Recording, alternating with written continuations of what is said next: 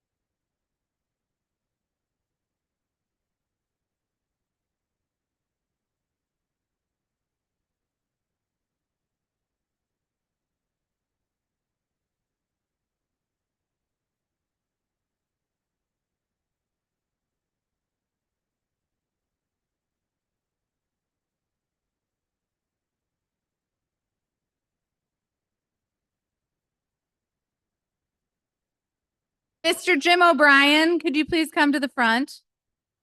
Jim.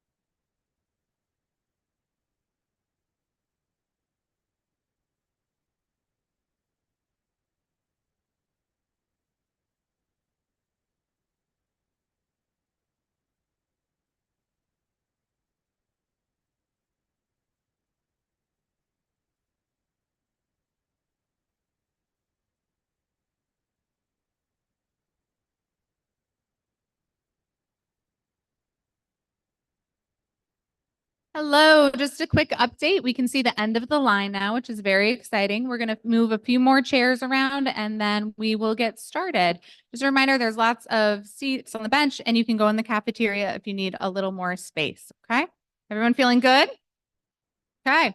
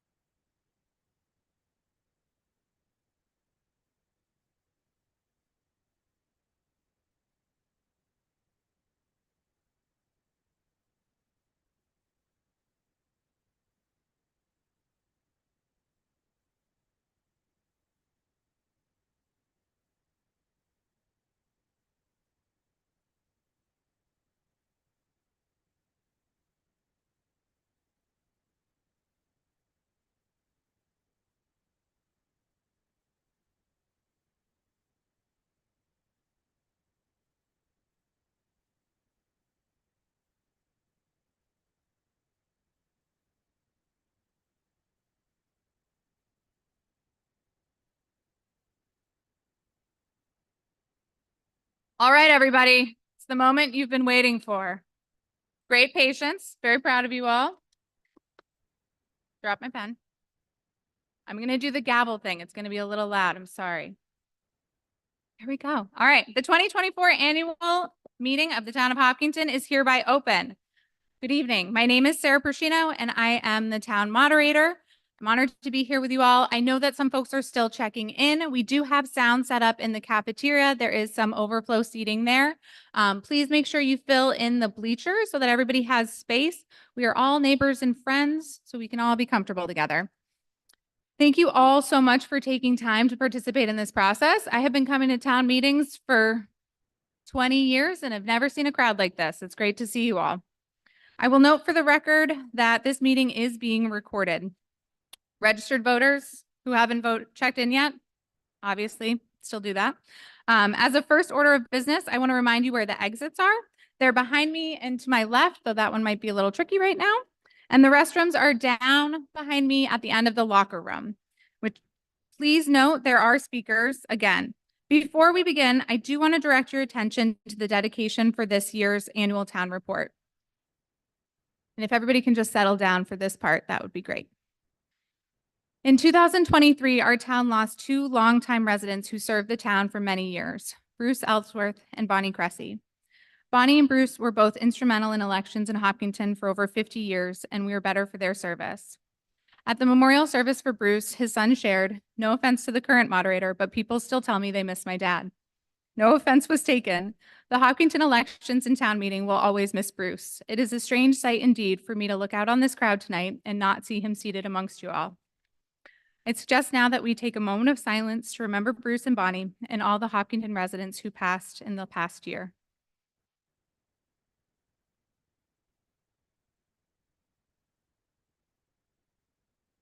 Thank you. I also want to take time to recognize that we are on the land which has long served as a site of meeting and exchange among Indigenous peoples for thousands of years and is the home of the Western Abenaki people. The town of Hopkinton honors, recognizes, and respects these people as the traditional stewards of the lands and waters on which we gather today. In that spirit, today we'll begin by acknowledging that we are guests in this land. We need to respect and help protect the lands within our use. I suggest that our agenda this evening be as follows. We'll do the Pledge of Allegiance, I'll do introductions, and then there will be a special presentation by the chair of the Select Board. I will have some administrative comments, and then we'll move right into the articles on the warrant. The Pledge of Allegiance will be led by Police Chief Thomas J. Hennessy. Could you please come forward? Please rise for the Pledge of Allegiance.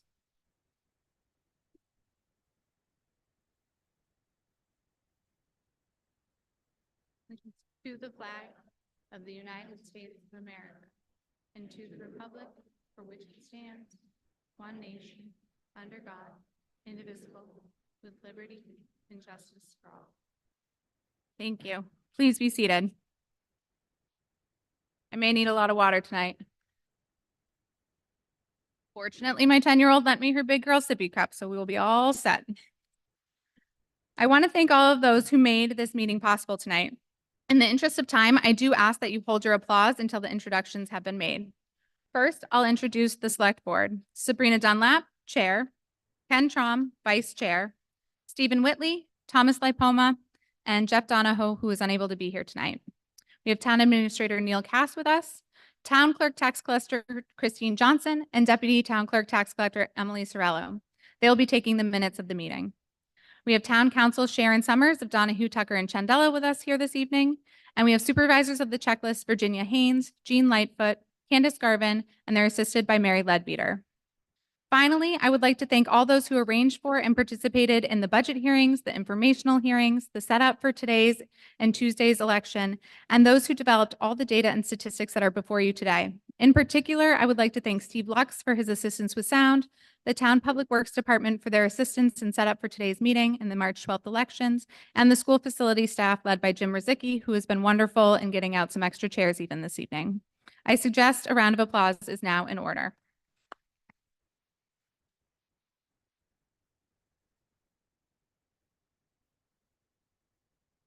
Now I would ask Chairwoman Sabrina Dunlap to come forward for a special presentation. Thank you, Madam Moderator. Hello, everyone. It's lovely to see you all tonight. Thank you for being here. I just wanted to, on behalf of the Select Board, recognize two people who have given a lot of time and dedication to the town who are both stepping down from their respective posts. One is Jean Lightfoot, who is supervisors of the checklist. And I would call her up, but she is too busy right now. But she's been in this role for 11 years. And Tina Hoyt, who is a trustee of the trust funds for 16 years. So I don't know if Tina's actually here tonight. But in any event, we will miss both of them in these roles very much. And since I can't call them up, I will just say, can we please give them a big round of applause?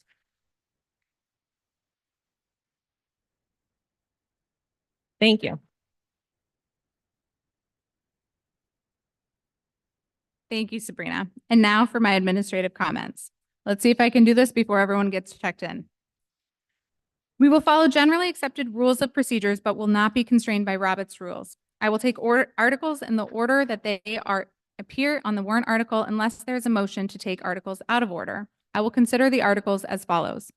I will announce the article number, and the text of the article will be displayed on the overhead screen and is available in your town report and the meeting handout.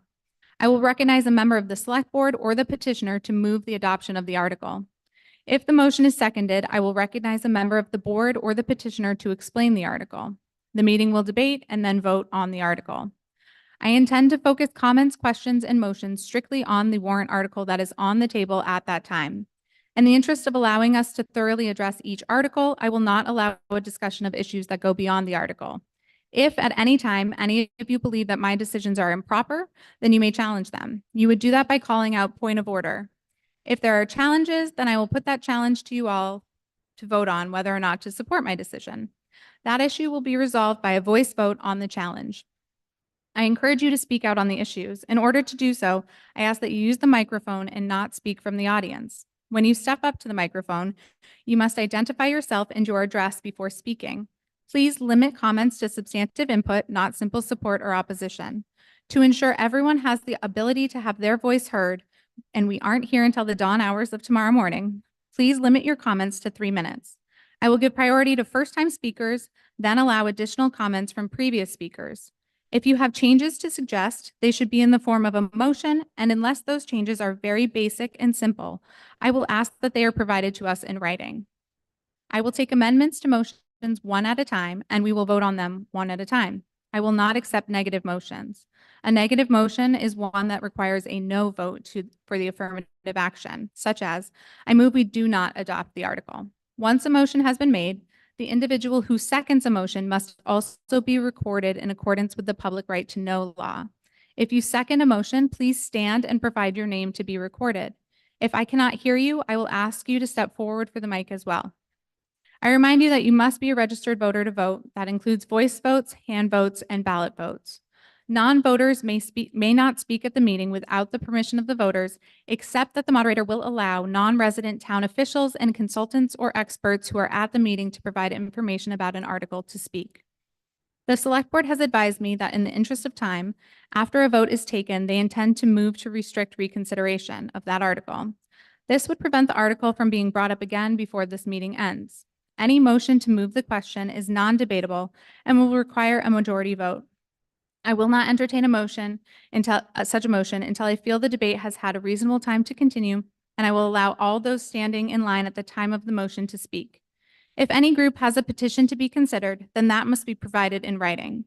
If there is a request for a written ballot, it must be done on an individual warrant article, and it must be in writing by 5 voters present and be made prior to the vote.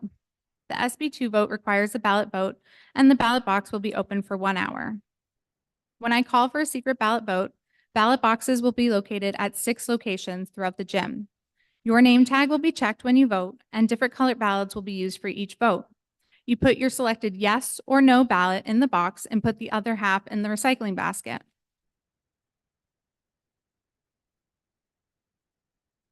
Thank you. Finally, I want to take a moment to address something that came up at the annual school meeting. While you, the voters, constitute the legislative body, your remarks and questions shall be directed at me, the moderator. This is consistent with how the state legislative sessions are run as well. While geographically state representatives may be facing their peers, all statements and questions are directed to Mr. or Madam Speaker. As a reminder, mostly for Mr. Warner, You may call me Madam Moderator. Town meeting is like a family, and we all have important roles to fill. My job is to create a space where voters have the opportunity to participate. My job is quite literally to moderate that discussion, to ensure we do not devolve into heated back and forths between voters or elected officials on this dais. Your job is to share your perspectives, ask your questions, and vote. In that vein, when speaking, I ask that you share your perspective and feelings without ascribing motive to others or disparaging others. Please speak in I statements. Please do not interrupt other speakers, and please do not hold signs during this meeting advocating for or against specific warrant articles, as that is considered electioneering. I wouldn't be doing my job as mom or moderator, or momerator if you like, if I didn't remind us all that at the start that we are in this together. The beauty of town meeting is coming together with your neighbors, friends, and sometimes family to chart our path forward. Undoubtedly, there will be disagreements tonight, but I urge us all to remember that we're all here tonight because we care about this community. Holding this most generous interpretation, I believe, will help us to disagree without being disagreeable.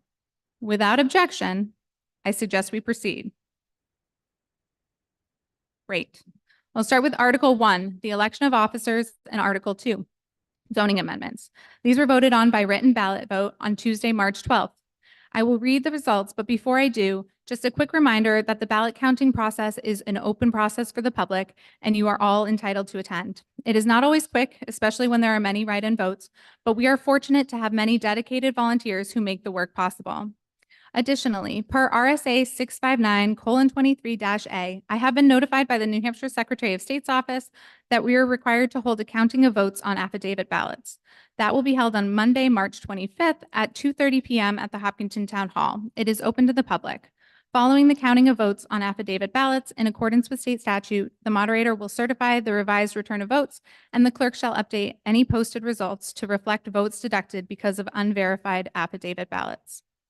Now, Article 1, the election of officers, to choose all necessary town officers by ballot and majority vote for the ensuing year as enumerated. For the position of Select Board Member, 3-year term, Stephen Whitley, 500 votes. For the position of Moderator, 2-year term, Sarah Persino, 541 votes.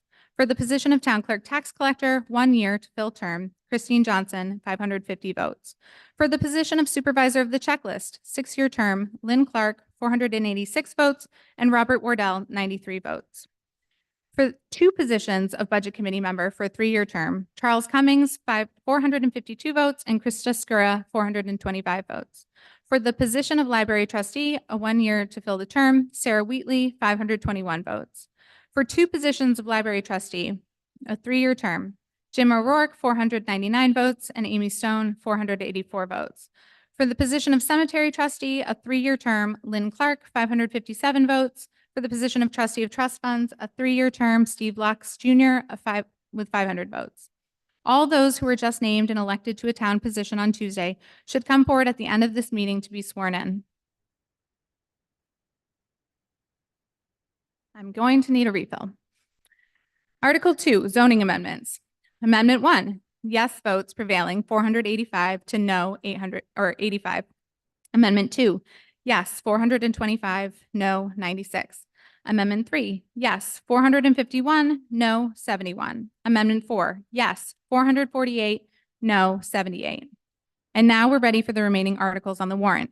In the interest of times and hopes of not losing my voice, I've asked the board to pre-assign the members who will move and second each article.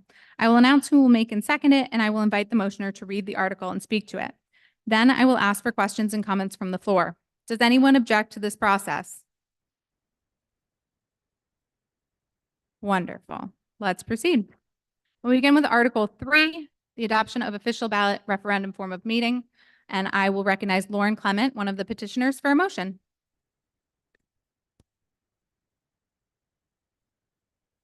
Good evening and welcome. And thank you everyone for coming out tonight. My name is Lauren Clement. I am one of the 25 plus petition signers that put SB2 on the warrant for you folks to vote on tonight. The reason I am speaking to this is because I care. SB2 or Senate Bill 2 was a bill introduced by Democrats in 1995. It was a response to dismal turnout to annual town meetings across the state. This bipartisan bill was supported and passed in an effort to increase voter participation. There are two choices and two choices only on how we vote on warrants: here in person or under SB 2 on election day, on a ballot in the privacy of a voting booth from 7 to 7, or optionally absentee ballot. SB 2 does not remove the congregation of townspeople at an annual meeting. It converts that meeting to what is called a deliberative session.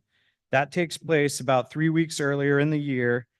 At that meeting, as we will see tonight, each warrant is explained and commented on or adjusted by the public, then voted on to decide how it will appear on the ballot. This 3-week window gives voters an opportunity to review, research, and discuss with others how they plan to vote. This removes a hasty vote that can sometimes be confusing to voters in a traditional town meeting. SB 2 does not take anything away from how we conduct voting currently. What it does do is afford all registered voters a greater opportunity to participate in how tax funds are allocated, as well as participate on all other warrant articles. Last year, town meeting had a very low turnout. If you look in the town side of your book on page 25, you will see the total tally of voters who participated in Article 3, the $2 million road bond, was 216 voters out of approximately 4,400. And that equates to around a 4.9%. This is a very low participation percentage rate. One of the many reasons I and others support SB 2. It would be great to increase this number significantly so all taxpayers were more comfortable with the results. We will not know what SB 2 looks like in Hopkinton until we try it. We do know what voting looks like under our current style of town meeting. Many are ready for a change. This statement is supported by the results cast 12 days ago at the annual school board meeting, with a 52% majority of those present in favor of SB 2. SB 2 support has grown from the silenced minority to the now vocal majority, and this will not be ignored. Much has changed since 1765, when Hopkinton held its first town meeting. Much has changed since 1995, when SB 2 first came to light. Communication is the first thing that comes to mind.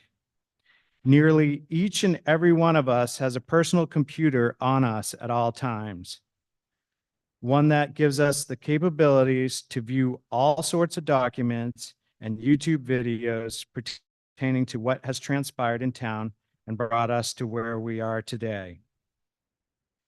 We do not need to be in person to become educated on what is on the warrants. We should not be mandated to be here today for our votes to count. I have listened to many comments on SB 2 with an open mind. What I've heard is opposing arguments, a lot of speculation, emotion, and feeling about it. Unfortunately, not supported with facts. I encourage you to pay attention to this tonight and decide for yourself, are these comments fact-driven or speculation, emotion, and feelings? Fact, SB 2 didn't or doesn't cause low meeting turnout. It was a response to it. Fact, currently 71 towns and 80 schools operate under SB 2. Only 3 have rescinded it. Fact, this is a nonpartisan subject. This isn't about expensive budgets. It is about access to all registered voters to be able to participate in voting on all of our warrant articles. Fact, the change of time and date of this meeting in an effort by the select board, may allow for different people to attend, and that is appreciated. However, it is likely that because of this change, now others can't make it. Fact, SB2 creates a safety net called the default budget that is not in place currently, the way we vote. Fact, our current system of voting disenfranchises voters. A yes vote advocates for others and affords them greater opportunity to participate. There are many, many, many reasons why registered voters cannot participate in these town meetings. I am certain that many here right now will not be able to stay the duration of this meeting. They will not be able to participate in voting on all of the warrants. Therefore, their votes are disenfranchised. These are the reasons why I am in support of SB2 and why I hope you will join me in voting yes on SB2. Thank you.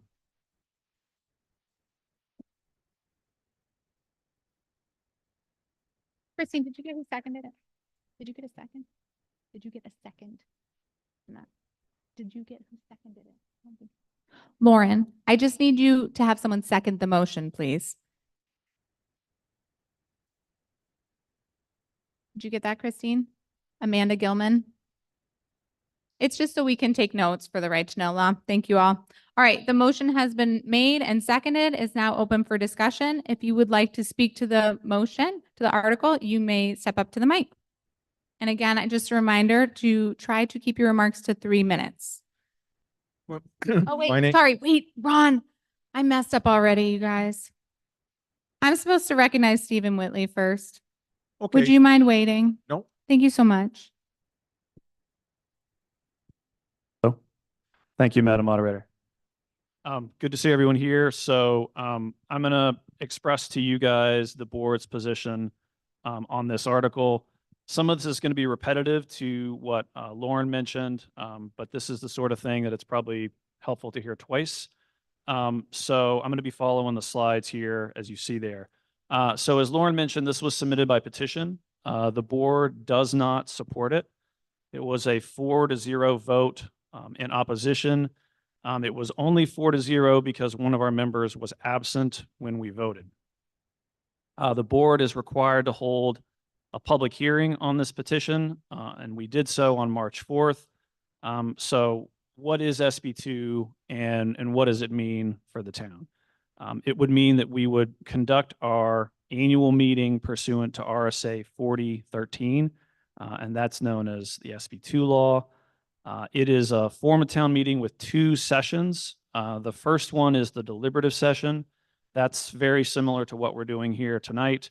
That's where we explain, discuss, debate, and propose and vote on amendments to the operating budget as well as the other warrant articles.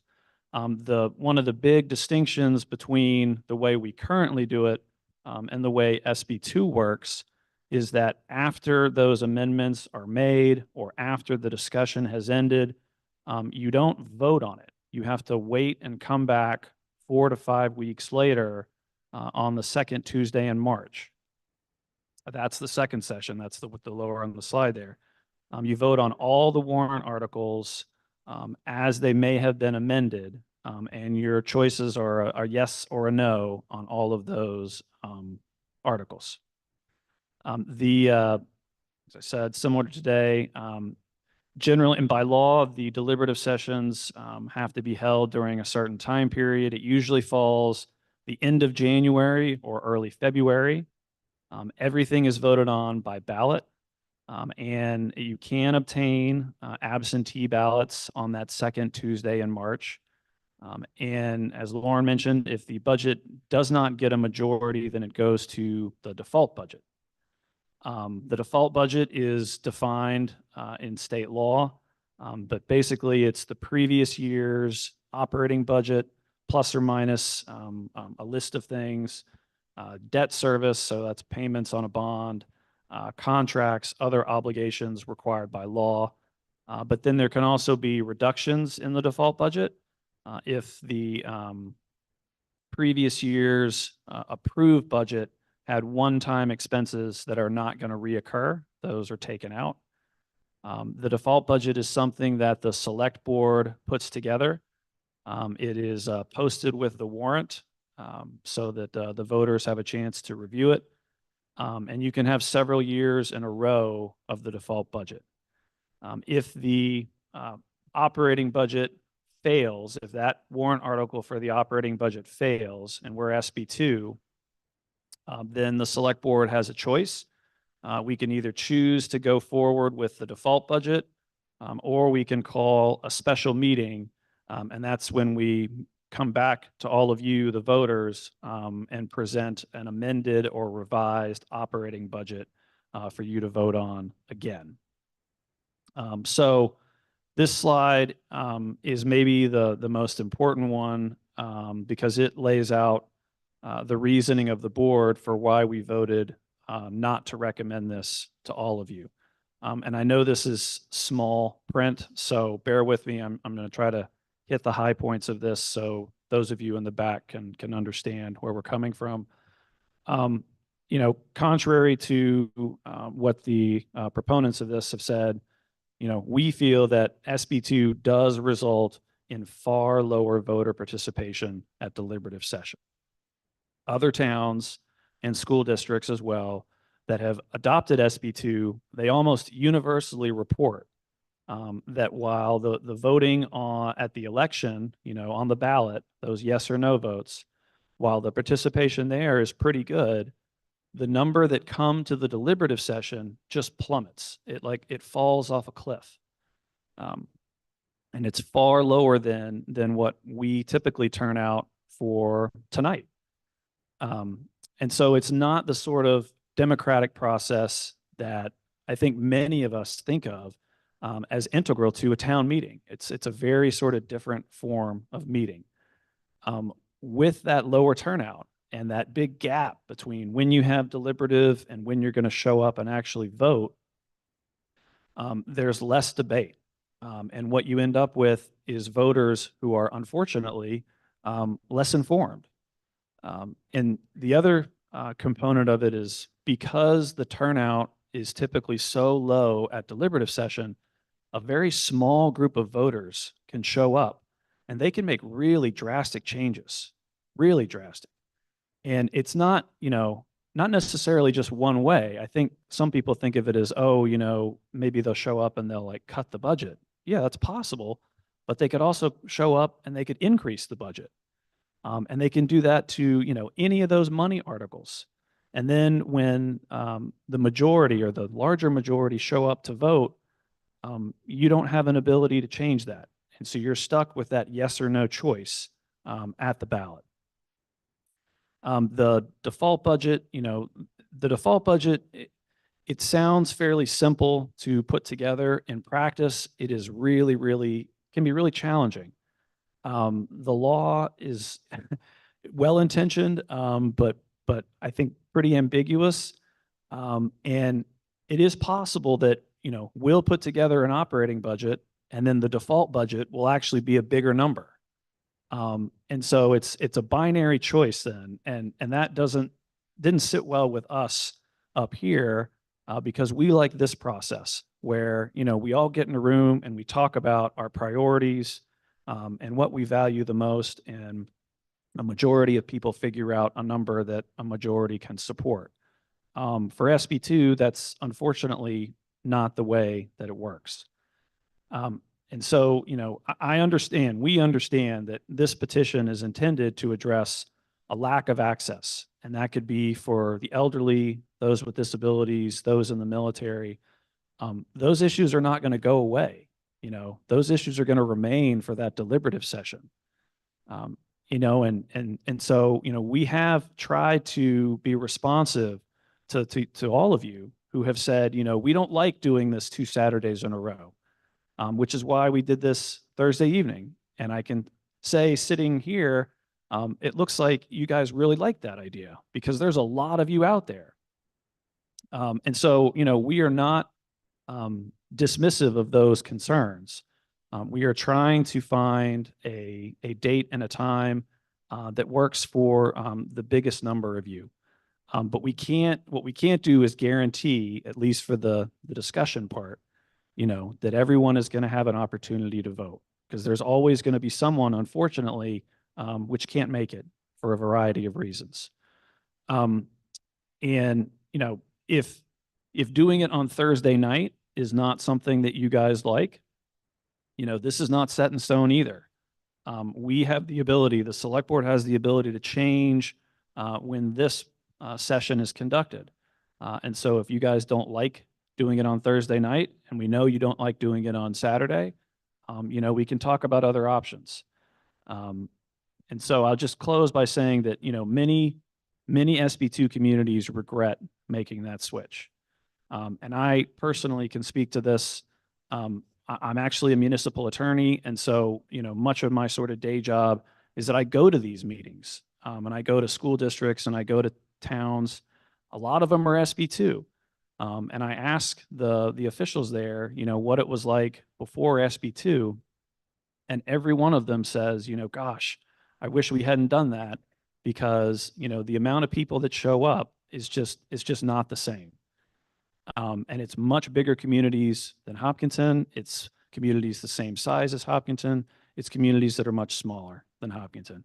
And I don't think anybody expects that that's what's going to happen. I think everybody says, oh, that's not going to happen to our community. We're going to be a little bit different.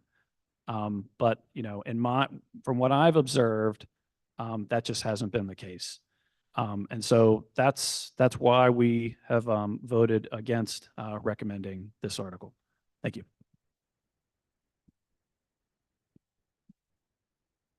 Thank you, Stephen. Now I will open it to the floor and recognize Mr. Klamarzik.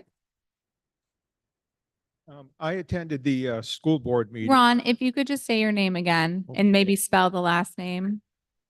The clerk's new. The meeting won't end if I spell my last name here. Ron Klamarzik, 24 Spring Street, Klemarczyk.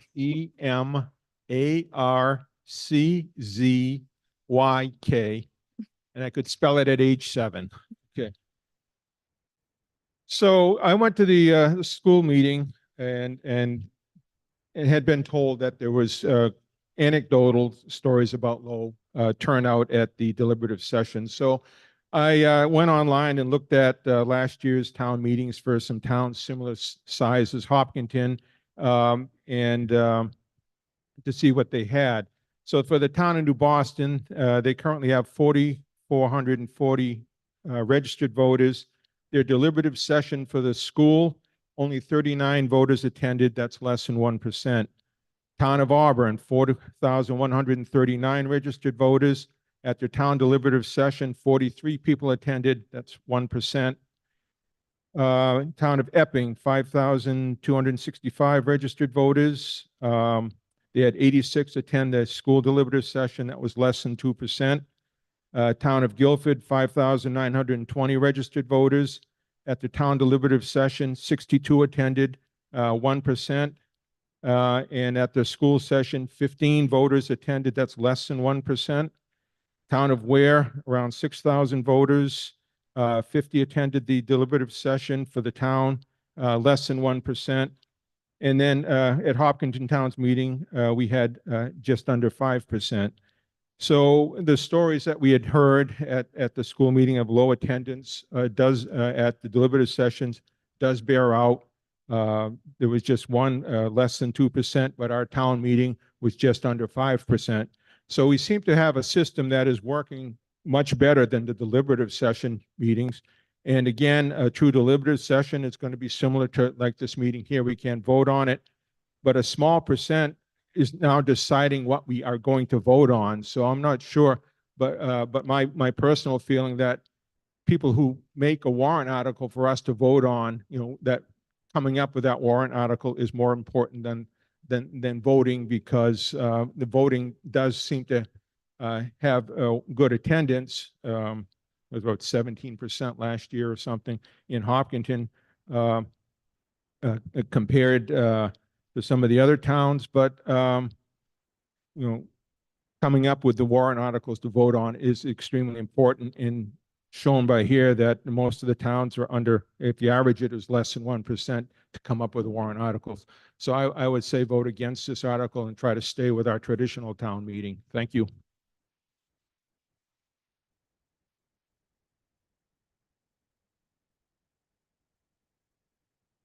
Cheryl Morse, 396 Park Avenue. I've only been a resident, my husband and I, in this town for 8 years. We come from Henniker, long ways away. And being very familiar with John Stark, I know that Ware has been operating under this schedule for a long time. So I got one of the Ware voter guides. This is key to this whole operation. As stated previously, that the deliberative session usually happens in January. There's a 2-week period in which the school board, if it's them, the town, the selectmen, if it's for the town, whichever, send everything to the printer. And this voter's guide is created and it's sent it out to all voters, registered voters within the town of Ware. They send out about 3,700, I think, this last year. It's sent out in time for them to have at least 3 weeks, because they're assuming that it takes 1 week for absentee ballots to be requested, received, and sent back. And then 2 more weeks, 1 week to receive it and 2 weeks to get it back. And then 2 more weeks before the vote. So there's at least 3 weeks between when the printer gets done with it and you actually go to the ballot to vote. What's really interesting about this voter's guide is that it states specifically what the warrant is, and it gives the guidance from the selectmen, and then it also gives the report of the finance committee. The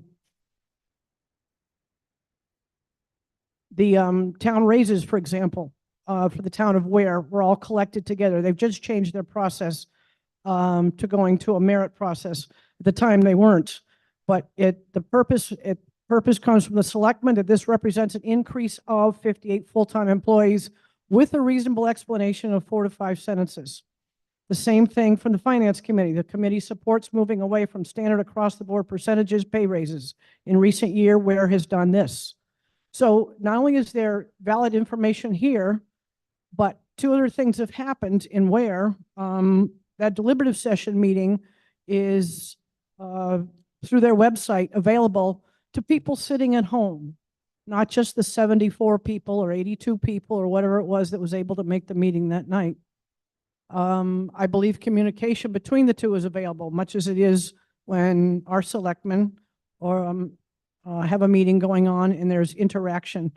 Anyway, it's a valuable piece of information, and it gives the community 2 weeks to discuss with their neighbors and their friends. Hey, did you see Article 5, 6, and 7? What do you know about it? This is what we know about it. So before anybody gets up and start crying about bad actors, the best information possible is put out by your elected officials, as it should be done. And that's who we need to hear from first. And then that gives us information to ask for more stuff that's going on. The other thing is that I do want to add, because it was mentioned that sometimes the default budget is higher than the proposed budget. And that's correct. There may have been a one-time expenditure this year or a drop in insurance premiums, and the new budget is cheaper. But the select board doesn't have to take the default budget. They only have to take what is accepted by the town and not more than that. So if the select board has a budget that's smaller than the default budget, that's great. They say our budget's less than that anyway. This is what we're taking. The default budget is not the locked-in budget. That's the safety net to catch the community or the school and to make sure that all their obligations are met, except for minimal one-time expenditures. Thank you, everybody.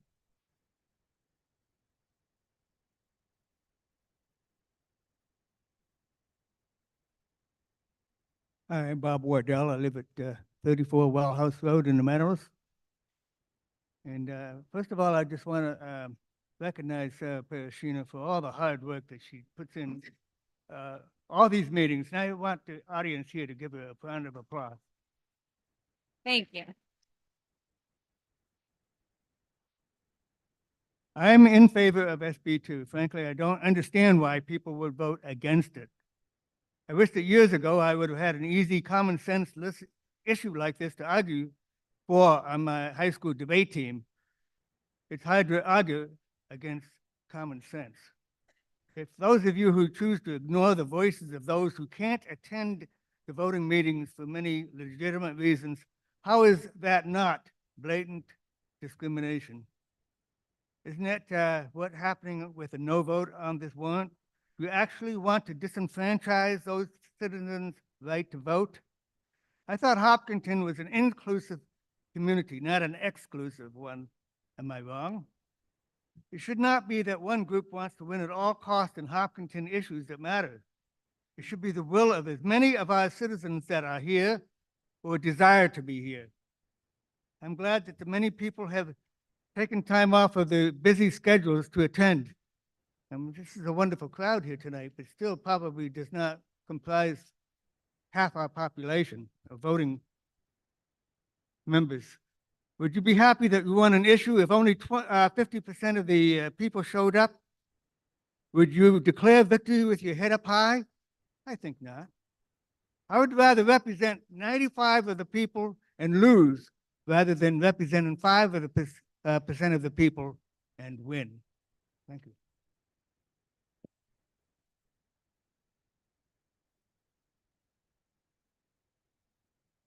My name's Tom Blamey, 124 Bassett Mill Road.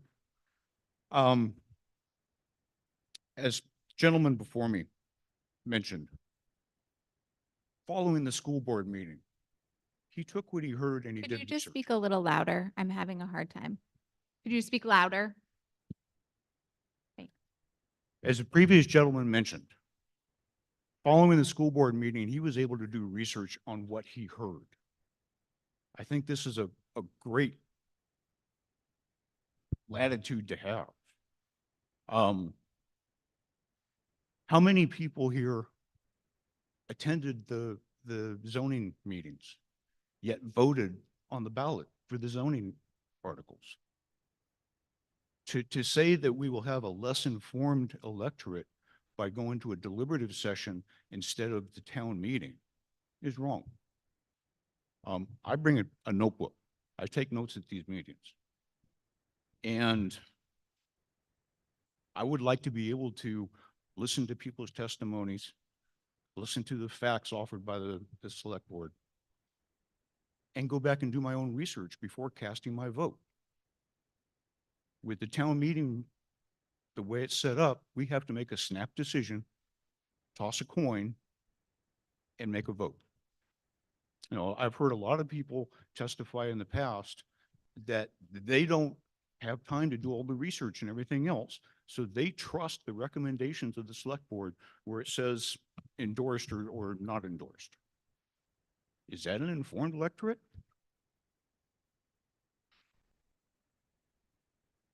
Much of the testimony that we hear is anecdotal evidence or rumors.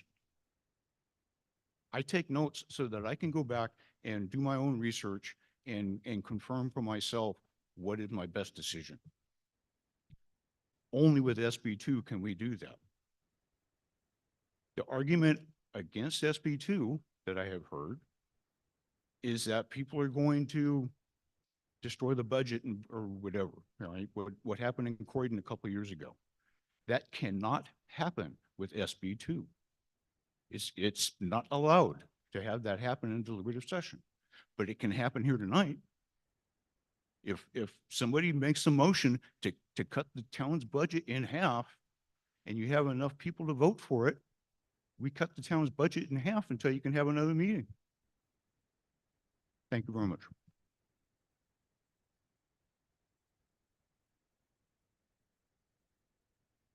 Good evening. Thank you. My name is Lucy Hodder. I live at 182 Hopkins Green Road. And I wanted to speak out in favor of our town meeting process and against changing our form of governance in Hopkinton. So I'm speaking against SB2. Why? Because this town meeting, our own form of town governance, gives each and every one of us the power to serve as legislators of our own town. That's the intent of our town meeting. We are the legislators, to listen to our leaders, to deliberate about what they are recommending, and to make decisions here together, critical decisions. Look at us and look at the full room tonight. I believe our current form of governance gives us, the townspeople, more transparency and more process than, the SB2 somewhat mysterious up or down vote that we'd get at the ballot box. The SB2 process, by its very nature, limits discussion, it limits questions, and limits our ability to seek clarification and our ability to address each other. It also restricts our ability and our options on voting day. So my husband, Rob Thompson, and I have lived in Hopkinton for 25 years and raised our family here. And we previously lived in North Sutton and Warner. So we've been to a lot of town meetings, discussions about ambulances, roads, bridges, developments, senior centers, special needs, you name it, we do it. I always leave town meeting feeling like we've done our job as legislators of this town, win or lose.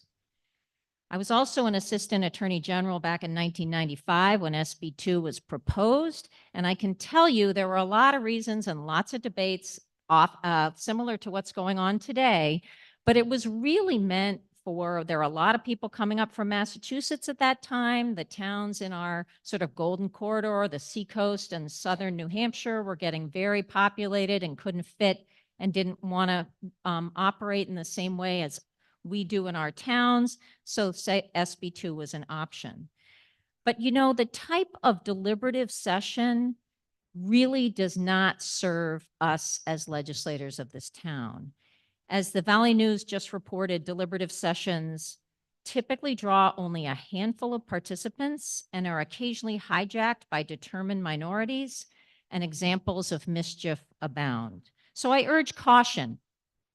We are considering a substantial change to our form of governing. Governing is always a hard thing to do. I tend to ask what's broken that we're seeking to fix. SB2 will not make budgeting easier. It does not solve the alleged attendance problems. It will require people who want to be engaged to go to more meetings.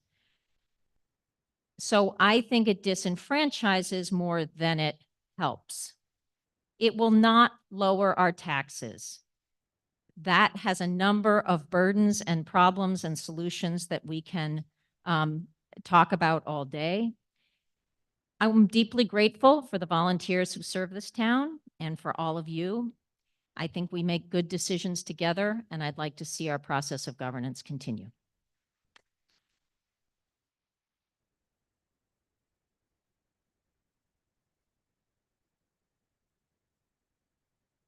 Hello, my name is Janet Ward. I live on Watchtower Road. And I see this as my voter's guide. And it's published in advance of the town meeting. And all of us citizens can read through it and learn a great deal. My family moved to Hopkinton in 1978. I have been attending town meetings ever since. That is the good news. For years, I have watched and listened as my fellow Hopkinton residents address the unpaid volunteers who serve us. Because we human beings, all of us, don't always get things right the first time, there have been times when residents have pointed out things that need attention and improvement. Hopkinton's roads, for example. After sometimes lively discussion, necessary attention is brought to bear on these items, and over time, improvements result. Now, here is the bad news. Very recently, I have witnessed a concerning change in the atmosphere of our town meeting. a suggestion that the volunteers who serve in our town willfully withhold information or do not wish to make it possible for everyone in town to vote on warrant articles. This is simply not true.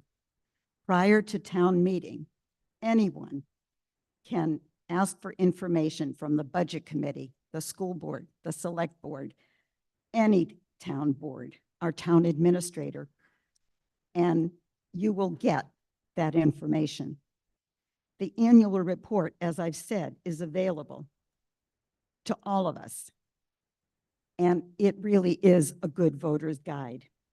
As for making it possible for everyone to vote in an accurately informed manner, yes, I agree. This is something Hopkins should consider, perhaps by providing Zoom coverage of town and school meetings, by initiating and supporting legislation for absentee voting at town and district meetings. But these welcome changes should not be accomplished by doing away with town and school district meetings, which welcome open and honest discussion, such as we're having right now, and provide for the necessary clarification of issues and ensure accurately informed voting. So I am not in favor of SB 2. Thank you.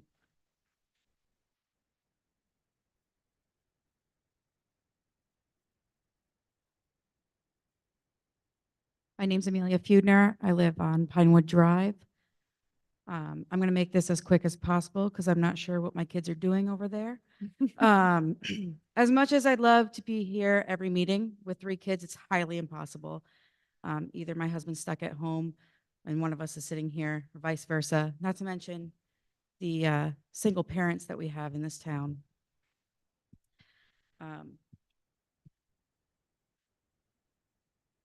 Sorry, I lost my place. And I can't read this because I was holding my daughter.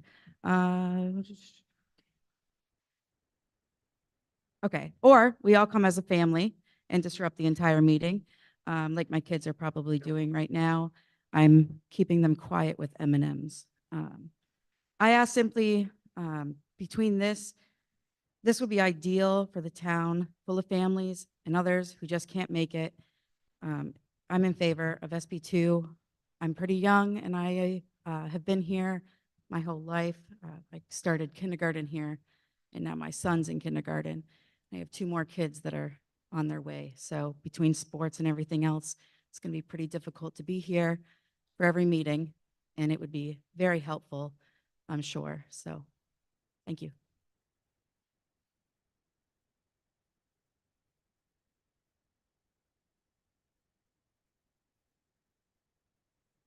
Ron Noyes, 849 Main Street.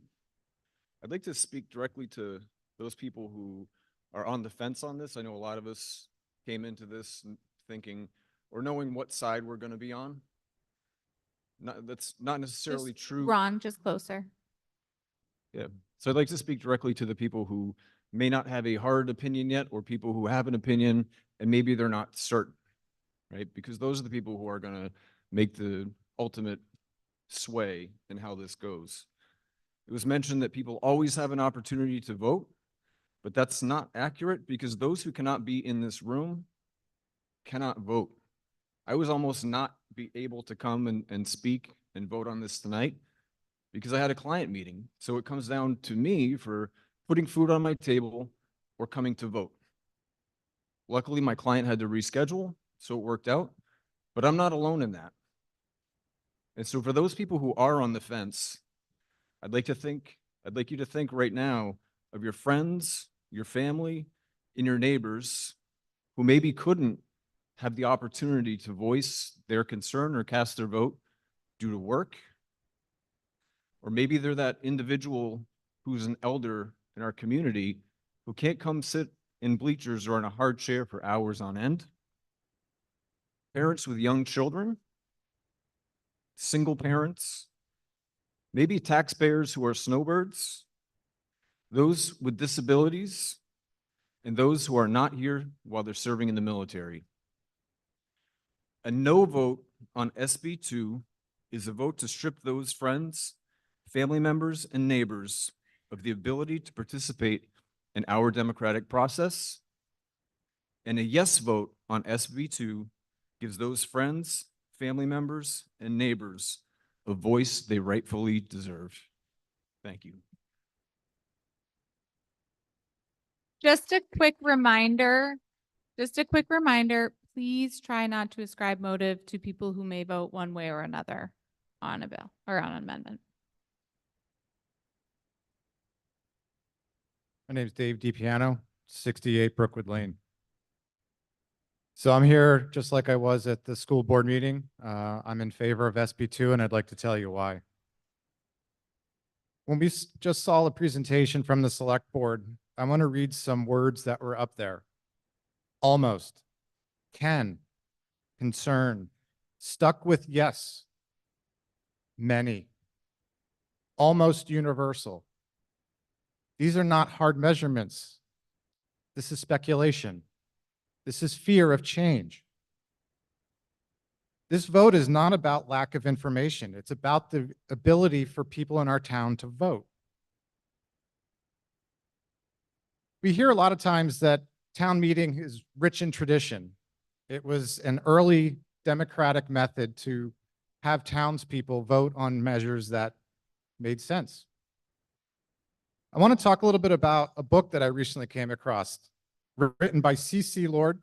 The name of it is called Life and Times in Hopkinton, New Hampshire. It was published in 1890.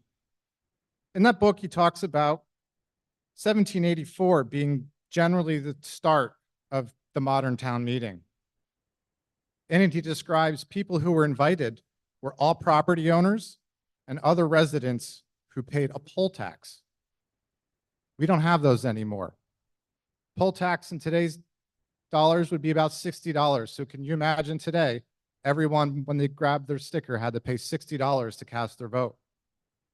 That happened at a town meeting a couple hundred years ago. Those meetings, we did the same thing we're trying to do today. We voted on budgets. We voted on town spending. We voted on who our elected leaders are. We even voted on who the religious leaders were in town. Other New England towns, such as Dorchester, Massachusetts, Windsor, Connecticut, they actually fined people in town who didn't show up to town meeting. Can you imagine if we did that today? There's 4,000 plus voters in this town. I don't think there's 1,000 in this room. So where's the other 3/4? Are we going to find them? The town of Exeter was one of the first towns in the state of New Hampshire who had town meetings. They had it from 1638 to 1998. They're an SB2 town now. The New Hampshire statute, RSA 654, also states that every voter shall have a right at any meeting or election to vote in town. It goes on to say that those in the military, navigating the ocean, students, people in prison, or those in a hospital or nursing home also do not have their right to vote lost. We've seen similar processes in town in 2021 during the COVID pandemic, where we had thousands of people drive by and cast their ballots. I've been part of towns that have SB2.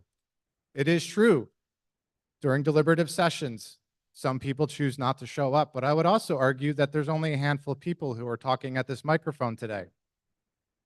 So this process, if you're interested and willing and want to participate in driving and affecting change in the legislation of this town, SB2 and the deliberative session is your chance and time to do it. Sir, if you could please wrap up your I comments. have one more point. My last point is we saw just a few weeks ago in the 2024 presidential primary election, 2,598 votes were cast in this town. My point is we have thousands of people who can make it to the polls, and that is the proper way for this town to vote in the change in modern society. Thank you.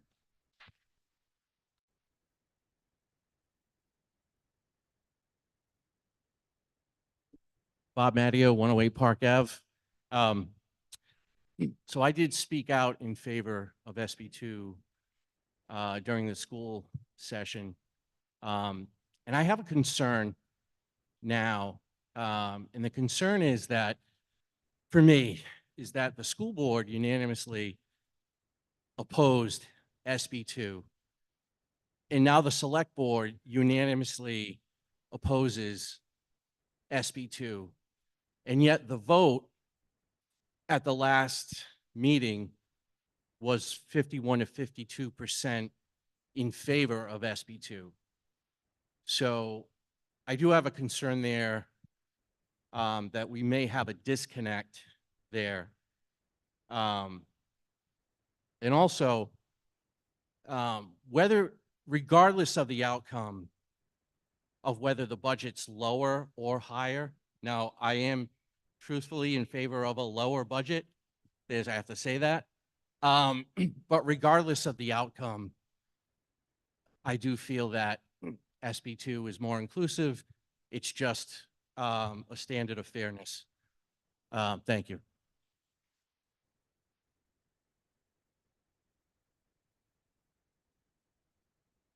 Madam Moderator. Nailed it. Dale Warner, 583 Kearsarge Ave. There's lots of reasons why I'm in favor of SB2. There's a few folks that would disagree. In fact, many of them might disagree. But that's the plus to this kind of meeting where you can disagree and hopefully still be friends. Anyway, the part about the uninformed voters really gets me. The reason this room is so full, I've been doing this for over 30 years. The reason this room is full is because of SB2. Guaranteed. Most everyone in here has already decided before they got here which way they want to vote. The whole informative. Please don't interrupt the speaker, even if it's applause. The whole informative thing, yes, you can go to deliberative session. You may not want to go to deliberative session. If my granddaughter had a basketball game tonight, I'm sorry, I'm going to the basketball game. I find that much more important, but I could come here and vote before or after the game and still be informed. There's like one of the previous speakers says, you have a handout, a booklet. It has all the articles in it. You can talk to people. There's a bunch of people here that go to all these meetings. You can call them, you can ask them. Another speaker said you can go up to anybody on the board, ask any question you want, and they'll answer it for you. So you're not uninformed unless you choose to be uninformed. Therefore, I would be in favor of the SB2 and give everyone a chance to vote.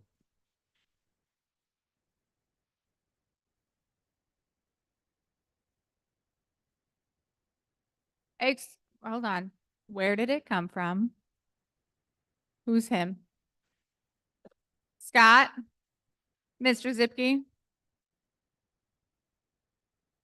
Okay, so we got it. We got it. Thank you so much. Love the enthusiasm. So Christine, we have a call the question motion from Scott Skipke. We have a second from Norm Gupel. We have 4 people who are in line to speak. If you all decide to call the question, I will allow all 4 of those people to speak. Do we understand?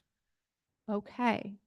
If you are in favor of calling the question and moving to the secret ballot, say aye. If you are opposed, say nay. Okay, that seems very clear. We will let these 4 speakers proceed and then we will go to the secret ballot. Michael Foley, 54 Willoughby. And I just want to say I'm opposed to SB2. And I was quoted in a previous meeting of stating that 300 informed electorates or voters is a lot better than 2,000 to 3,000 uninformed electorates. And I still say that today, but I really think I need to change it to 300 informed electorates as in this room today, when it appears that when we did have our ballot elections, I think some of the tallies were only 500 voters on some of the positions. So is the real tally 2,000 to 3,000 voters?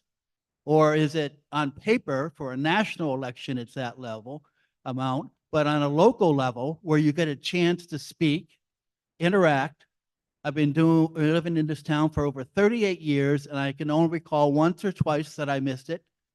And there are personal reasons why, but I think people that really want to be informed can make these meetings. And so I'm opposed to SB2. Thank you.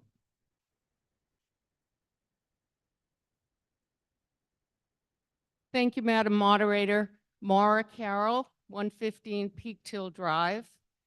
And I love town meeting. I'm a relative newcomer to Hopkinton, but I'm no stranger to local government. I spent my professional life working in municipal government. I understand what people are saying about the sense of disenfranchisement and not being able to make meetings like this.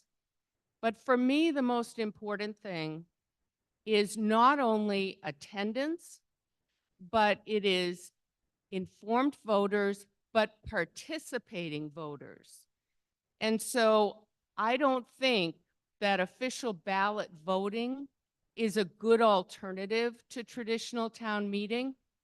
And I would submit that it's not the only alternative, and that if there are people who are concerned that traditional town meeting no longer meets the needs of our community, that we have a townwide discussion about all those alternatives and vote down Senate Bill 2 today and continue the discussion about what works for Hopkinton. Thank you.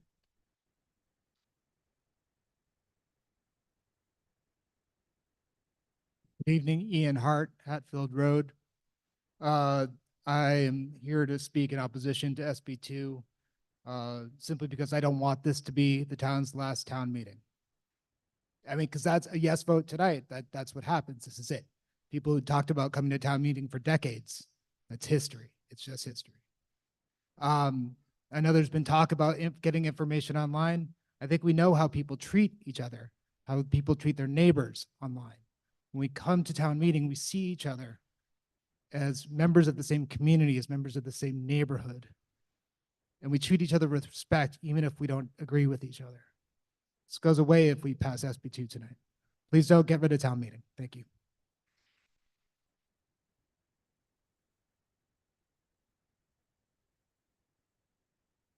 Cheryl Morse, 396 Park Avenue. Be very brief. The towns that have SB2 also send out a town report. It's not like that changes anything in regards to that, but they do send out the results of the deliberative session, which is like a set of minutes, so that and the results of the recommendations from the advisory committees, selectmen, subcommittees, so forth.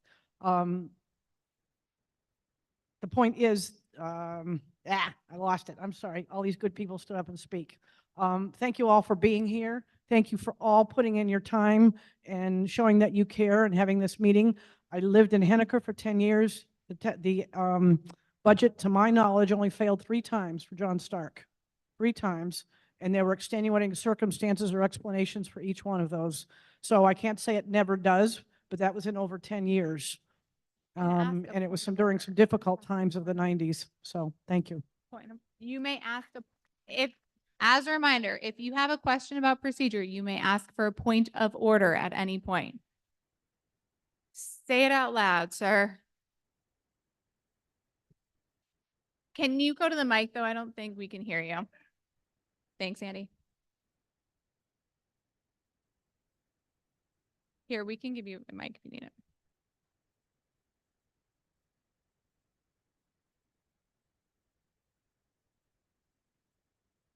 Can you hear me? All right. I can. Thank you. So what I'm just a little concerned about is we had a little, just over here, a little excitement to call this thing to an end. It was directly followed by 4 people that were clearly one person that had already spoken about this SB2 situation. And I guess what I'm failing to see here is we have all these opinions, and last weekend I was in Concord listening to Concord. Is it a point of order, Andy, or remarks? Well, I don't know. I mean, what I, I sit here and I look at this group across the board and I listen to this stuff and it just has to stop. Like, what is wrong with taking information home, thinking about it, deciding what you want to do, and then using Andy. SB2? Sorry, go ahead. This feels like remarks from the floor, and unfortunately, you weren't in line to give remarks in Oh, favor or against. But as a taxpayer, somewhere between the 25 to $30,000 range. Sir, might the not- body voted to call the question, and you were Well, part of that vote. But I'm who sorry, did- but you are out of who- order at this time. Unless there's a motion you'd like to make that's a higher order than the question that was called, you cannot give remarks because you were not in line. Thank you. At this time, I'd like to call all of the ballot counters up. Please know that there are 6 stations for your vote. You will have a paper ballot. They will mark off your checklist. The polls need to be open for 1 hour. So once the ballot boxes are out there, I will start the clock. I'll announce when that happens, and we will leave 1 box open for an hour. Once everyone has generally had the opportunity to vote, yes, then I will call 5 of the boxes up. As a reminder, if you are in support of Article 3, you will use the yes portion of your paper ballot. If you are opposed to Article 3, you will use the no portion of your ballot. See you back here soon.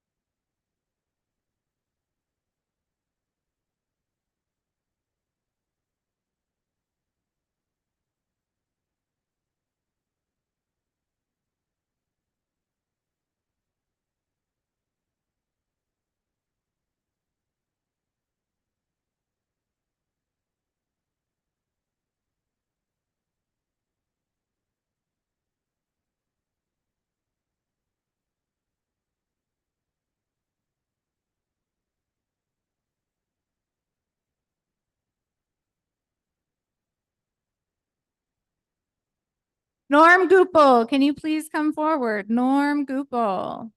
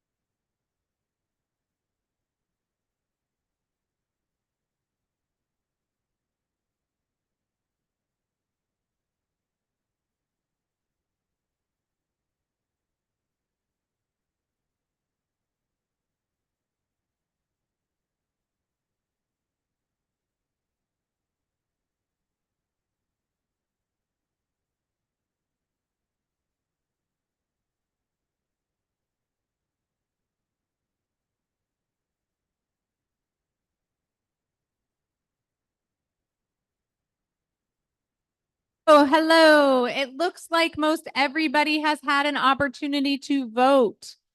If you have not voted yet, the ballot box to my left, your right probably, will be set up until 8:40 p.m.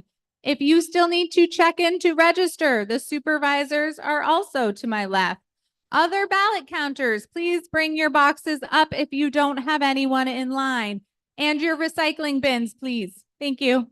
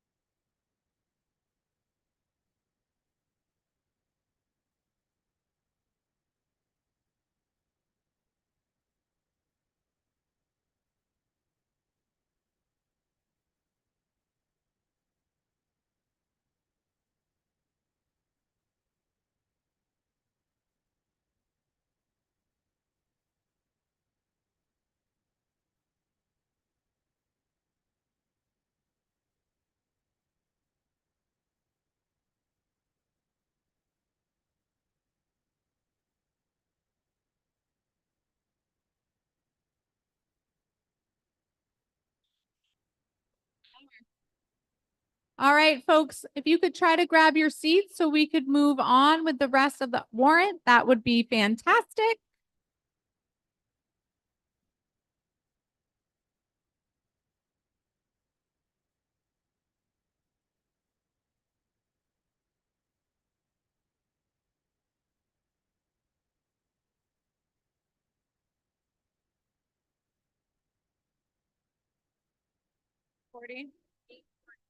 Yeah. Good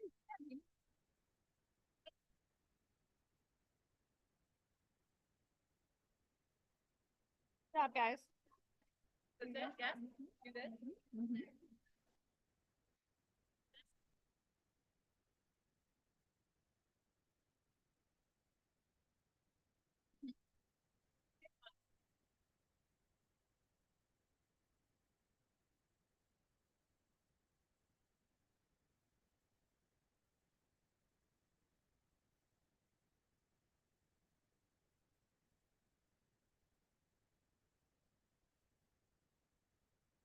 All right, folks, if we could please find our seats, or I'm going to start calling you out by name.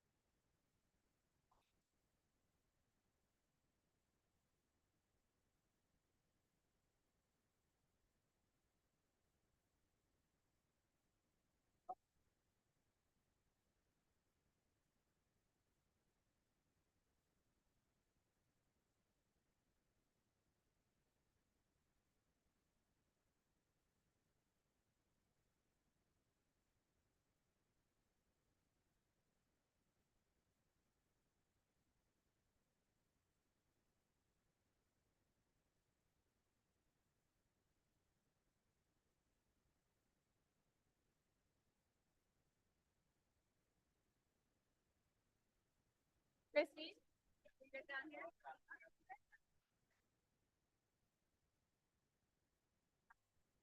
All right.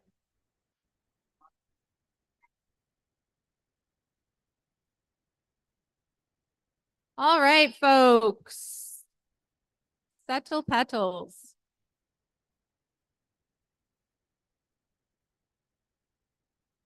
I'll give you a second to quiet conversation. As a reminder, we have the secret ballot on Article 3, the adoption of official ballot referendum form of meeting, open until 8:40 p.m. That is set up over here with Catherine and Elaine. They can assist you. If you need to come in and register, the supervisors will assist you. And in the interim, we will move on to warrant Article 4. I will note at the top here that we do have a request for a secret ballot. The voters are here and present.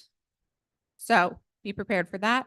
We cannot have 2 ballot votes happening at once. So 40 minutes. We'll see what we can do. Are we ready? Great. The chair, I will recognize Ken Trom for a motion. Oh, one other note. We have had a request during that session that the speakers come up here because it's hard to hear them from the floor. I'm fine with that. The select board speakers, to be clear.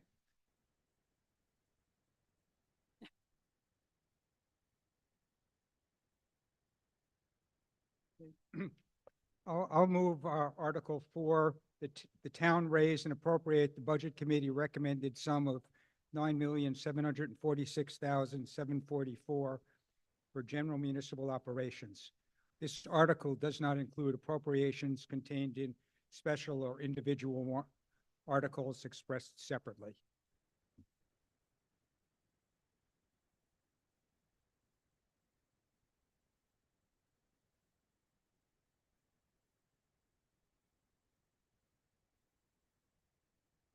I second that. Thank you. And this article is recommended unanimously by the select board and by the budget committee. So I want to thank everyone who's come to this meeting tonight. It's important that you understand what the budget committee and select board are proposing for 2024 and why. Here I plan to address warrant articles 4, 5, and 6, which are unanimously supported by the budget committee and select board. I'll also will address our revenue assumptions and use of the fund balance, which went into developing the spending plan leading to the estimated tax rate for 2024. Let me start by thanking those involved in this budget process. Our department heads, Finance Director Kelly Henry, Town Administrator Neil Cass, and the many committee members, including the Budget Committee, my fellow select board members, and the many wonderful paid staff, as well as the many volunteers in town, for everyone's hard work and dedication in helping develop this budget and helping the town run as smoothly as it does. As I say each year, it's a team effort. I'll remind you that a budget is a plan for spending.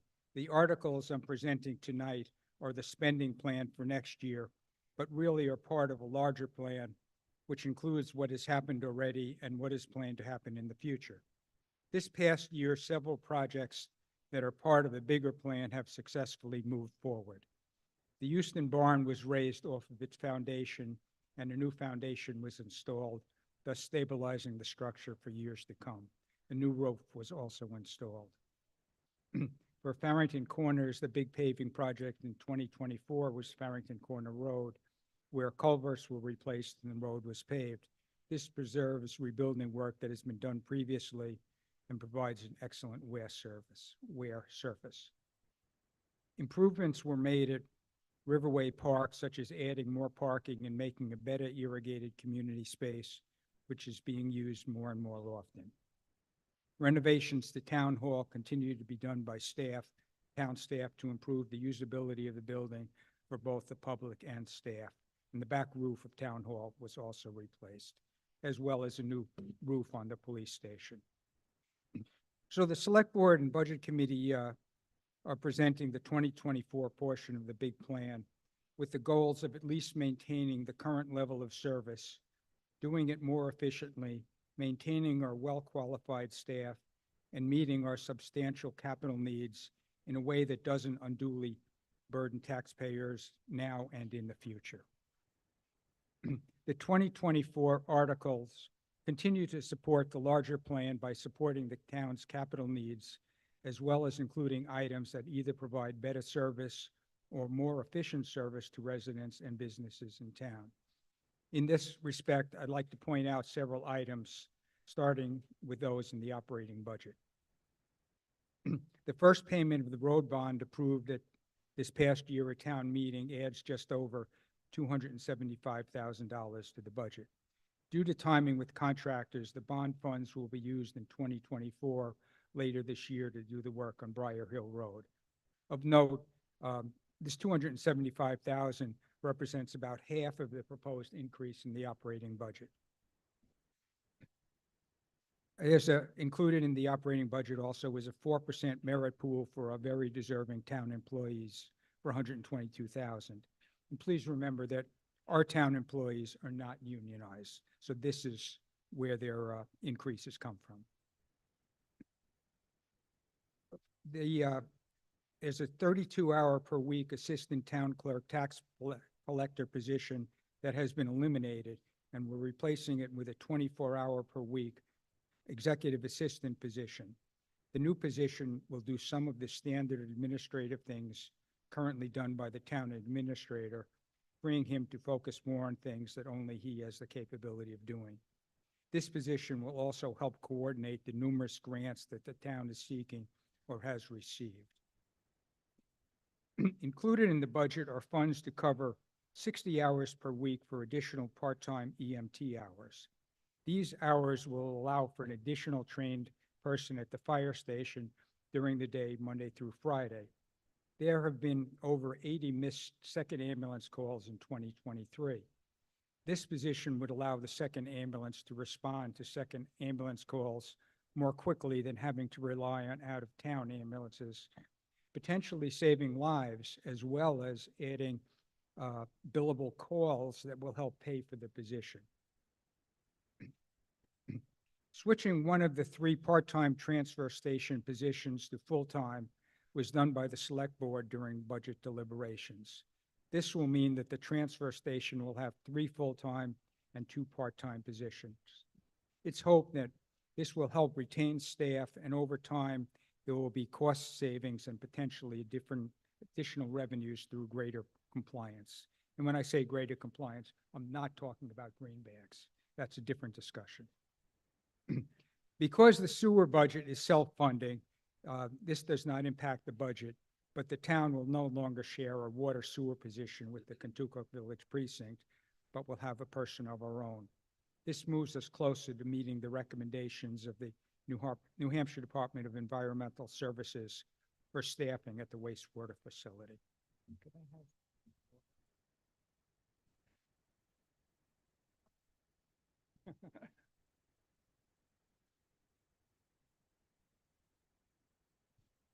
Now, excuse me. Now, looking at capital expenditures, which have been hit extremely hard by inflation over the past few years, there were no new projects added, but the increased costs from inflation have taken their toll. There's little room to shift costs down the road because, as the plan shows, there are significant upcoming costs in future years. Expenditures in the plan for 2024 really cannot be delayed. They include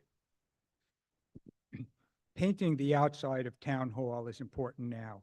Shipping has become severe, and because of the age of this beautiful and historic building, it is important to properly remove the chips and repaint in order to assure that there are not lead paint chips.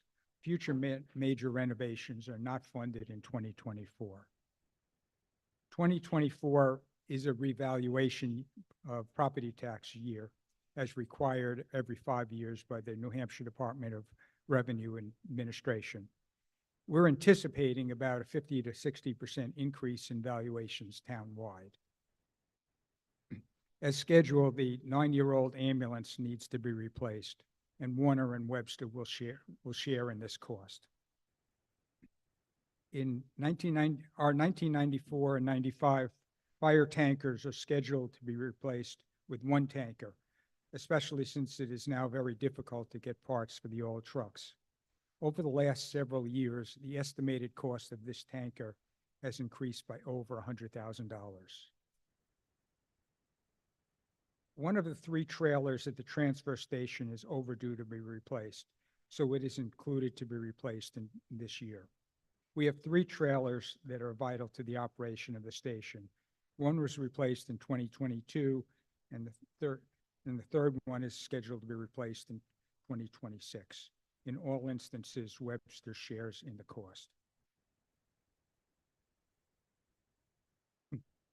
As I'm sure you know, the bathrooms at George Park are in bad shape and have been for many years. And the project to replace them has been put off many times. They're scheduled for replacement in this budget.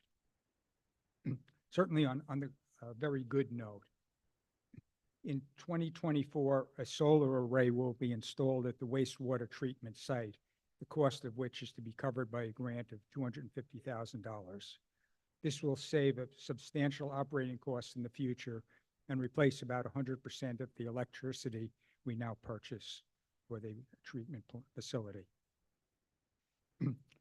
It's worth noting that the state mandated lagoon cleanup at the transfer station and the sludge removal at the wastewater treatment facility are scheduled to be done in 2025. And since the cost will be in the millions, the expectation is a bond will be required. Currently, engineering continues at both locations, as does the search for grants to help cover the cost. With all of that background, the budget being presented for 2024 began to be created in August of 23 and generally followed the process used for several years. Namely, the department heads create their budget requests. Again, I want to thank them for all of their hard work in creating those budgets and making very reasonable proposals. Then they review their requests with the town administrator. Next, they present their budget requests to the select board beginning in November so that the board can fully understand, review, and scrutinize them. The Webster Select Board was involved when the transfer station is discussed, as they have an ownership interest. Then the board continued the hard work of trying to balance town needs with affordability to our taxpayers. Once the select board assembled the budget, it was presented to the budget committee in December. Following discussions, the budget committee moved this plan forward to this evening. So now let's run through the proposed numbers. On the revenue slide, operating revenue is projected to be just over $4 million, an increase of 61,000 or 1.53% over last year. The major changes are ambulance revenue up 57,000, largely due to covering more calls, as I previously explained. Transfer station revenue up an estimated $90,000, mainly due to increased fees. Checking account interest up 53,000 due to higher interest rates, and there I'd like to specifically thank our finance director, Kelly Henley, and treasurer Joe Moyer for researching and obtaining the higher rate for us. Blood control payments are up 20,000 to match the actual payment last year. 20,000 was added to reflect a lease option payment from the solar company working to obtain approval for the proposed solar array at the transfer station. Unfortunately, there's a decrease of $162,000 of revenues in the room and meals tax funds received from the state. While this amount is higher than what we received up until 2021, it's less than the last 2 years when the state had added us additional funds to us. Sewer revenues are down because we're no longer receiving reimbursement for half of the staff position, as I previously noted. Okay. So now specifically, the operating budget, warrant article 4, as being proposed is $9,746,744, including sewer costs, and is 6.2% or $568,000 higher than last year's budget. The major drivers of the operating expenses are an added $275,000 for the first year of the payment on the 2023 road bond, which you overwhelmingly approved at our last year's town meeting.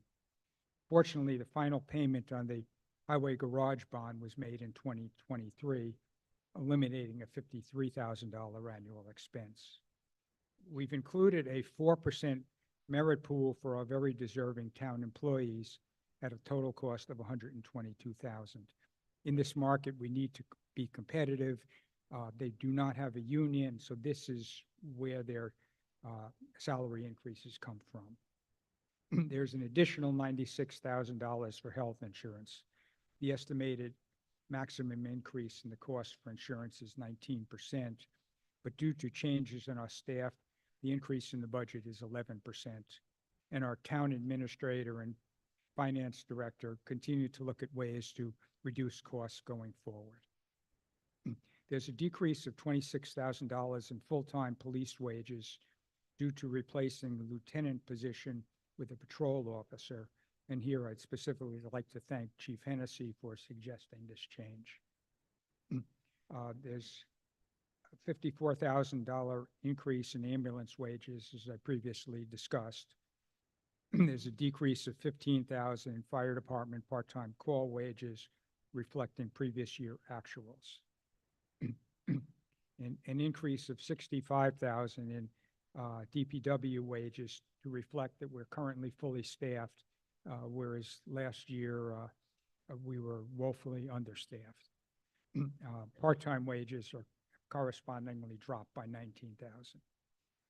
Road maintenance, shimming, and paving is increased by 5% or $26,000, consistent with prior years. The 5% is consistent with prior years. There's a $27,000 decrease in fuel and salt costs.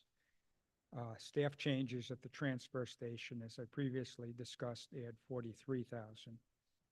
Transfer station disposal costs are up $15,000, and this is offset by added revenue due to the increase in tipping fees. Lagoon cleanup engineering costs are down $90,000. The remaining funds budgeted last year have been encumbered and will be added to the $60,000 being requested.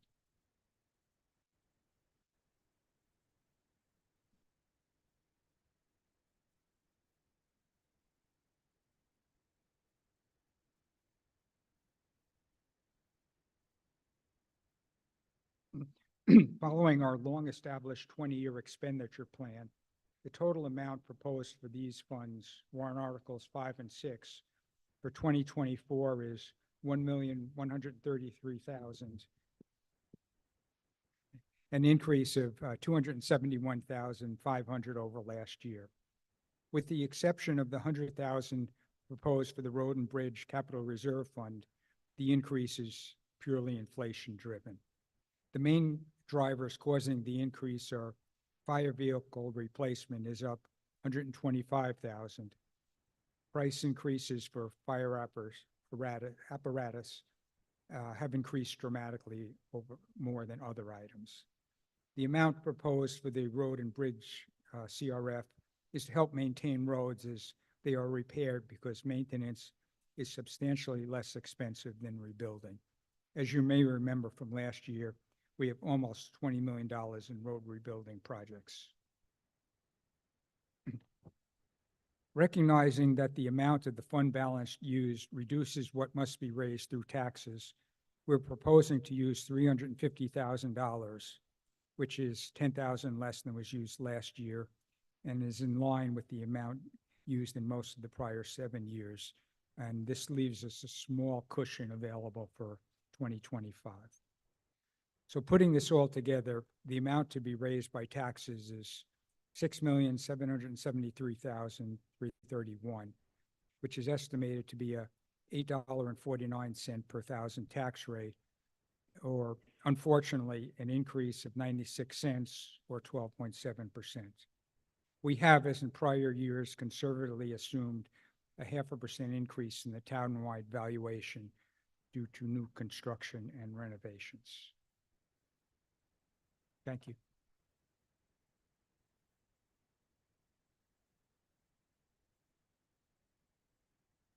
Thank you, Ken. With those opening remarks, I will open up to the floor. Just a note, it is 8:22, so there's 18 minutes left for the secret ballot vote on Article 3. If you have remarks on Article 4, I will recognize you. Bueller. Bueller. Don't run, you have time. Hi, Garrett Makita, 756 Clement Hill Road. Did you get that name? And I have a Can question you, before. sorry, can you Yeah. just repeat your name and enunciate, please? Garrett Makita, 756 Clement Hill Road. My question is, the handout that you provided at the door, it summarizes the operating budget and it talks about estimated tax impact per $1,000 of assessed valuation at $7. $7 on the existing 35 is $42. How do I reconcile that with the 12.7% that was just presented? Because that's a 20% increase, not 12%. Ken, would you like to respond to that inquiry? Yes. Thank you for the question because that has come up before. Can you hear me? No, I don't. Yes. Thank you for the question because it has come up before. That $7 number is as though the operating budget was zero last year. The actual increase in the operating budget from last year to this year is 68.86 cents per thousand. Okay. So I guess the follow-on question would be, I feel as though you have the school budget meeting, which has been voted on and incorporated, I suppose.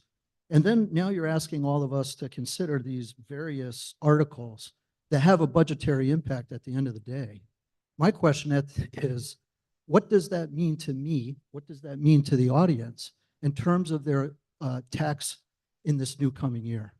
Because I don't think when you look at it as just the operating budget or just the school budget, the situation becomes obfuscated rather than becoming clear.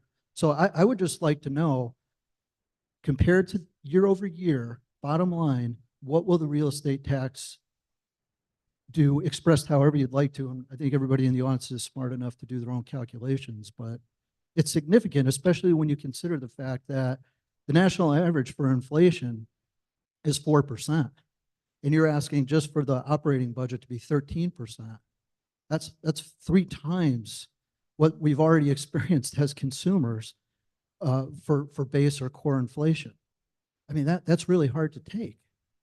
So I guess I'm after, at the end of the day, what is the bottom line number in terms of what real estate taxes will do in the town of Hopkinton as a result of all budget roll-up? As a quick reminder, this meeting just pertains to the town budget, but I will let Ken respond. But okay, that's fine. But at the same time, No, I order just to- said I would let Ken respond. okay. As I mentioned at the close of my comments, the total impact on the taxes from the operating budget and the capital reserve additions is, I believe it was 96 cents. That's the operating budget, correct? No, you- that's everything. That's everything. Gentlemen, we're not going to get in a back and forth. Try to go through me if you can. I know it's tricky. Okay. I think we're just trying to understand, that's all. I know. Okay.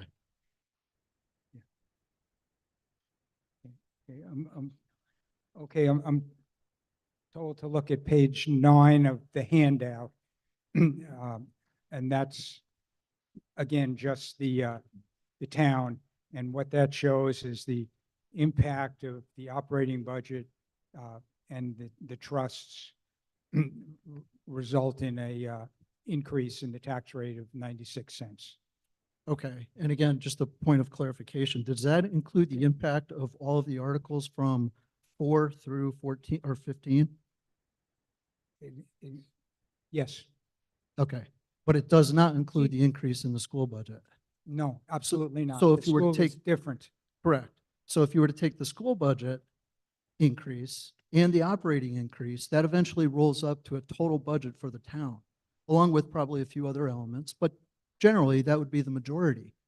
What I would like to learn, and I'm guessing that people in the audience would want to know, is what is that total expenditure year overdue on a percentage increase doing?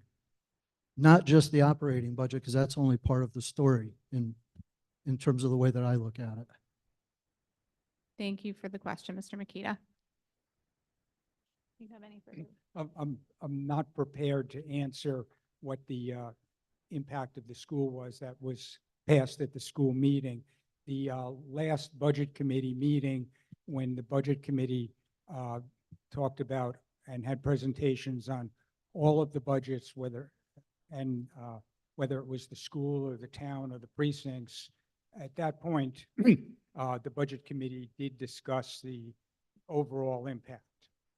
But that's, as our moderator said, that's not what tonight is about. Okay. Right. Yeah, I guess then Do you- a comment. I a would like to make a follow-up? comment if I could, please. Yeah, no more questions, just a comment. Okay. I think when you take a budget like you have and you explain it line item by line item, it's very easy to justify and very difficult to argue with. But at the end of the day, what matters is what we have to write checks for. And to not understand that before voting on this major portion, which is the operating budget, which is really the only part that's left to vote on here tonight, feels irresponsible to me as a voter. So I would have no choice but to vote against it. And I would say, I hope that there's 3 choices on the ballot. 1 yes, 1 no, and the third, hell no. Thank you. Are there any further comments on Article 4?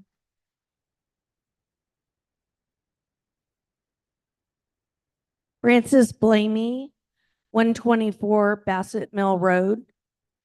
One of the slides that you had said that there will be a reassessment of our homes and that you anticipate a 50 to 60% increase in the value on the reassessment.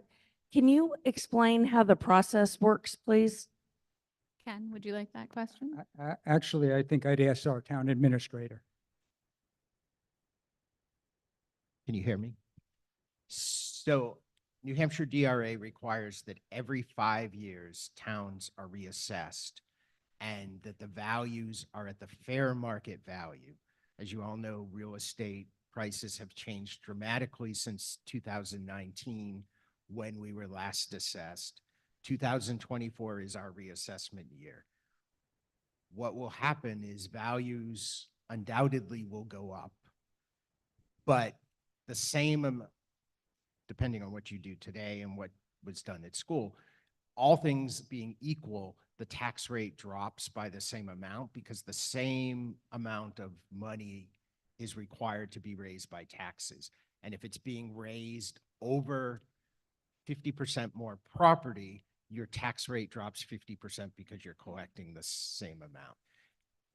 Generally, what will happen is probably a third of you will see your taxes go up, a third will stay about the same, and a third will drop as adjustments are made to bring them to fair market value.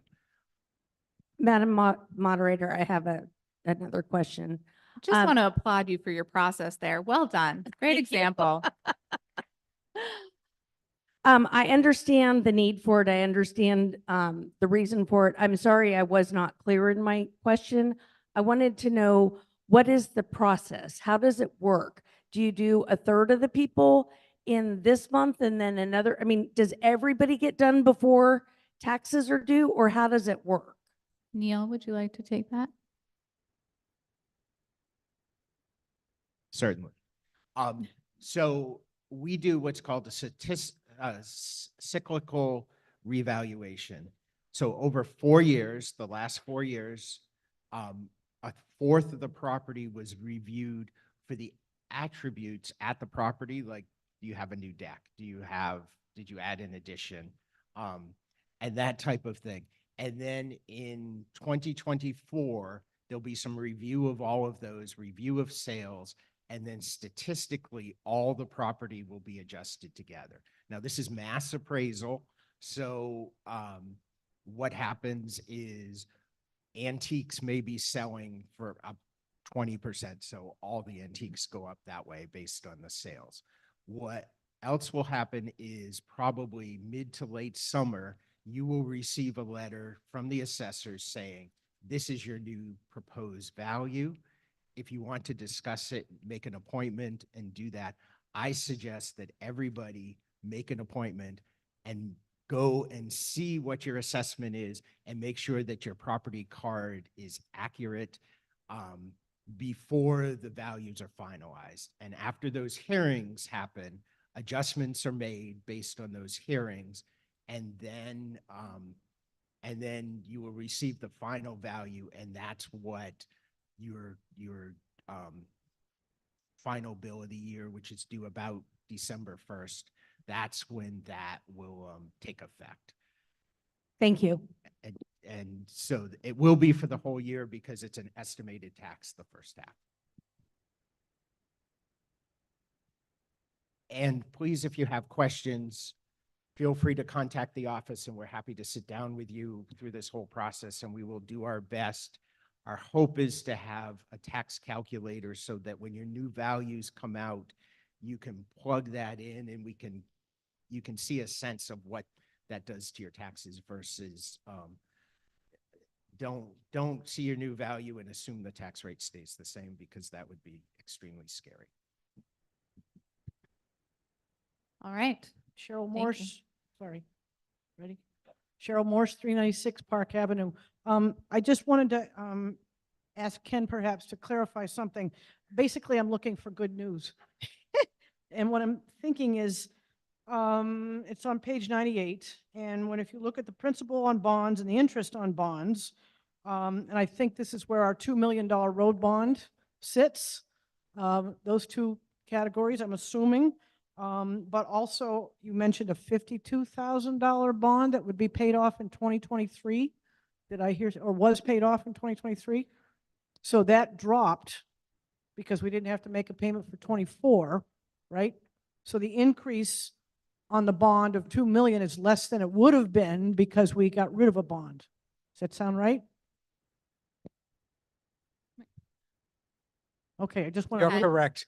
Okay, I want a little bit of Yeah. good news. Thank you. Yes. Ian Tewksbury, Irish Hill Road. Two quick questions, Madam Moderator. Is this a ballot for the operating budget? The secret, you mean, is Article 4 the operating budget? And is it a ballot versus a yay nay vote? It is a secret ballot vote by the request of 5 petitioners. Yes. Thank you. You're welcome. Many of you, I've spoken at multiple, school board meetings and town meetings and school district meetings. I was very reluctant to speak tonight. And the reason is because I came straight from work. We had a brush fire. I'm a captain of fire prevention for the Hooksett Fire Department. And I'm asking everybody here in the room, I am not speaking on behalf of the Hooksett Fire Department. I am also not speaking on behalf of the Hopkinton Fire Department. Could we bring a slide up from the presentation near the beginning, please? Nobody in the Hopkinton Fire Department asked me to speak to this. I have not been a member of the Hopkinton Fire Department in over 10 years. And with all those caveats, I hope everybody believes me when I'm very, very honest. Can we bring a slide up? Is it I possible? don't know which slide you're at. Sorry, the ambulance slide. It was like the 7th or 8th slide from the beginning. It talked about the 60 hours.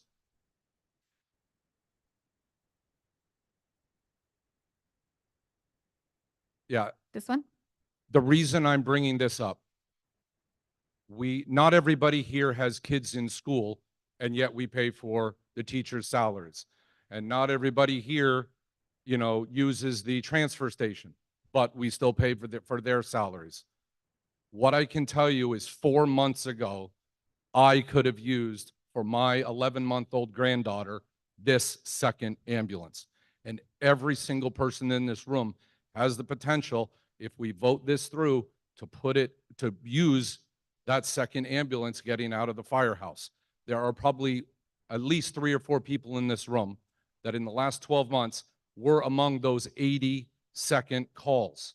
When the Hopkinton ambulance is in another town, we have to get mutual aid from another town. My 11-month-old granddaughter decided it would be a good idea to close her hand in a bedroom door. And she clipped off the tip. She's fine. They did not need surgery, but with blood everywhere, and as an EMT, I knew that I had to call an ambulance. 20 minutes. Because Hopkinton was in Henniker, and Concord was someplace else. So we were the 3rd ambulance to come to our town from Bow. They did a fantastic job. we ended up not being transported because there was nothing that they could have done. But the pain and the anguish to sit there for that 20 minutes trying to console and knowing that my daughter might never let, you know, me babysit again.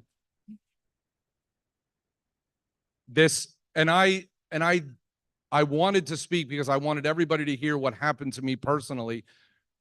And I probably didn't need to get to speak, and this probably would have gone right through, but I needed to let everybody know that in my personal opinion, this is one of the things that every single person in this room could benefit from.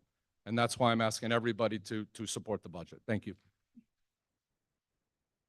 As a reminder, folks, the secret ballot for Article 3 will close in 2 minutes. Lauren Clement, 86 Maple Street. Looking for a clarifying question. I'm not sure if this will be provided, but I'm going to give it a shot. And then I have a second question. In regards to the reassessments and the rate numbers, we rated this overall increase at 96 cents this year. However this gets voted in, those tax bills will be seen, the first impact will be seen in December. When the reassessments happen, will it be next budgeting season that the new rates are affected? So whatever the cost per thousand is applied and there won't be a layover on that? Neil or Ken, would either of you like that question?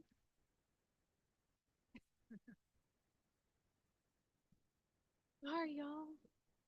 So the 96 cents is based on the current rates in order to compare apples to apples. This is the increase if that stayed the same. In reality, the increase, the real cent increase will be smaller than that because the assessed value, but the tax impact will stay the same. So the rate will go up less, but the impact is the same. And you need, we have no idea where the rate's going to give, so we can't give you an estimated tax rate based on that, but we can on what we already know. Thank you. So if I'm understanding. 1 minute, Lauren. I need to interrupt you just to say that the ballot has closed for Article 3. And confirming you have a follow-up question, Mr. Clement? Yeah, I didn't finish with that one. I just wanted to confirm. So next year, all the budget presentations and the process will be on the new assessed rate. That was the clarity I was seeking. And then second, if I'm understanding correctly, Ken merged Article 4 with Article 5. Am I incorrect on that presentation? You are not. So if we're ballot voting on that, are we not voting on the whole? Are we voting twice on Article 4 and Article 5? Correct. There will be one secret ballot vote on Article 4, and then there will be a separate secret ballot vote as requested by petitioners on Article 5. Can that 96 cents then be broken into the two articles? Thank you. Ken, would you like to respond to that? And if you have not come up yet and you're a secret ballot counter, please do so we can count these ballots for Article 3.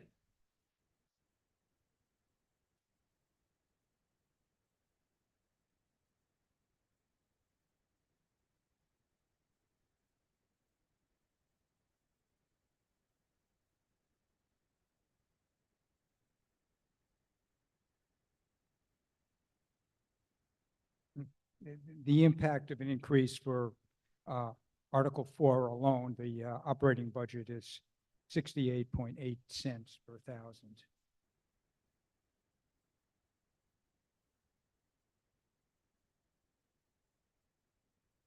You can give me a moment.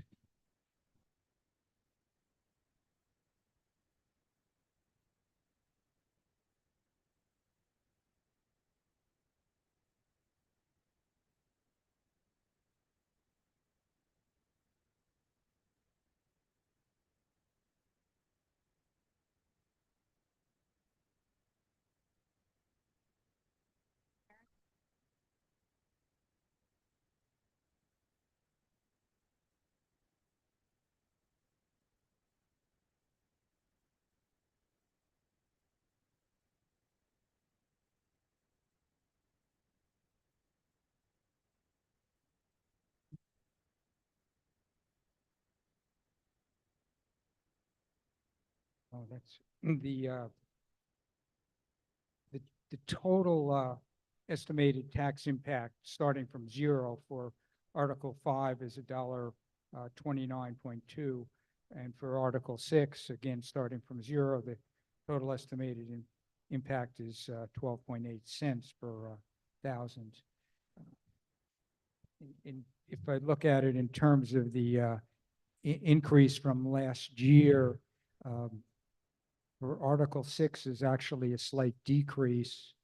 For Article 5, I believe it's around 20 cents. I'm looking to Neil for confirmation on that.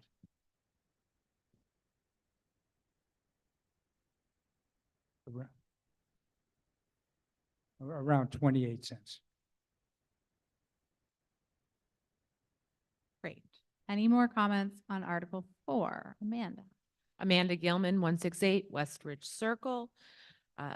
I appreciate, and I believe that you have to put in the fact that the valuation or the increase or the estimated tax impact, and it is very confusing to see $7.14 because I have no reference point of what it cost last year.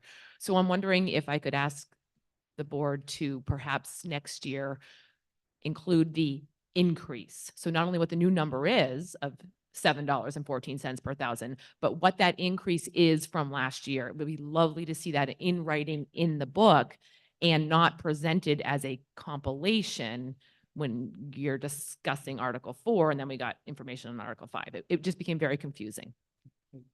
Certainly hearing concerns, I think that's an appropriate question. Thank you very much. Thank you. Are there any other?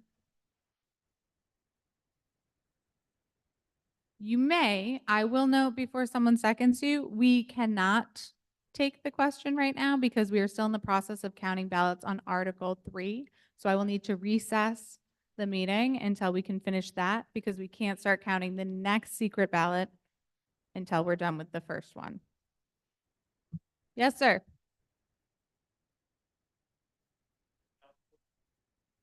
No. It's very confusing. I would welcome our legal counsel to address why the answer is no. Okay.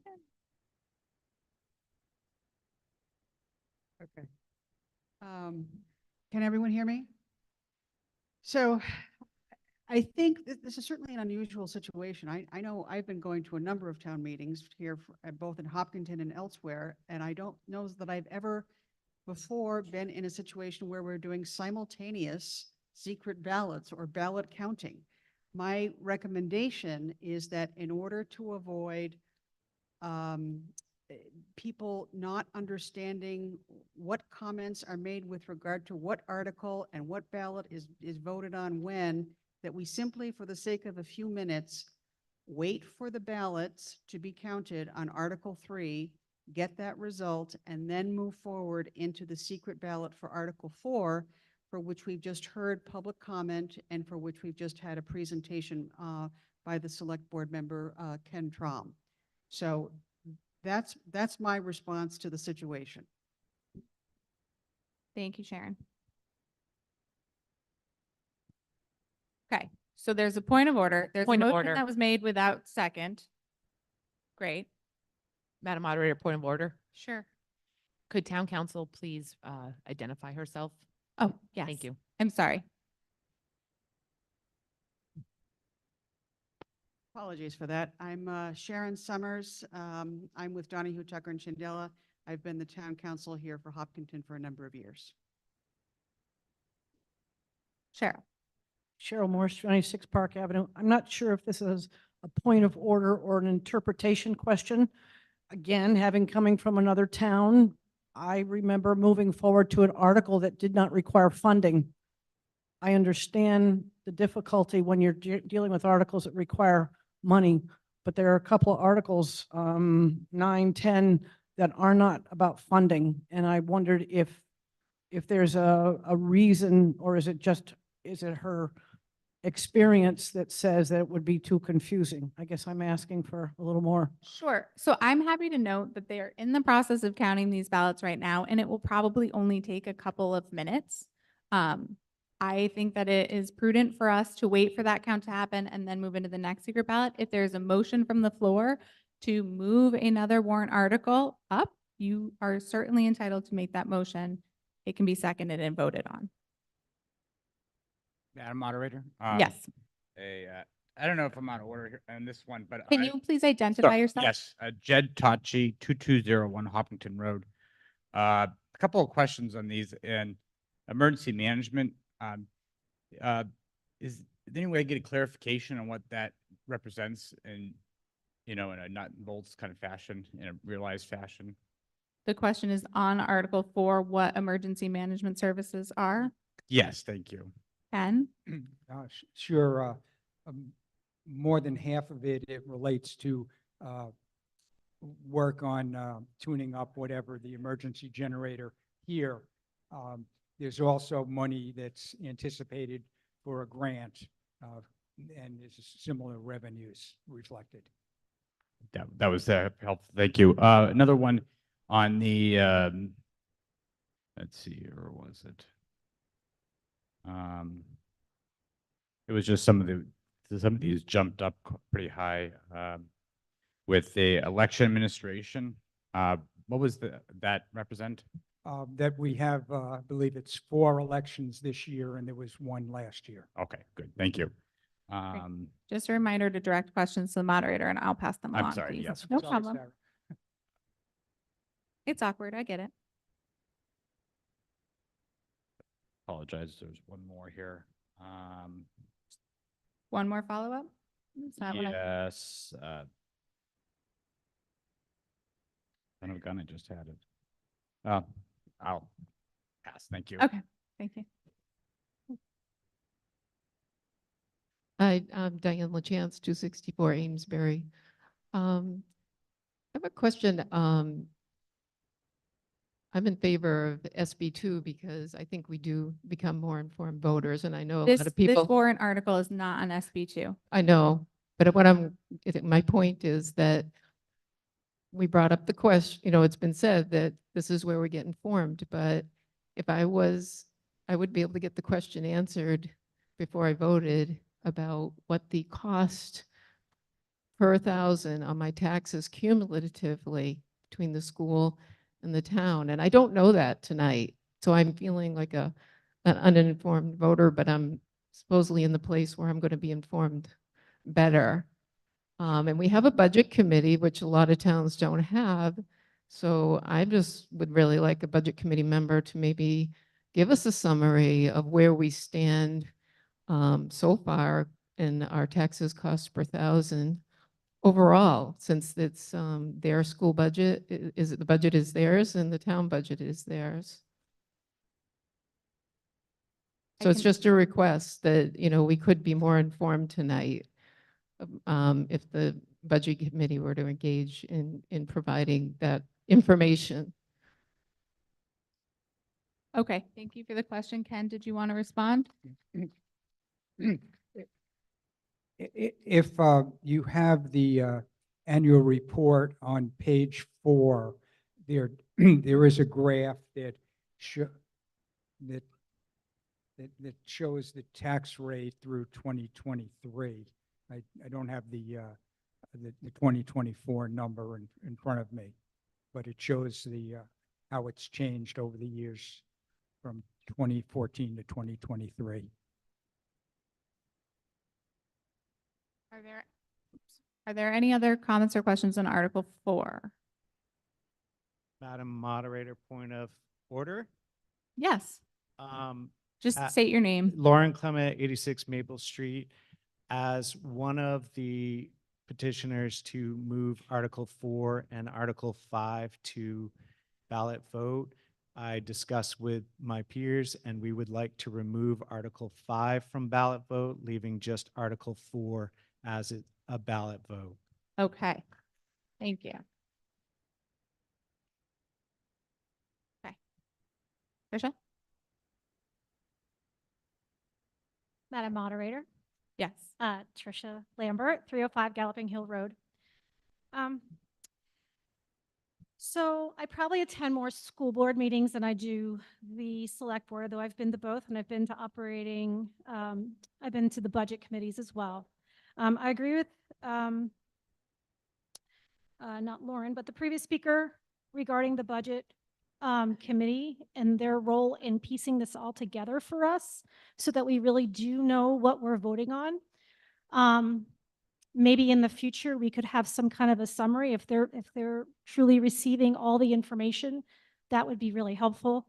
When I do attend the select board meetings, I do feel like the town kind of gets the short end of the stick on the funding for the school. When you see that the select board and the school board all vote usually in the same way, 5-0, 5-0, there really is very little discussion, difficult discussion about where our money should be going. I'd like to have everybody keep in mind when you vote, and this is terrible because I do think that the town needs money to make the necessary repairs. And I'll have a question in a second, but I do think that there is some very large sum of money that we are behind for years and years and years of pushing it back. In fact, I think I even heard Mr. Trump say I don't remember the exact words, but this has been sidelined or this has been pushed and has not been funded for. So the problem with the town meeting is we do this after school board and we have put forward all the funding for the school. And now we're left sitting here going, can we afford this? And I just think that it's difficult for the town, but this is the second year in a row that we're going to have a very large increase to our taxes. And I know that the people in this room, regardless of how you're voting, are going to have a difficult time. I've said this, I mean, there's going to be a limit to our funding. And when that happens, then what are you going to do? So I guess I'll leave my comments there, but I guess I think there was a number on some of the projects. Is it 23 million we're behind? Ken, did you want to respond to that? Yeah, I had used 20 million. 20 million in roads, right? Yes. It's the roads. Yeah, remember that that this has been an issue that has built up over years, but probably in the last 6-8 years, we've had 3 road bonds approved, and we've been increasing the funding for shimming and paving and other items by 5% or more every year. So we're let's say we're trying to chip away at it, but there's that 20 million that's out there. It is. Thank you. But in reminder, we've given since 2019 and 2020, $7 million extra to the school. And it's not that we don't want it for the children, we do, but there is a point and there's a balance. And again, we're asked to come here a second time in the last week plus to add another 7% to our tax bill. And I think at some point there's going to be a breaking point, and we'll know it when it happens. Thank you. Thank you. And I see our assistant moderator is doing math, which I think he's qualified for, but we'll give him a second. Are there any other comments on Article 4? All right. Seeing none, I'm going to suggest, unless Jim comes up here in the next 30 seconds, that we recess for 2 minutes while we wait for the next vote. And then when we reconvene, I will read the results of Article 3 and we'll move to the ballot voting on Article 4. Does everybody understand? I will come back and say what the votes are on Article 4 after 2.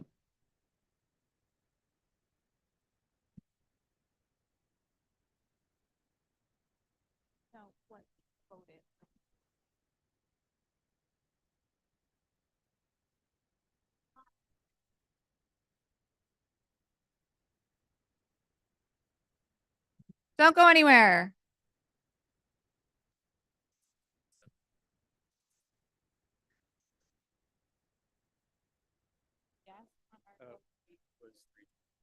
Okay. The percentages, 40, it's actually the no got 3%. Okay. Yes, 47%. Does that make sense? Yes.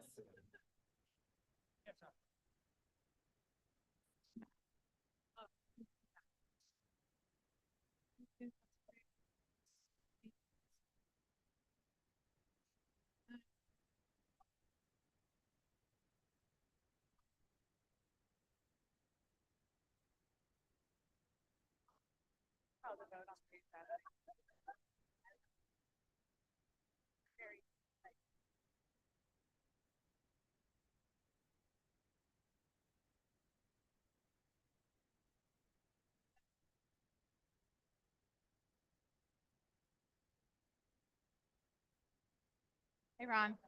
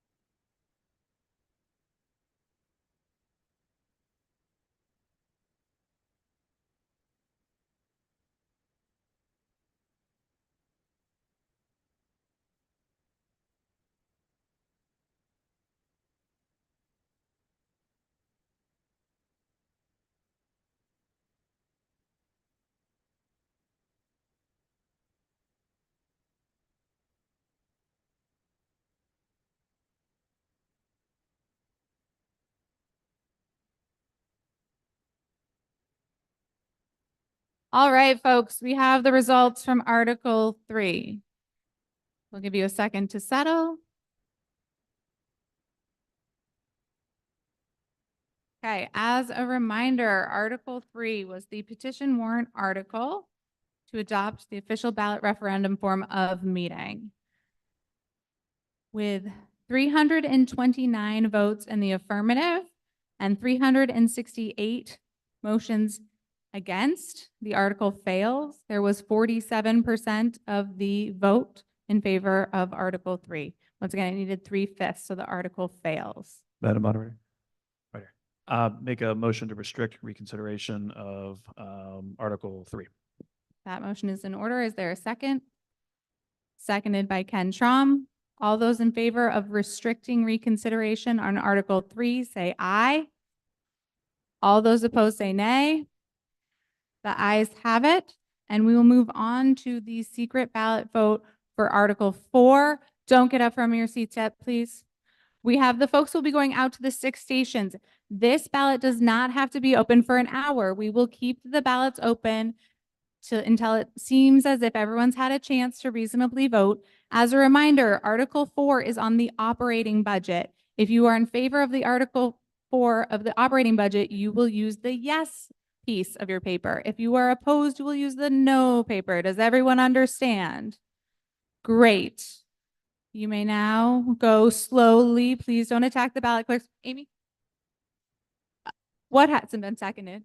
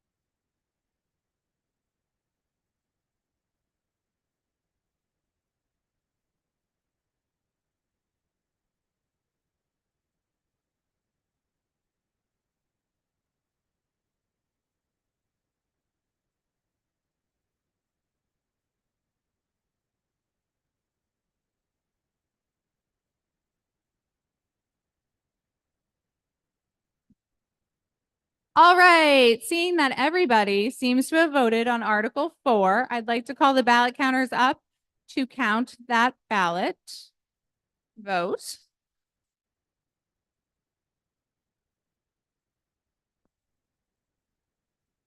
Please bring the recycling bins and ballot boxes up. If everyone gets settled, I have a couple of housekeeping notes about how we're going to move forward.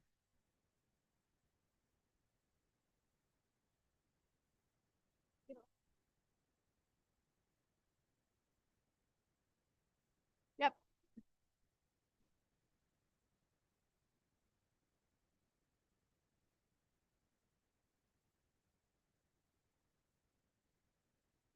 Yeah, so we're going to do this and that. Okay.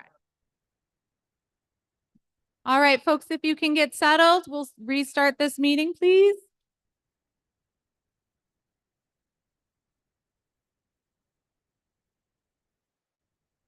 All right. Our assistant moderator and ballot counters are currently counting the secret ballot votes for Article 4 on the operating budget. While we were taking that vote, I received a request for a recount on Article 3. That is a proper request because it is petitioned by 7 members who are present. So the process is this. We are going to have our ballot counters count Article 4. I will announce the results. They will then conduct the recount for Article 3. They can do that while we continue business. So my proposal would be that we move on with Article 5 as the secret ballot request has been rescinded. So we can do that while these ballot vote counts take place. Does anyone have questions on that process? Yes. Point of order, Madam Moderator. How would one make a motion to special order Article 14 to be the next secret ballot vote? I'm not sure that you could make it a request to be the next secret ballot vote, but you are right. There has been a request for a secret ballot. You can special order that to any point in the meeting. I would say from a procedural standpoint, we have one count going on right now for Article 4. We have to do a recount after that. So if it is special ordered to right now before Article 5 say, we will have to recess to make sure that we can keep up with that. Does that make sense? I do not want us to recess. Okay, great. But it can be special ordered to a different point in the meeting. I would like to make a motion to special order Article 14 after the conclusion of the Article 3 recount. Oh, now that's just confusing, Ms. Mattson-Dustin. Would you like to suggest just a friendly potential amendment that it be done after one of the specific articles? I might guess there would be a healthy presentation and conversation on the community power article. But that would be sounds more good. helpful than just after it recounts because we'll probably be in the middle of something else. Maybe.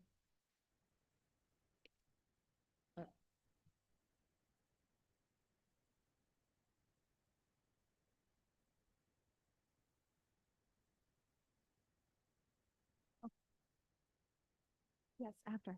Okay. Sorry, Sarah. If I were to make that motion, would it be in order later if we can do it sooner?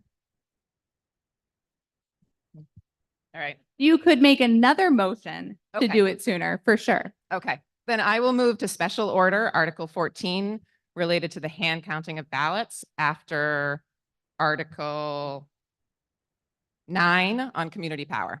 After or before, just to clarify. Before, as soon as possible.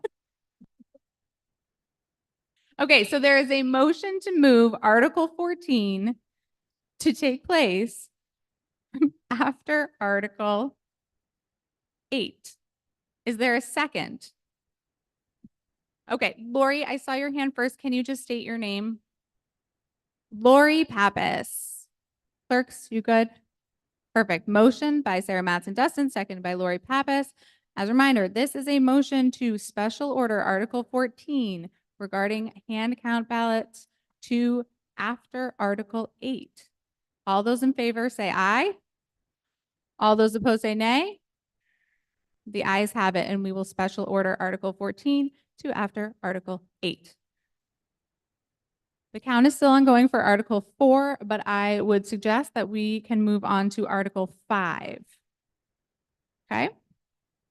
As a reminder, Article 5 is the appropriation to Capital Reserves Fund, and I would recognize Ken Trom to make a motion. Just the motion. Thank you, Moderator Pacino. I move that the town raise and appropriate the sum of $1,031,000 to be added to previously established capital reserve funds as follows. Police fire radio replacement, $3,000. Road bridge rehabilitation, $100,000. New and replacement equipment and vehicles for Public Works and Highway Department, $260,000. Police vehicle replacement, $15,000. Replacement and equipping of ambulance, $50,000. Fire department vehicle and equipment acquisitions, $325,000. Transfer station equipment and facilities, $43,000.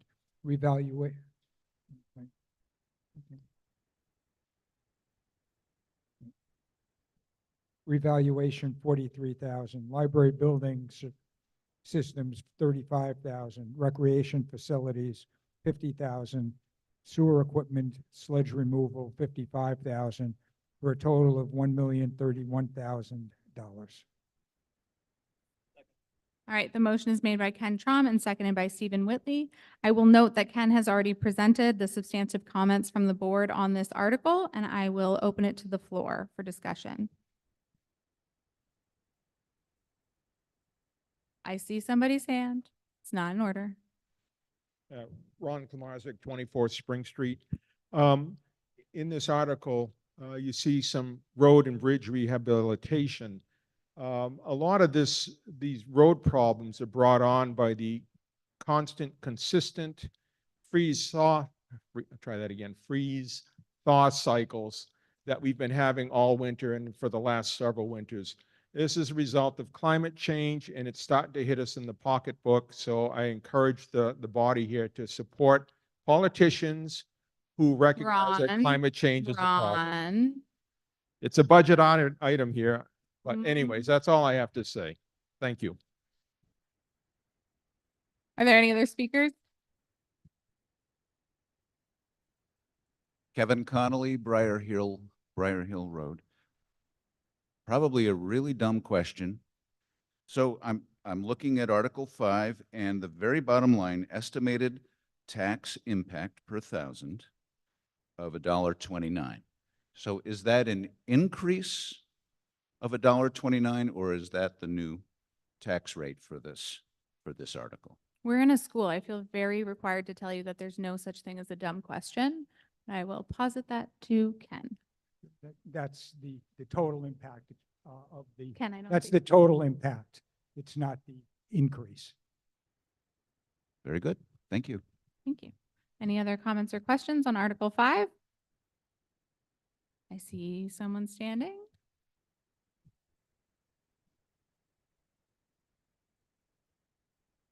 Gary Rondo, 432 East Pennacook Road.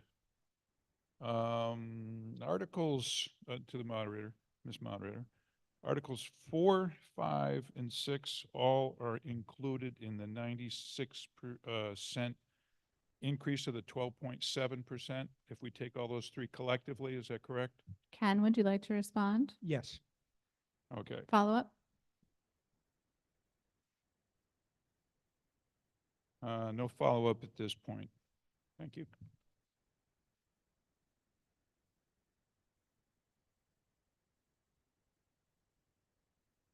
Thank you. Sorry. All right. Are there any other questions or comments on Article 5? Seeing none. Are you ready for the vote? All right. All those in favor of Article 5, the appropriation to capital reserve fund, say aye.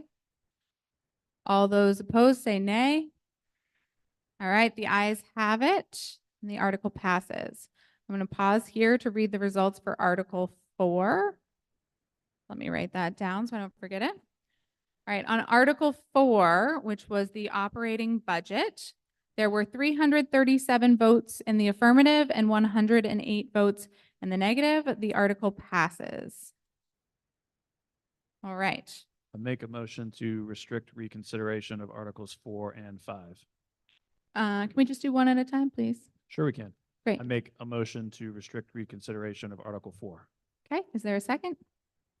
Seconded by Ken Trom. All those in favor of restricting reconsideration on Article 4, say aye. All those opposed, say nay. All right, the ayes have it. Mr. Whitley? Do you have another motion? I do. I'll move to restrict reconsideration of Article 5. No, we just did 4. Yes. Okay. Moved by Stephen Whitley, seconded by Ken Trom. All those in favor of restricting reconsideration on Article 5, say aye. All those opposed, say nay. The ayes have it. Okay, as a procedural note, the ballot counters assisted by Assistant Town Moderator Jim O'Brien are now conducting the recount on Article 3, but we can proceed with our business. Everyone understand that process? Okay, great.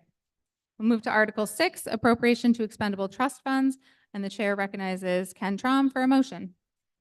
Moderator Pacino, I move that the town raise and appropriate the sum of $102,000 to be added to previously established expendable trust funds as follows. Library buildings and grounds, $6,500. Town facilities, $90,000. Recreation facilities, $5,500, for a total of $102,000. All right, the motion is made by Ken Trom and seconded by Thomas Lipoma. All right. And I will note that Ken already presented his substantive comments from the board on this article, so we'll open it to the floor for discussion.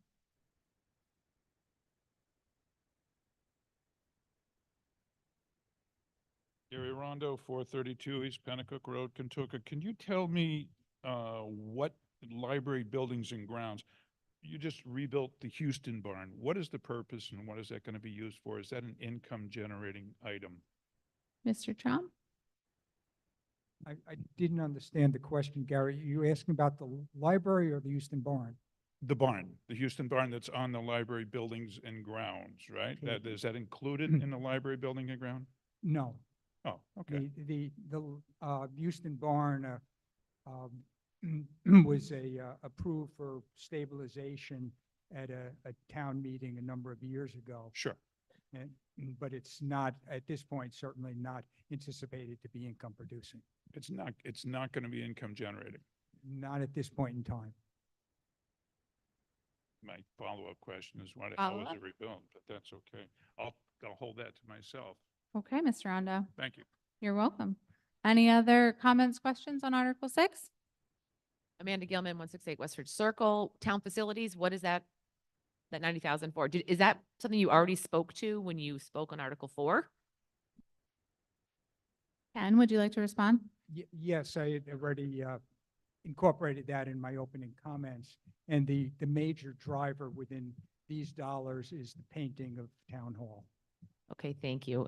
I think I grasped that when you were doing it, but again, that whole Article 4 presentation and the fact that you brought it all together, I definitely found very confusing. And now that we're voting on them separately, I do wish that they had been explained and spoken to separately.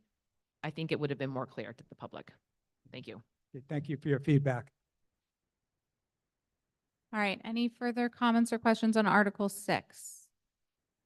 Seeing none, I'll call the question. All those in favor of Article 6, the appropriation to expendable trust funds, say aye. All those opposed say no. The ayes have it and the article passes. A motion to restrict reconsideration of Article 6. All right, that's seconded by Ken Trom. All those in favor of restricting reconsideration on Article 6, say aye. All those opposed say nay. The ayes have it. Restricted. We will move to Article 7, authorization to expend from pay by bag special revenue fund. The chair recognizes Sabrina Dunlap for a motion.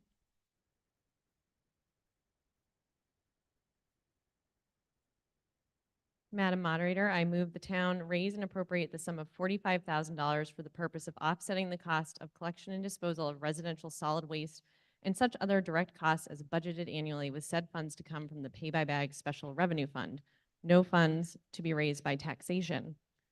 And I would just say, as in years past, this is money already raised by the sale of green bags, and this vote allows it to be used to.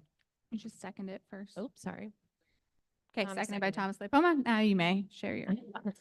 The vote allows the money to be used to offset the cost of the transfer station, and this money can only be used for this purpose. Any further comments from the board? Seeing none, I'll open it to the floor. Are there any questions or comments on Article 7? All right. Seeing none, are you ready for the vote? All those in favor of Article 7, authorization to expend from pay-by-bag special revenue fund, say aye. All those opposed say nay. The ayes have it and the article carries. Recognize Sabrina Dunlap for a motion. Move to restrict reconsideration on Article 7. Seconded by Ken Trom. All those in favor of restricting reconsideration on Article 7, say aye. All those opposed say nay. The ayes have it, and we will move to Article 8, authorization to expend from Senior Center Rental Special Revenue Fund. The chair recognizes Sabrina Dunlap for a motion. Thank you, Madam Moderator. I move that the town raise and appropriate the sum of $2,200 for the purpose of offsetting operational and maintenance costs of the Slessor Center, with said funds to come from the Slessor Senior Center Rental Special Revenue Fund. No funds to be raised by taxation. Seconded by Stephen Whitley. Madam Chair, do you have any other comments? No. I'll open it up to the floor. Are there any comments or questions on Article 8? Seeing none, are you ready for the vote? All those in favor of Article 8, authorization to expend from Senior Center Rental Special Revenue Fund, say aye. All those opposed say nay. Mr. Sheehy, we'll see you after class. All right, the article carries. Could I Or make it's what? Can I make a motion to restrict reconsideration on Article 8? You may. Seconded by, sorry, was that you, Stephen? Seconded by Stephen Whitley. All those in favor of restricting reconsideration on Article 8, say aye. All those opposed say nay. The ayes have it. And we are still conducting the secret ballot vote recount for Article 3. So I suggest that I think just let me consult with Jim to see if we'll be done and we can move on to the next one.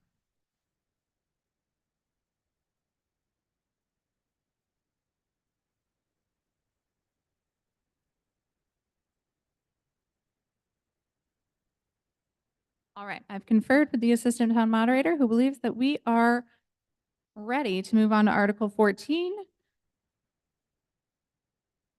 As a reminder, Article 14 is, let me get to my page, the petition warrant article relative to hand count ballots. The chair will recognize petitioner Lori Pappas for a motion.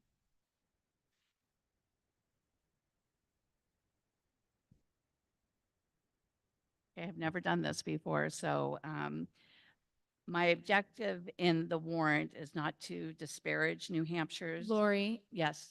I'm going to help you through this. We're going Okay, to do it good. together, okay? You need to move the article first. Okay. Say what it is, and then someone needs to second it, and then you can give your remarks. Does that make sense? Okay. Okay, Yep. perfect. I'd like to move to hand count ballots versus machine ballots. You'd like to move Article 14? Yes, I'd like to move Okay. Article 14 to hand count ballots. Okay. Thank you. Mr. Wardell, are you seconding? Oh. Can you just say your name out loud? Robert Wardell to second Article 14? Okay. Yes, Amanda. We already voted to move it to right now. It's not moving anywhere. She's just moving the article, like making the motion. Yes. Yep. So we're just opening up discussion. Okay. You're good. I can proceed? Yep. Okay, thank you. My objective in this warrant is not to disparage New Hampshire, specifically Hopkinton's hardworking election team, but to find a better way to vote. Did I experience any problems in our voting? Absolutely not. But my only concern is what might come out of the voting machine. We have only a limited control over its output. Hopkinton's machine was bought in the 1980s, the dark ages of technology, so it is aging out. Back then, we viewed the voting machines as a box with a smart card and unconnected to the internet. What could possibly go wrong? We are now in a new technological frontier. Can we safely say for sure that no nefarious outside influences will find a way to corrupt our machines and skew the vote? Most of us take great care in our computer transactions so that hackers, scammers, and others cannot corrupt our data. Some of us, like myself, invest in ID theft protection. Should we not have the same care for our voting machines? We all take time off of our election day to go vote because it is a sacred right as a free country. Are we so naive that we feel our voting machines are free from harm? I hope not. There are 5 main reasons to change to hand counting over machines, I believe. All computers can be hacked. Cybersecurity remains a concern in today's world. The flag has been raised for hacking by both parties for decades, but the citizens have faced gaslighting. It is a bipartisan issue. The short 7-minute video, Hacking Democracy, was taken in New Hampshire in 2014. It shows identical machines that New Hampshire uses today having their vote totals change with a simple hack on a memory card. This video is available on the website removethemachines.newhampshire.com. New Hampshire's Secretary of State, David Scanlon, references this video and hacking concerns in a letter which reads, "The AccuVotes OS used in New Hampshire for 20 plus years has a removable memory card that is programmed prior to each election. We have always recognized that if the access to the card is not controlled, it could be tampered with. You may be familiar with the documentary Hacking Democracy, which features Harry Hursty conducting a hack of the AccuVote memory card. We have worked with Mr. Hursty at different levels to make sure our electronic voter systems are secure. This earlier national version of Hacking Democracy is on YouTube. This 26% of New Hampshire towns, the 26% of New Hampshire towns have been audited and found machines have been altered and memory cards swapped out without signatures of who altered the memory card or description of what happened. You may say voting machines are not connected to the internet. This is debatable, as a simple chip swap on a motherboard makes machines enabled by cellular communication and would not be detectable. The memory cards can be reset to avoid detection. A recent 124 suit that went viral was in Georgia, where the Coalition for Good Governance, a liberal activist group, which claimed the state's use of voter machines, which included touchscreen computers to cast ballots without the benefit of a verifiable print ballot, made the voting count susceptible to manipulation. During this suit, University of Michigan professor of computer science, Alex Halderman, as part of his testimony, inserted a Bic pin into a Dominion machine in the courtroom, held it there for a few seconds, causing the machine to reboot into a safe mode. This would enable a person to copy or change files on the machine, change its operational settings, or install malware. Number 2, hand-counted elections are more accurate than our machines. New Hampshire towns have averaged a 0.83 error rate for over 25 years. Recent recounts in New Hampshire show optical scanners can and do have huge issues, which can go undetected without a candidate requested recount. The famous Wyndham audit had a whopping 21.4% miscount by the machines from the 2020 audit report. In 2022, the district race had an error of 0.5%. Number 3, hand counts equal election transparency. In New Hampshire today, voting machines software is proprietary and the ballots are no longer public information, making our election results a leap of faith. Even open source providers will not share election-specific code. Ballots have been made at the request of legislative action of our attorney's office and the Secretary of State to become non-public information. This makes election results in New Hampshire determined by machines with no public audit available. This is the same as someone screaming bingo and declaring they just won the jackpot, but no one is allowed to see their card. The growing mistrust is only amplified by the fact that New Hampshire has never audited the state's election process or results. The solution is hand counting. It is conducted by bipartisan teams of trained counters with moderators under camera surveillance viewable by the public. Every vote can clearly be seen the way our founding fathers intended it to be. In a time where the elections in the US are at the lowest levels of confidence in history, sunlight will be the best disinfectant. Number 4, if Germany, France, the UK, the Netherlands, Canada, Australia, Argentina, etc., can count their ballots by hand in a single day, then we can as well. Undoubtedly, moving to hand counting will take volunteers to support our election team. Action for New Hampshire have collected the names of over 300 people to start with a goal of reaching 1,000 people who are prepared to step and support our clerks, moderators, and selectmen. Number 5, nations around the world recognize the need for transparency and for a means to keep the votes from interference. They hand count paper ballots with bipartisan teams made up of paid and volunteer workers. Moderators and election judges manage the flow of ballots, and cameras record the count, giving complete transparency. 6, it is significantly cheaper. The machine that the Hopkinton selectmen are approving costs approximately $7,000. I think there are plenty of places in our budget that this money could be used for. Possibly the roads. It is clear no matter what technology today or in the future, there will always be bad actors waiting in the wings to hack it. Based on your vote tonight, if our town fails to continue with such a machine and soon bite the bullet to buy a new machine, we should at least have a study committee to review our options. We should as well ascertain that for years to come, that our election team will maintain its current high standards, no matter who is involved. Will you risk the future of your kids and grandkids on these machines when hand count on paper ballots could solve the vulnerability? Let's fix this together so our kids and grandkids don't have to.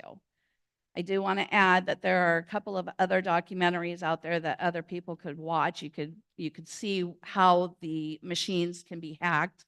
One of them is Kill Chain, and Harry Hursty is in that as well.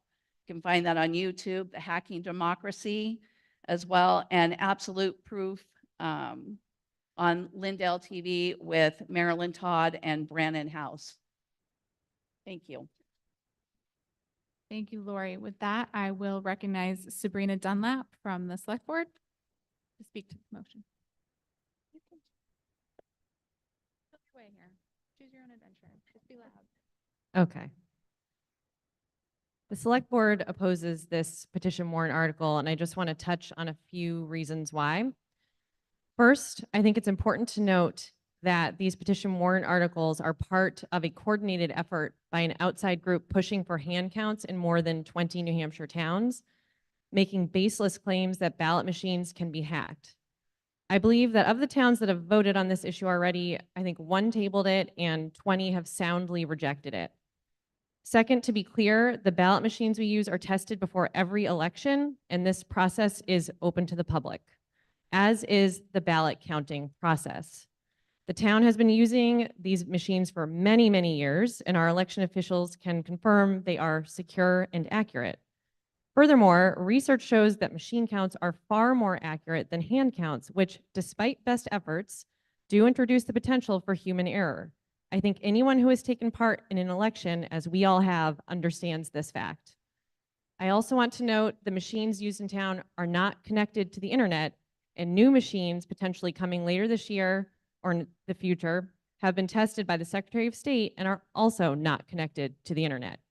Finally, I will end by noting we are incredibly fortunate to live in a town where so many people care so deeply about our elections. Our town clerk, town moderator, supervisors of the checklist, ballot clerks, select board members, and other volunteers work tirelessly to make our elections secure and fair. A key part of our elections is the use of our accurate and time-tested ballot machines. So we strongly oppose this article. Thank you. All right, with those opening remarks, I will now open it up to the floor. As a reminder, if you would like to speak to the article, please approach the mic and share your name and address. Mr. Wardell? Robert Wardell from 34 Wellhouse Road. I concur with Laurie on the many reasons to hand count our election ballots. However, there is an even more compelling reason to do so. Voting machines are illegal and unconstitutional. What, you say? How can you make a statement like that, especially with so many machines being used by the state? Well, let me digress. The New Hampshire Constitution is the law of the land, to be enforced unless amended. Written in 1783 and reworded in 1972, specifying how and when votes are counted has not been amended to this day. To amend any article of the Constitution would require by a vote the consent of the people in town meetings to change, alter, repeal, or abolish or agree to any such amendment change. Article 32 clearly states that votes be governed by a moderator who shall be in the presence of the selectmen in open meetings, receive the votes of all the inhabitants of such towns and wards present, and shall, in said meetings, in presence of the said selectmen and of the town or city clerk, in said meetings, sort and count the votes, and make a public declaration thereof, which the name of every person voted for and the number of votes for each person. Frankly stated, the votes must be counted by hand under the supervision of town selectmen and town or city clerk. This is the lawful course, unless Part 2, Article 32 is to be changed, and only after that question is placed before the people and is voted for and amended by the people. Obviously, in 1973, there was no voting machines, and the law reflected hand counting. Fast forward 100 years to the 1980s, when voting machines were a new trend, they became readily available, just being a metal box with advanced calculating capabilities and no internet connection. They were viewed as a harmless tool to expedite election counts. Many cities and towns in New Hampshire jumped on the bandwagon buying the machines, and no one questioned the constitutionality. Fast forward 20 more years, when the Gore-Bush election was won by a razor-thin margin, in which the documentary Hacking Democracy unveiled flaws in the voting machine. Many of our most recent elections have heightened our awareness of such issues. The original law of 1983 has remained the New Hampshire constitutional test for voting to this day. It was an attempt in 1979 by the New Hampshire legislature to pass NHRSA 656 to utilize voting machines on a temporary basis. This was in violation of Part 2, Article 32, because the language... Mr. Wardell, just a reminder to wrap up your remarks as we hit the 3-minute mark. All right, it was inevitable that constitutionality of the machines would be tested. There are just too many people skeptical of such machines. And in 2023, Dan Richards, who is a brilliant constitutional scholar, sued Governor Sununu to put the constitutionality of the machines to rest, to get rid of the machines. The lawsuit went to the New Hampshire Supreme Court in November of 2023. I was there. Mr. Wardell. And is now still awaiting a final decision by the Mr. Wardell, we're up 4 minutes now. Okay. It's extremely important to us. I'm just wrapping up here. You buttered me up early, but I still have to apply the rules evenly. The thing is, our selectmen have approved $7,000 to approve buy a machine. I called the Secretary of State's office, and it's still resting with their office for approval. So Mr. what happens if you purchase Mr. Wardell, I need to ask you to finish your remarks now, please. Okay. Hold on 1 second. So Mr. Wardell.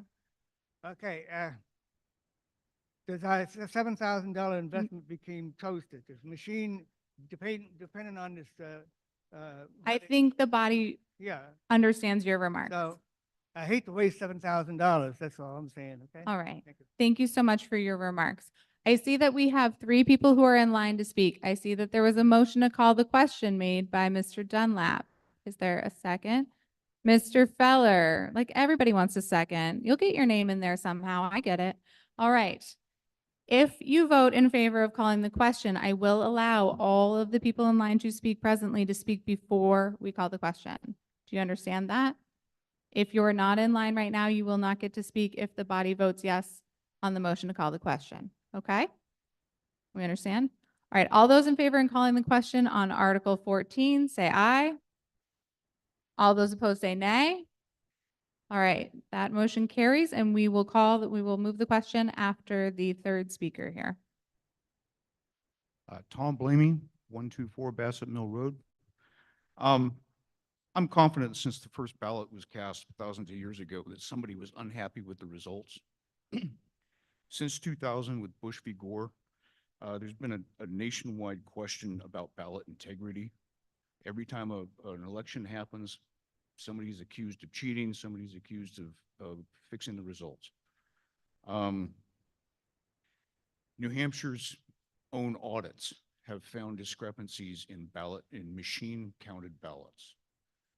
So with this in mind, we saw what happened at the recent election where the ballot has to be counted by hand because of all the write-ins. We know what's involved.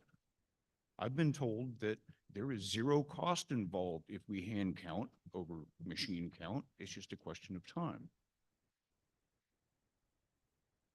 I think this small effort is worthwhile if we can restore voter confidence in the system. Thank you. All right.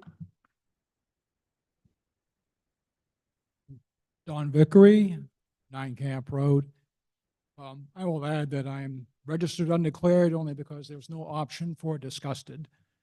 The 2020 presidential election was probably the most scrutinized election in American history. And the Republican candidate in that election filed 62 lawsuits questioning the outcome. Not one of those lawsuits overturned a result. In short, the process worked. With respect to the Windham situation, a forensic audit was done following that election. That report runs some 121 pages. I won't go through all 121, but the conclusion contained 9 recommendations. Not one of those recommendations suggested reverting back to a hand count process.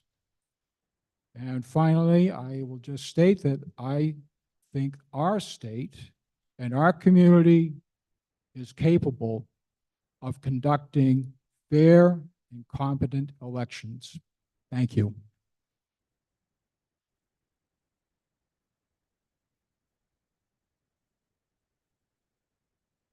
Dave DiPiano, 68 Brookwood Lane. You have to appreciate the irony of me going last. I just have to laugh that we're talking about hand counting ballots when the SB2 vote, there were some in this town thought that we were off by 11%, and that was going to make a difference from the original hand count. Okay, that's it. All right. As a reminder, there is a request for a secret ballot vote on Article 14. If the petitioners would like to rescind that, then I need for you all who are here to tell me that you rescind that. You two. There's a third. Is Miss Cheryl Morse here still? I don't know if everyone's left. Okay, so I see the 2 main petitioners who have said that they would like to rescind it.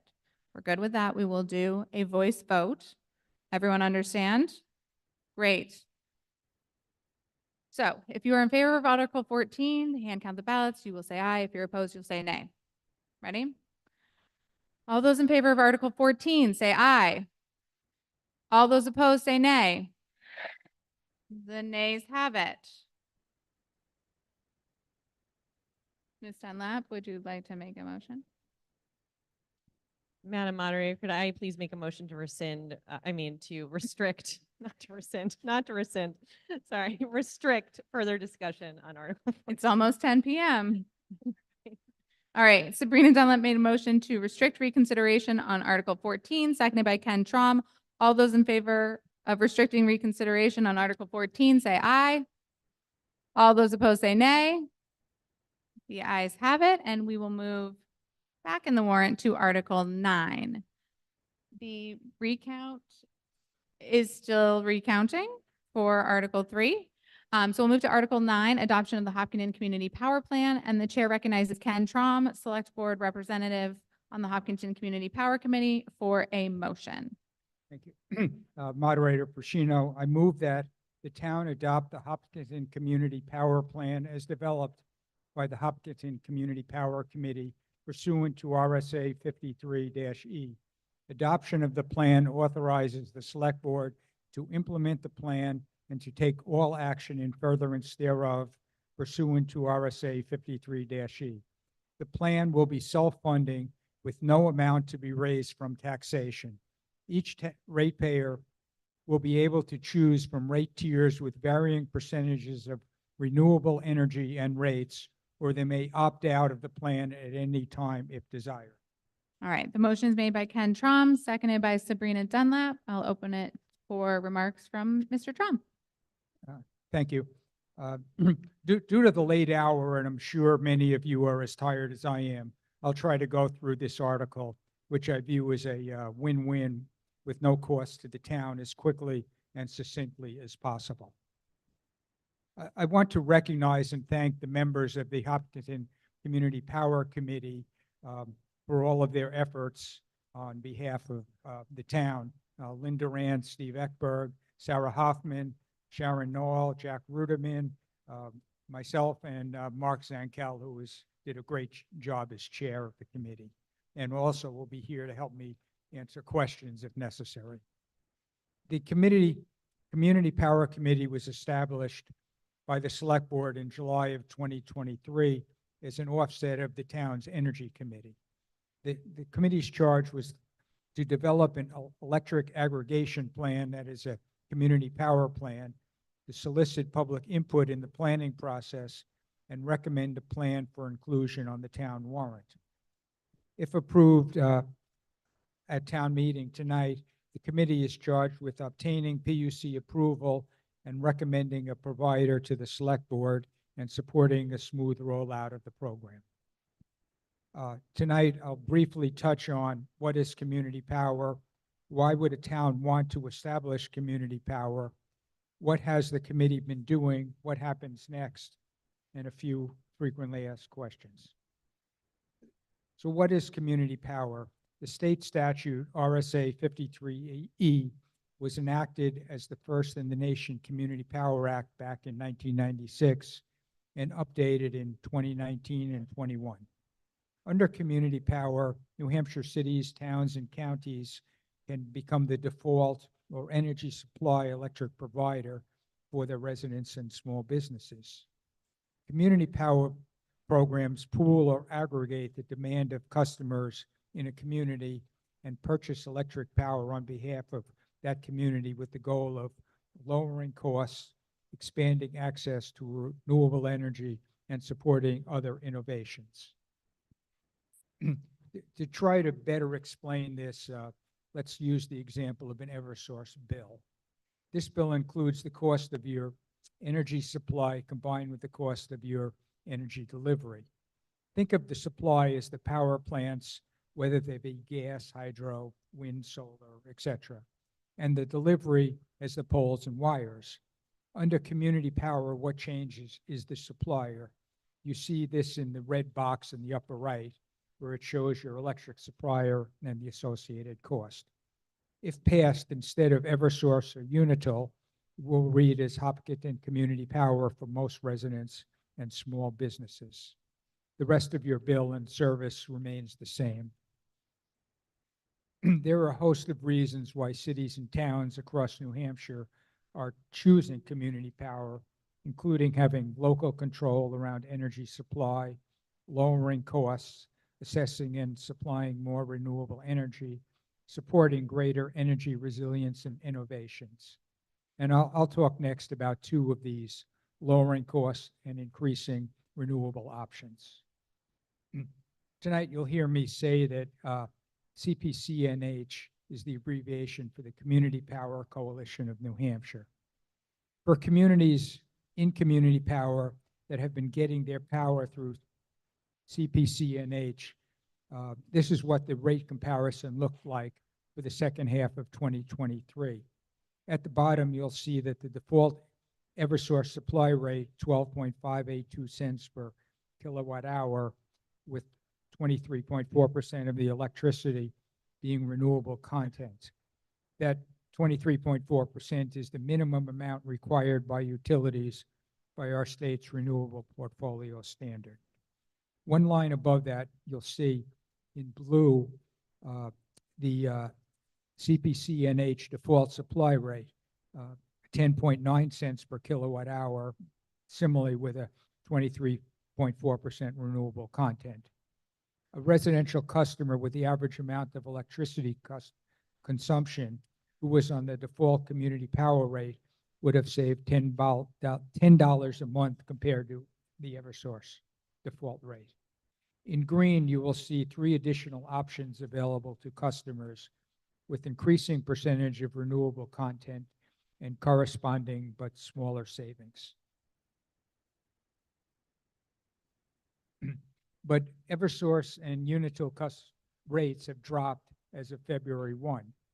Still, those communities working with CPCNH are continuing to save money on the default supply rate while having more renewable options for residents to customize their energy preference. Their savings are not as much as in the prior 6-month period, but there are still savings. Now I'll highlight the key steps for establishing community power and what the committee has been doing. The committee was established and appointed by the Select Board last July. We conducted research, planning, and sought out public input. This included registering the committee with the New Hampshire Public Utilities Commission, getting aggregated account and load data from the utilities, drafting an electricity aggregation plan, convening 2 public hearings that were reasonably well attended on December 14th and January 11th, and undertaking a community input survey. We did the survey in January and received 199 responses. Here are a few of the notable findings that help to inform our community power plan. When we asked, what would you want community power to bring to Hopkinton, 41% were interested in local control over energy supply, 92% were interested in lower electric bills, 43% were interested in less volatility in their electric bills, and 64% were interested in increased renewable energy options. We also asked about residents' interests in adding extra renewable energy in our supply. 52% indicated that they would like extra renewables if they can pay about the same as they pay today. 32% indicated that they would like extra renewables and were willing to pay more, and 15% were not interested in adding more renewables. We also received very helpful ideas on important questions to add to the frequently asked questions that were posted online and handed out here.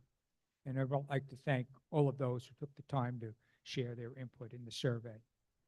So the next steps: town meeting adoption of the electricity aggregation plan authorizes, but does not require the Select Board to contract for services to launch and operate community power. If the article passes tonight, we will await approval of the EAP from the New Hampshire Public Utilities Commission, then recommend to the Select Board an energy broker or power agency to procure power on our behalf. That partner will put forward a default supply rate. We will confirm that we can launch with competitive cost-saving rates. The rates must be lower than Eversource and Unitil's default rates in order to launch, and then the program would launch. To comply with the Community Power RSA, we're required to develop and get PUC approval for an electric aggregation plan, as known as a community power plan. And this plan includes the program objectives, defines the program's governance, implementation, customer noticing, and employment, and commits the municipality to comply with applicable statutes and regulations. The plan doesn't commit the town to do community power, but rather lays out, if we're going to do it, here is how it will work. So we've identified 6 objectives for the community power plan: lower rates, expanded choices for renewable energy, fiscal stability and financial reserves, customer protections, freedom to choose, and cleaner local power. And here are some key points from our proposal. If the Hopkinton Community Power launches, most Eversource and Unitil default electric supply customers will be automatically enrolled in the same service for a lower price. Community Power will be the new default electricity supplier for Hopkinton's customers. Participation is voluntary. Customers can choose to opt out and to stay with the utility for electric supply or shop for another option. Eversource or Unitil will continue to deliver electricity using their poles and wires, respond to outages, provide billing services, and ensure reliability. Customers shopping with third-party suppliers will remain with their supplier unless they choose to opt in to Community Power. Community Power will be self-funded by rates paid by participating customers. And I'll stress, no taxes will be used to cover program expenses. Tonight, if you approve Community Power, the committee would recommend an energy broker or power supply agency to engage with the select board. The committee went through a deliberate process last year to evaluate different models and entities. Here are some of the key considerations we looked at. They included rate history, rate stability and flexibility, and termination provisions. We selected the Community Power Coalition of New Hampshire as our planning partner. CPCNH is a community-owned nonprofit power agency. You can see that it is expanding rapidly, with more than 50 municipal members representing in excess of 30% of New Hampshire's population. Several more are coming on board as a result of town meeting votes over the past week or two. CPCNH has been an excellent partner to date, providing us with education, information, and extensive technical support. And I'd like to particularly thank not only the fellow members of my committee, but also Henry Herndon and his colleague, Andrew Hatch, who literally worked with us as well as dozens of other communities to go through this process. That I'll turn it back to our moderator. All right, thank you, Ken. With those opening remarks, I will now open it up to the floor. Just remember, if you would like to speak, please approach the mic and share your name and address.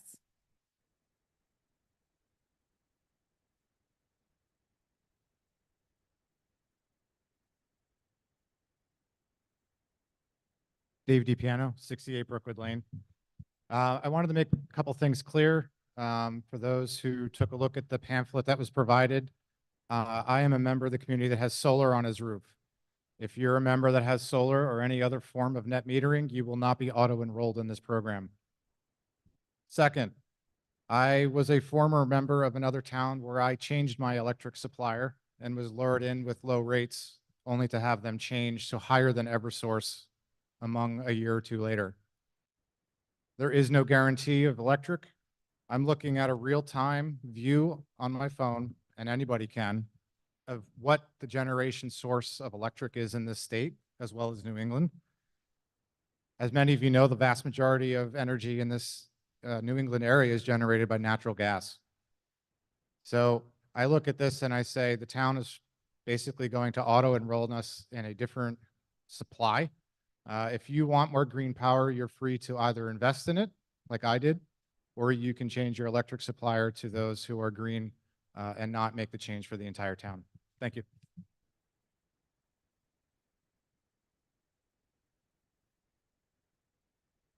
Tom Blamey, 124 Bassett Mill. I had a couple of questions. One, I can go online to Eversource and see what their cost is of electricity. If somebody opts out of this and wants to get back in sometime later, is there a resource to see what the current rate for electricity is? Ken, would you like to take that You question? can It's closer. exit, you could exit the community power and you can exit or enter the community power with a month's notice at any time. Okay, so they have a website similar Yes. for their cost? Okay, and then my follow-up is there a minimum number of customers from our community that are required to stay in community power? If 90% of the people elect to opt out after some time, do they say that there's not enough participation? Ken? As far as I know, there's no minimum number. One of the drivers for doing this is that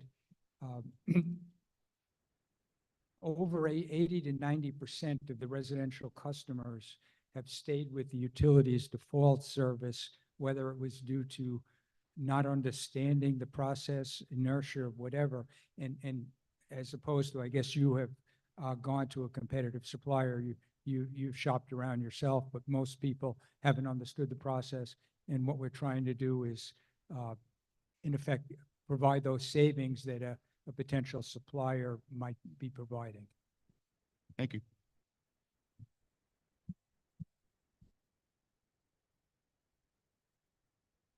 Hi, Linda Seeker at 24 Park Avenue with Florence at the same address. Can you please restate your name, just enunciate a little bit? Sure, it's a weird one. It's Kylen, K-I-L-E-N, Seeker, just like it's spelled, sounds. I have just a question, Madam Moderator, that I hope you'll follow or forward to Ken. And that's, Ken mentioned early on that most individuals will automatically be opted into the new provider. And I'm wondering what the exceptions are, who will not be automatically moved over to the new, assuming they don't opt out. Ken, would you like to answer that? I certainly appreciate the question. If you're currently on a competitive supplier, you would stay on that competitive supplier unless you wanted to opt into community power. The other is if you have solar generation in your home now, there's a proceeding going on at the Public Utilities Commission, in effect, that would hopefully require the utilities to provide the metering information to the coalition so that those net metering customers could also participate. But now that's just in the docket fashion. Fantastic, thank you.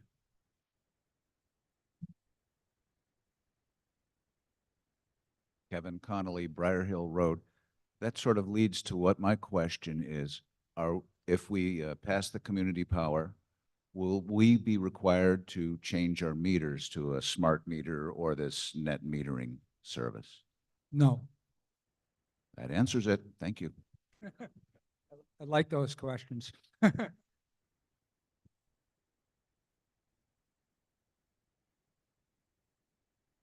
Sorry. Ken, is there? I answered the question. It disappeared. Great. Good job, everybody. Way to carry on. All right. Are there any other questions or comments on Article 9? Seeing none. All those in favor of Article 9, adoption of community power plan, say aye. All those opposed say nay. The ayes have it, and the motion carries. I'll recognize Stephen Whitley for a motion. I'd like to restrict reconsideration of Article 9. Moved by Stephen Whitley, seconded by Ken Trom. All those in favor of restricting reconsideration on Article 9, say aye. All those opposed say nay. The ayes have it, and we will move on to Article 10, Amendment to the Hopkinton Webster Refuse Disposal Agreement, and the chair recognizes Thomas Lipoma for a motion. Madam Moderator, I move the town authorize amendments to the Hopkinton Webster Refuse Disposal Agreement, and which, if authorized by both towns, will supersede all previous agreements. The full text of the proposed amendments is available for review on the town website, at the town hall, and in the annual town report. The amended agreement will take effect after authorization by both towns. And seconded by Sabrina Dunlap. And I recognize Thomas for opening remarks. Great. Trash time. Super excited about the transfer station. This came about in our current agreement with Webster for the transfer station. The two select boards have a joint meeting to discuss operations and the budget. This year, a couple different issues came up that have been going on over time.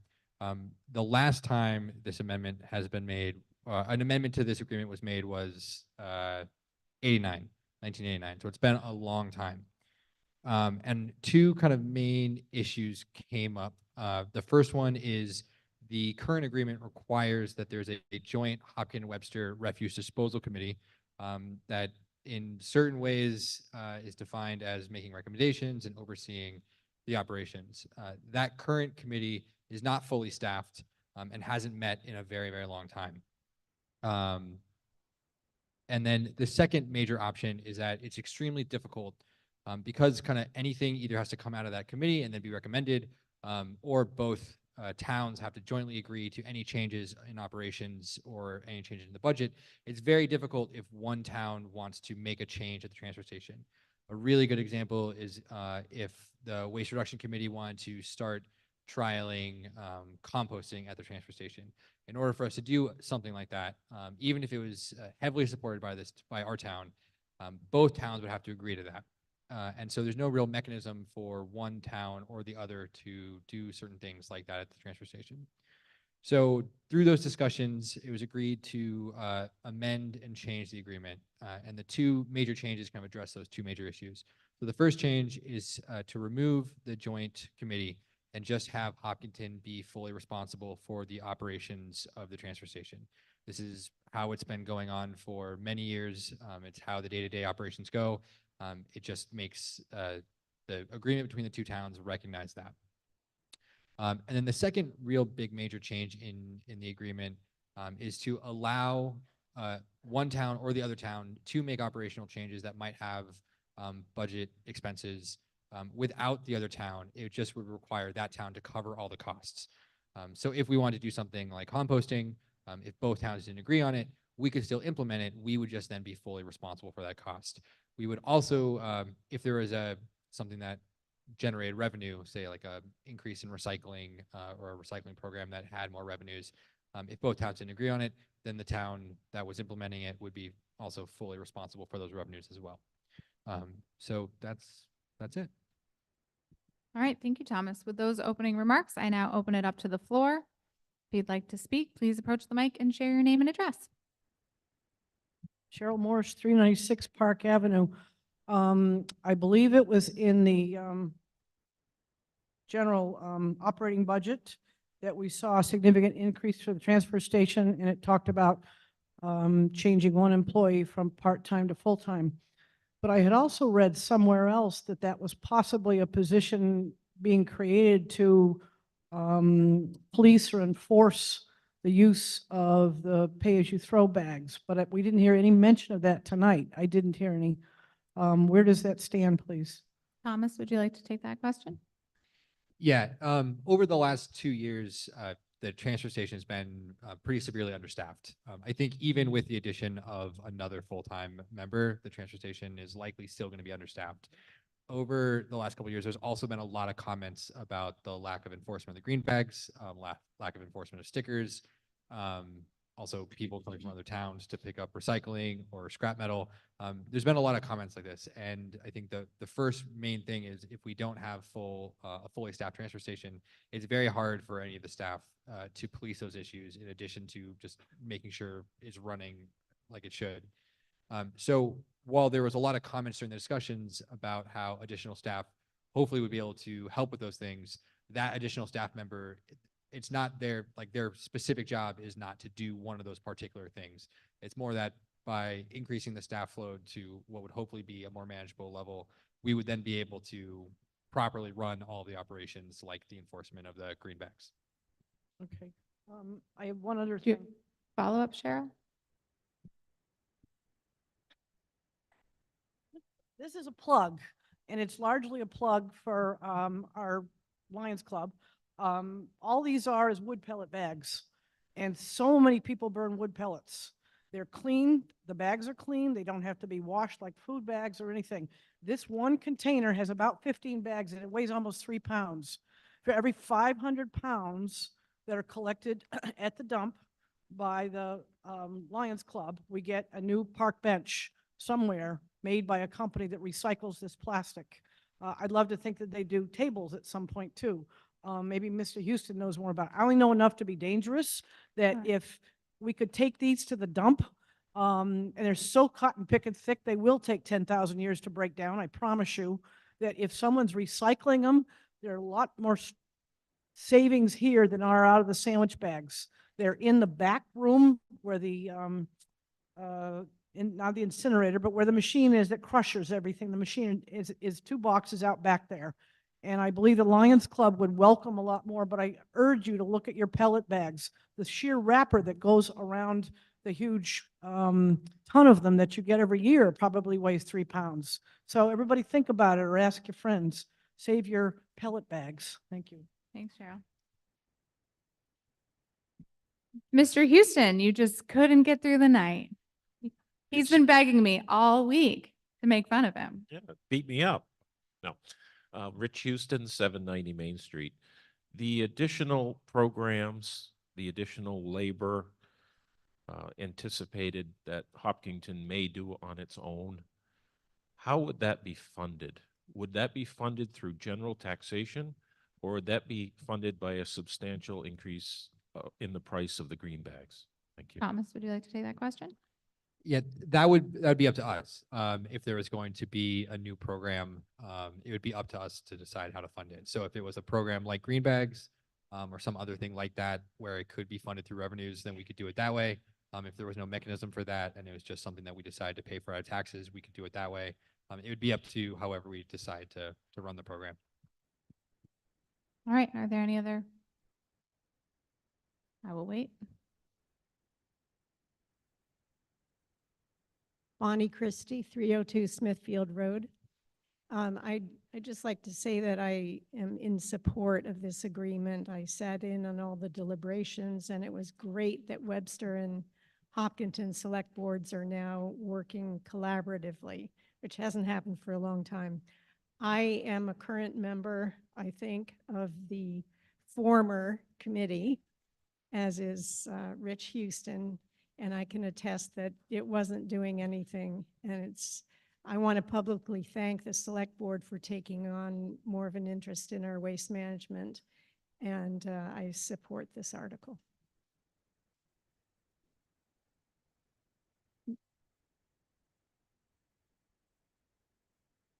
Hi, Norm Gupel, 121 Amesbury. Has Webster voted on this yet? And if they haven't, when is their meeting for this? Thomas? Webster has voted on it and they have approved it. Thank you very much, sir. All right, any further comments or questions on Article 10? Seeing none, are you ready for the vote? All those in favor of Article 10, amendment to the Hopkinton Webster Refuse Disposal Agreement, say aye. All those opposed say nay.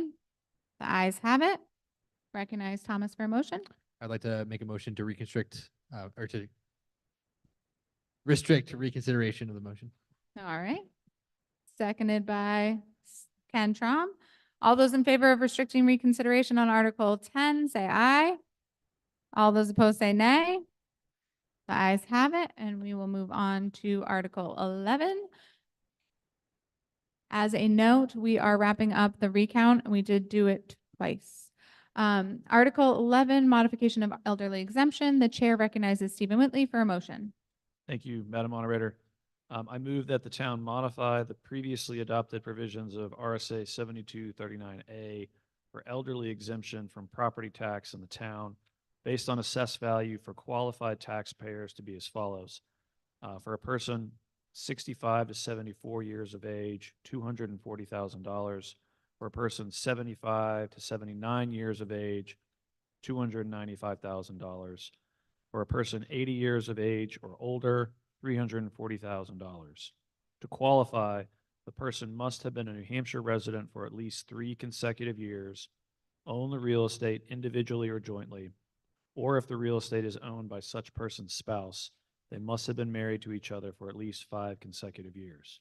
In addition, the taxpayer must have a net income of not more than $50,000, or if married, a combined net income of not more than $60,000, and own net assets not in excess of $150,000, excluding the value of the person's residence. All right, seconded by Ken Trom. I'll recognize Stephen for remarks. Thank you. So up on the screen right now, you'll see 2 things. You will see the number of people in town that qualified this year. That's towards the top there.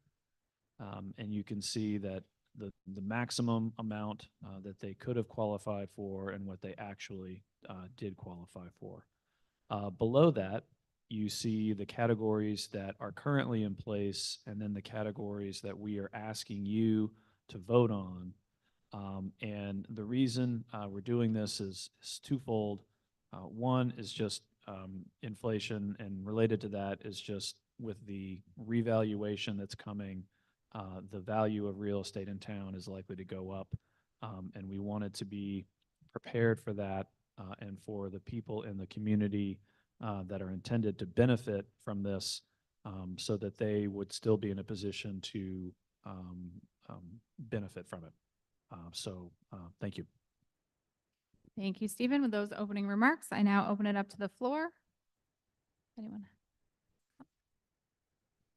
Frances Blamey, 124 Bassett Mill Road. Madam Moderator, I have a question for the Select Board. Could you please tell me why married couples are being penalized in Hopkinton via Article 11? Stephen or Sabrina, who would like to take that question? Well, do you want to take it first? All right. Well, so we have done a ton of research on the elderly exemption and other exemptions, which are all governed by state statute. And in fact, we looked at this the other night at our select board meeting, and we are on the very generous end of the spectrum for married couples. Well, that didn't really answer.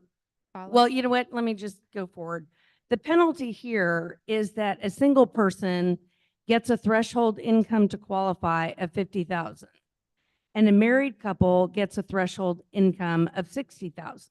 However, if it was a domestic partnership or 2 siblings or just 2 friends who bought a house together, then the threshold would be $100,000. And while I doubt that this will affect that many people in Hopkinton, I just still think it's important for Hopkins to demonstrate that marriage is not discouraged here and we do not penalize elderly married couples. So I make a motion to increase the threshold income for a married couple to double the amount of a single person. So to clarify, Francis, you'd like to make a motion to amend the article to read in addition for $50,000 for the single, but for a married couple, not more than 100,000? Yes. To be doubled? Okay. It would be helpful for me if you can write that just so the clerks have it. And if anybody would like to second that, that would be now in order. Tom, okay. Hold on 1 second. I just want to double check. I'm looking at legal counsel to see if that's in order.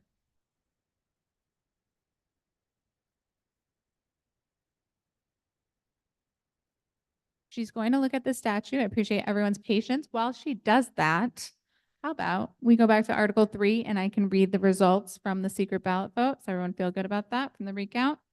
I will say that there was a recount and the count was significantly different on one end. And so I asked for them to redo it again. That's why it took a little bit longer. My hypothesis is that one of the stacks of votes was not counted in the recount. And that's why it was different, because it didn't add up. So as a reminder, the original, there were 329 affirmative votes, yes votes, 368 no votes.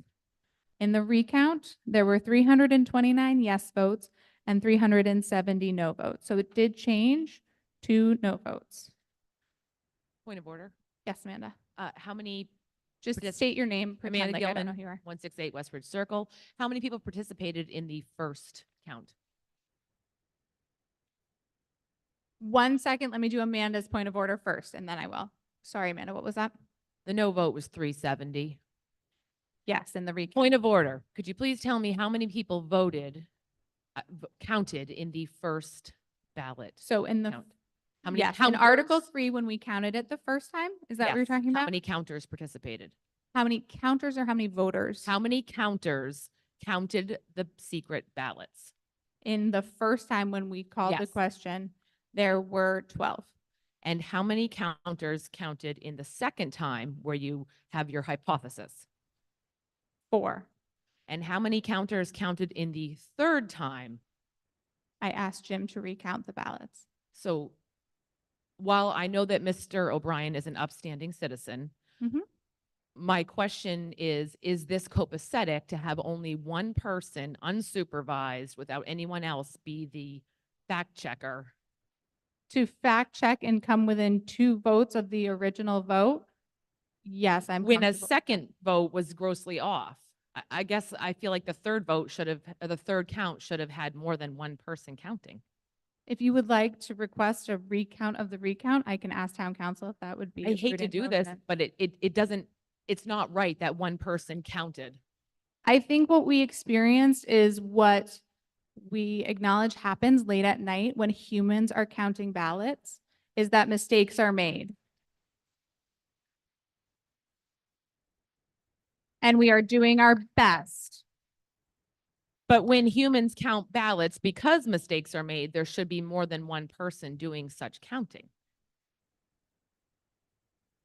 There were at least 4 people observing the process. From a distance, and I was pushed off several times and told to back up. You do have to give space so that you cannot improperly touch the There ballot. should have been 2 people counting. I guess. Like I said, think- Amanda, if you would like to make a motion, if 7 of you would like to request another recount, I will ask town council if that is a proper motion. I am comfortable with the results. I believe that they indicate we were accurate in the first count.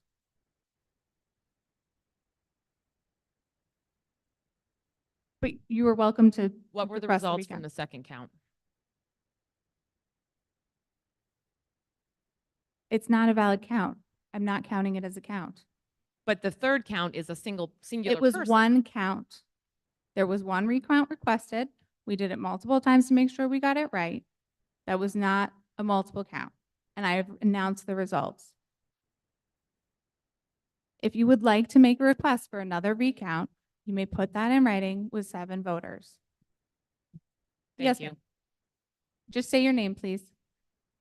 Mhm.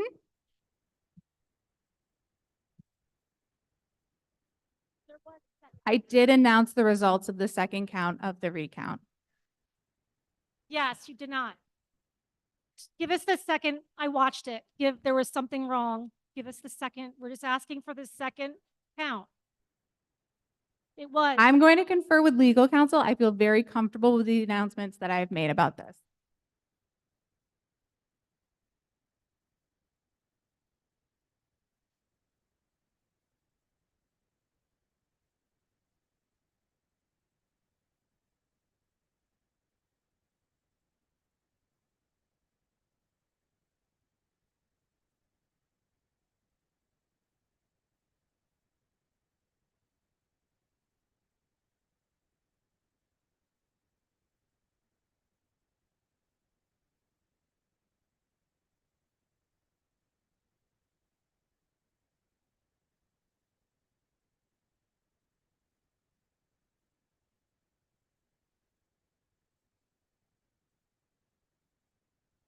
Thank you all for your patience. Definitely want to make sure we get this right. So I've conferred with legal counsel who said that I can give you the interim count, and I will also explain why I did not think that it was accurate. So as I said, the first vote that we counted, the first count we did, was 329 in the affirmative, 368 no, for a total of 697 voters. 714 voters have checked in to register today. That makes sense to me. A few people may have left or chose not to vote. When Jim provided me with the first effort to do the recount, it was 329 in the affirmative, that was the same, and 308 in the negative, for a total of 637 votes, which did not make as much sense to me. That seemed like a pretty big difference, more than a few off. So my hypothesis was that one of the stacks of votes that was in the envelope that was sealed was not counted. It does not change the 3/5 majority required. And I did not feel that that represented what the body actually had voted. So I asked that it be done again. And again, that result of the recount was 699 total, 329 in the affirmative, 370 in the negative. There was a change of 2 votes.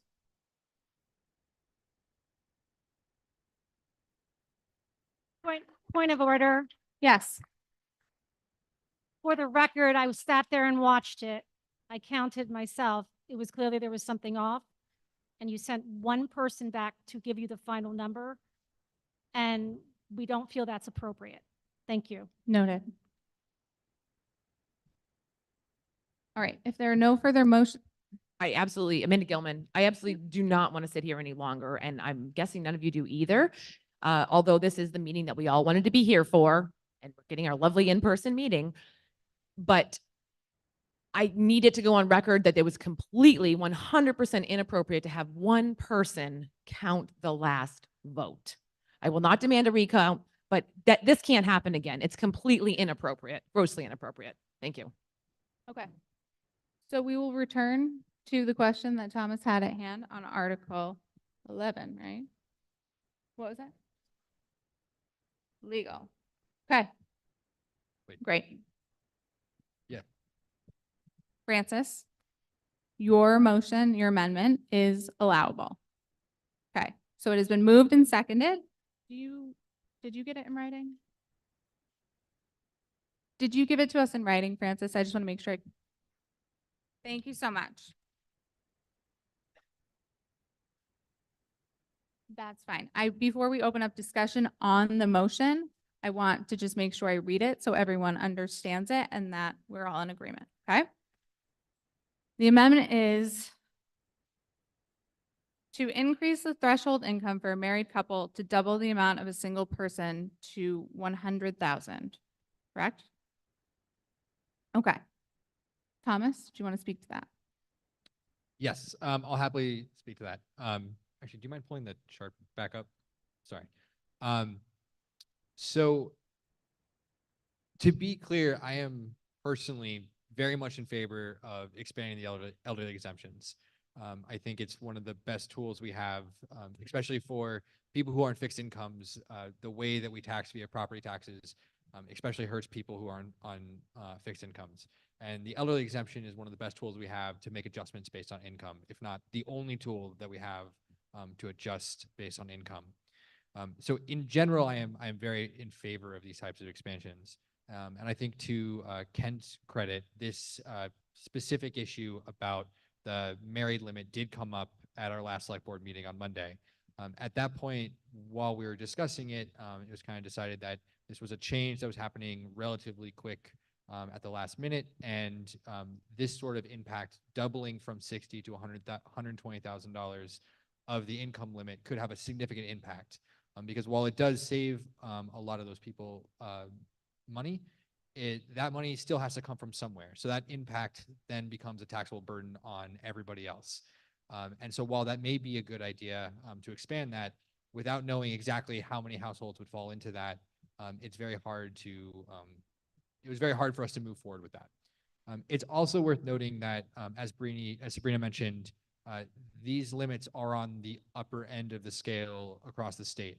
And so doubling the limit from 60,000 to 120,000, what that means is that we would be giving tax exemptions to people, sorry, 60 to 100,000. That means we would be giving tax exemptions to households that are earning or bringing an income of $100,000 a year. That's substantially higher than the statewide average for median income. I think while it does seem weird that they are the same, I think if you were to look at other towns across the state, you'd probably find that the single is actually less. So in our case, I think it's more likely that our single is just higher than would normally be, and then our married is higher. But again, one of the main reasons why we didn't act on this is because without really fully understanding how many households would be affected by that and what that would mean for the rest of us, we didn't feel it was a good time to move forward with it.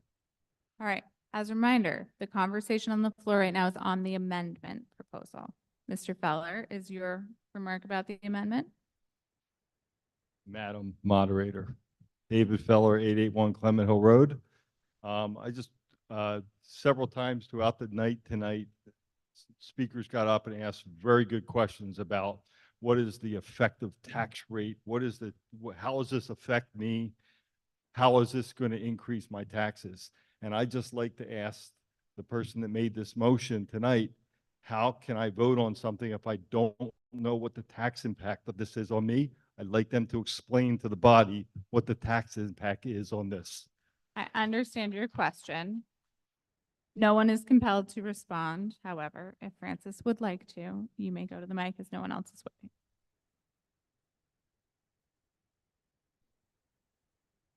Francis Blamey, 124 Bassett Mill Road. I'm very puzzled by these numbers of 82 people who qualify for this exemption, because when I had tried to find this information, I calculated that we had about 8 people who qualified, and then my husband found in the book that it said we had 1 person who qualified. So I'm not sure where these numbers were or why they weren't published more. But even so, if you look at 82 people, that's probably not, 82 married couples. So you would have to figure it's less than that.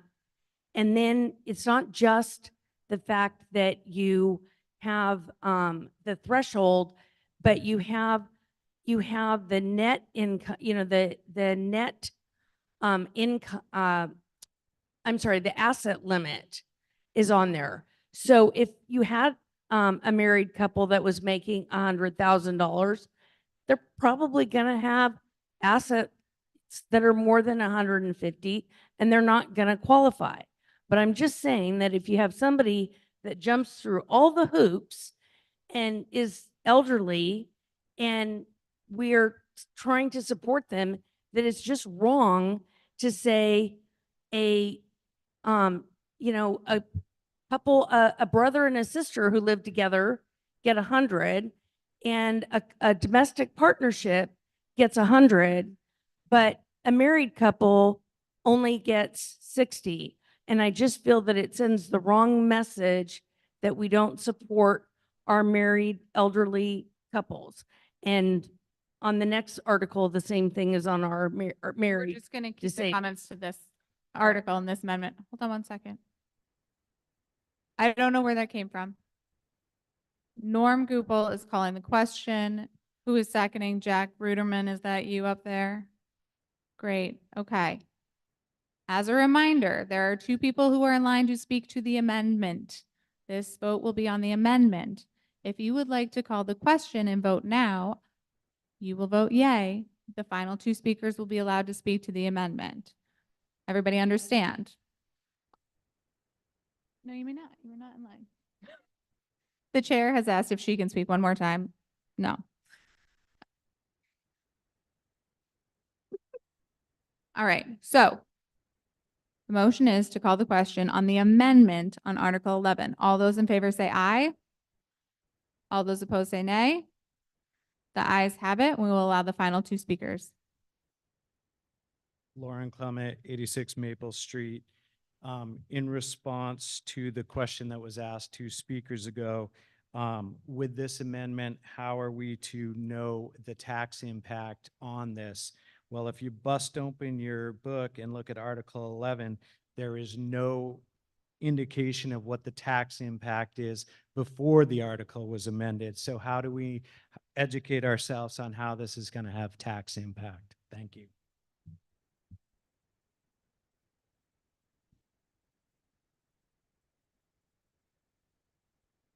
You may go. Parker Potter, 862 Main Street. Madam Moderator, the thing that I would like to hear from the select board about is whether the two thresholds, 50,000 and 60,000, are a marriage penalty, as was represented by one of the earlier speakers, or is actually a marriage bonus. It strikes me that by having the lower threshold from 100,000 at $60,000, that is a bonus for married couples rather than a marriage penalty. And if we could get some clarification on that, that would be useful in terms of framing our understanding of what the amendment means. Would anyone from the board like to respond? Yes, that is correct. If you are married, you do have a higher limit. So it is a bonus. I'm sorry, sir, you were not in line. Is it a point of order? Were you in line before the question was called? No, I'm sorry. We are going to vote on the amendment that was put forward to change the 60,000 for married couples to 100,000. And then we will be back to the article either as amended or not. Unless it's a point of order, I can't let you speak. I'm going to express it as a point of order to begin with because I need clarification on something. The statement was made that in the instance of a brother and sister living in a house that they would get $100,000. Is that correct? Your point of order is, could we please clarify if the brother-sister relationship is accurate? Yes. Point of order, can you state your name, please? Oh, yes. Bruce Metzger, 614 Main Street. All right, would anyone on the select board like to respond to that point of order? Because I don't know the answer. I don't know. It's like a parliamentary inquiry. We'll Yeah. pretend we're, okay. There's no answer. We're going to move the question now. All right, as a reminder, the question is on an amendment to increase the net income for married couples from 60,000 to 100,000. All those in favor of the amendment say aye. All those opposed say nay. The nays have it. The conversation will return to Article 11 as submitted in the warrant. The article failed, or the amendment fails. Are there any other comments or questions on Article 11?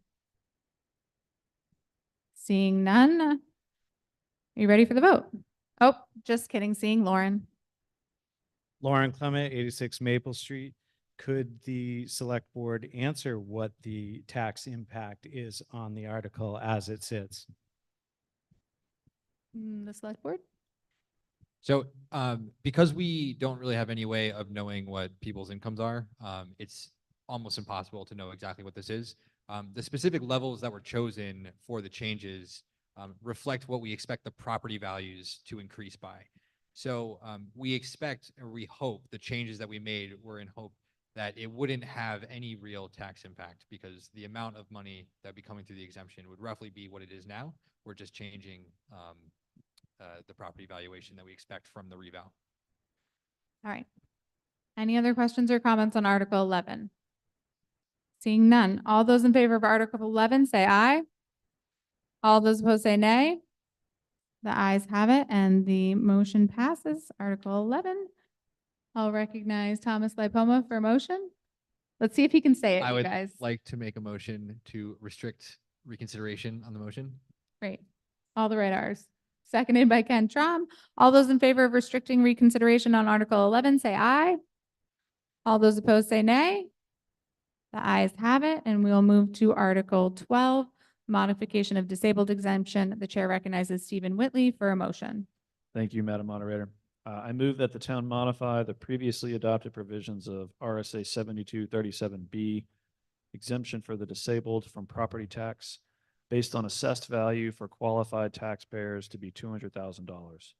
To qualify, the person must be eligible under Title II or Title 16 of the Federal Social Security Act for benefits to the disabled, have been a New Hampshire resident for at least 5 years, and own the real estate individually or jointly.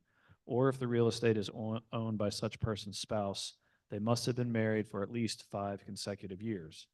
The exemption may apply only to property that is occupied as the principal place of abode of the disabled person.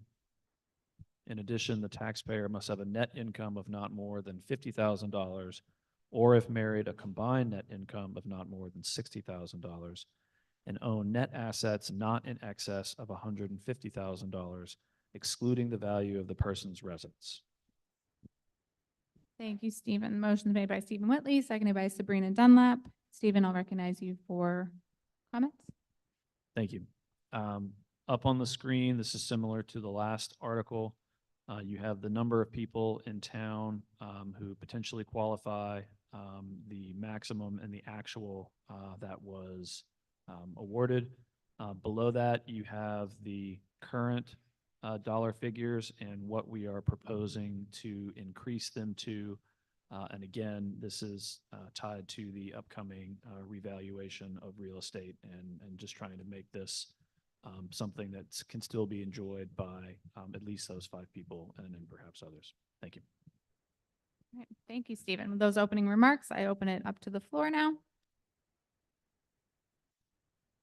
Francis Blamey, 124 Bassett Mill Road. So for all the reasons that I previously outlined and for some other ones, I do have a question, Madam Moderator, for the Select Board. When asked the question, isn't 60,000 a bonus instead of 100,000 because perhaps someone didn't understand the math and the threshold, that it was a threshold? The response was, well, yeah, it used to be less, so 60,000 is a bonus. Could you please clarify if it is better to have a threshold of 60,000 or 100,000 as a married couple? Stephen or Thomas, would anyone like to respond to that?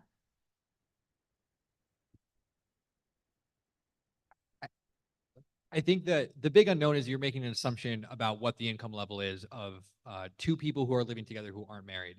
And really the problem and the reason why it's hard to answer that question about what would happen is because it's not entirely clear who is the income, what is the household income, and who's paying the tax bill. So are both those people registered owners of the house and they're paying that tax bill jointly, in which case it's a different scenario than if one person owns the house and is paying that tax bill and another person is in the house. So when it comes down to one person who is living alone in a house and paying a tax bill by themselves, and then 2 people who are married and living in a house together and paying that tax bill, it is a bonus to be living married. Madam Moderator, I have a follow-up question. I don't think my question was answered. My question was, is it a bonus to have a $100,000 threshold instead of a $60,000 threshold for a married couple? It was not, how does this work? And the question was not, what could we possibly try to figure out as to whether it will or will not work and who is or is not paying the bills. The question is it a bonus to have a $100,000 threshold instead of 60? Understood. Would anyone on the Select Board like to respond? Yes, getting having a threshold of $100,000 is greater and better than a $60,000 threshold. Thank you. I have a question. I don't know if I am allowed to ask a question of the legal person. You can ask me a question. Okay. If I feel like we need to Okay. call up legal counsel, we will. I find it difficult to understand that we would not know if a brother and sister living together, owning the same house, and each qualifying for the benefit of this exemption because they're both disabled. How do we not know that, yes, they would both get single person exemptions? I do not have the answer for that, so I would look to legal counsel.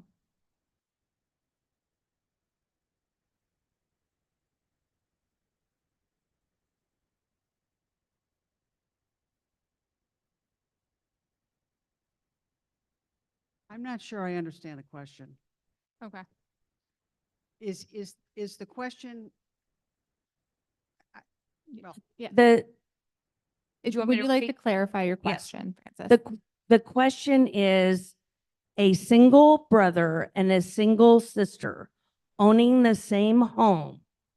In this case, because we're talking about Article 12, both being disabled, would they each have the exemption on their income of $50,000? So 50,000 for one and 50,000 for the other. I would, I don't have. What do you need? I was looking for the other statute, the 639B. I think the answer really is that each of them would have that limitation for themselves. The income would be operative for each of them separately, but you'd also then have to take into account the asset limit. So I think the question is somewhat misleading, because if what you're really getting at is whether they're going to be exempt because they happen to be both brother and sister, both owning the same property and both disabled, if I understand those are the facts, then they would still need to check off all the boxes to determine whether they're exempt. Oh, I understand that. I'm not asking if they qualify. I'm asking if their income limit would be 50,000 apiece, because that was what someone else asked, if that was true. And the select board said they didn't know. So two people living together, owning the same house, both being disabled, would they each separately have the income limit of $50,000? Okay. I think I understand your question. And from my observation, I'm not sure that the board or legal counsel are answering it to your satisfaction, but I cannot compel that.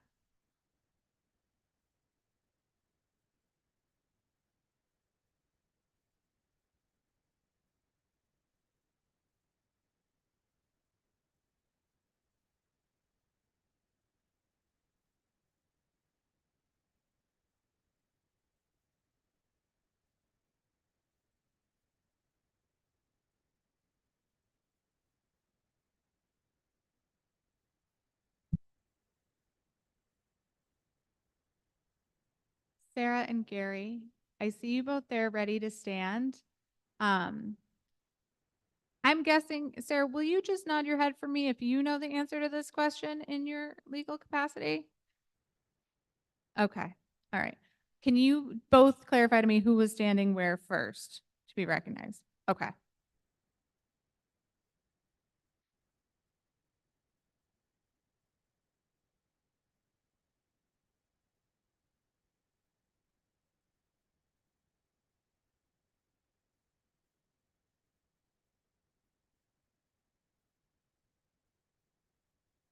Okay, Thomas. Okay. So the income limit doesn't add together. So if you have two people living together who are not married, and let's say they are both making $50,000, your total household income is $100,000. However, you're not married. The household net income limit is $50,000. So those two people, even though they are living together and not married, the income is above the threshold, and that threshold is lower than it is if they were married. So in that case, it's actually worse off for those people than if they were married. So in this scenario where you have two people, not brothers and sisters, just two people living together, it's better off for them to be married than it is for them to be not married. So you're saying that follow up? May I have a follow-up clarification?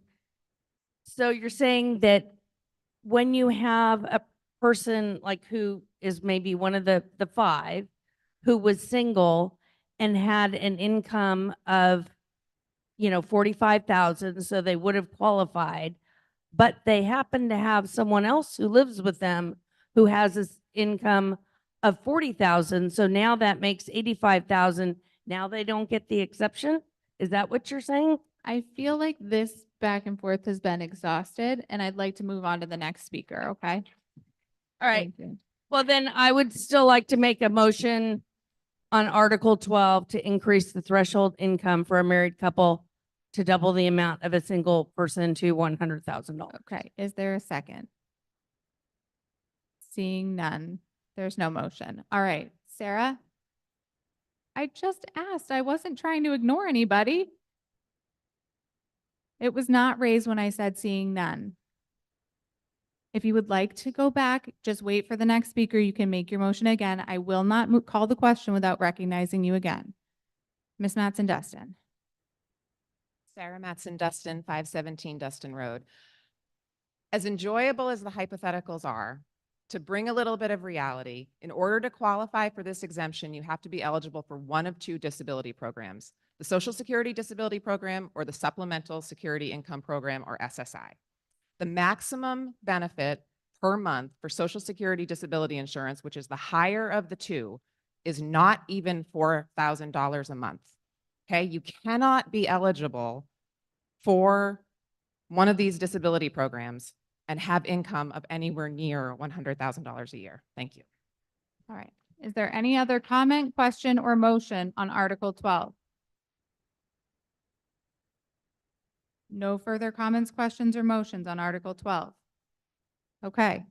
We'll be voting on Article 12, seeing no other comments or questions. Are all those in favor say aye? All those opposed say nay. The ayes have it and the motion carries. We'll recognize Stephen Whitley for a motion. I'd like to restrict reconsideration of Article 12. So moved. Seconded by Ken Trom. All those in favor of restricting reconsideration on Article 12 say aye. All those opposed say nay. The ayes have it, and we will move to Article 13, a petition warrant article regarding transfer station fees. The chair recognizes Jesse Morrill for a motion.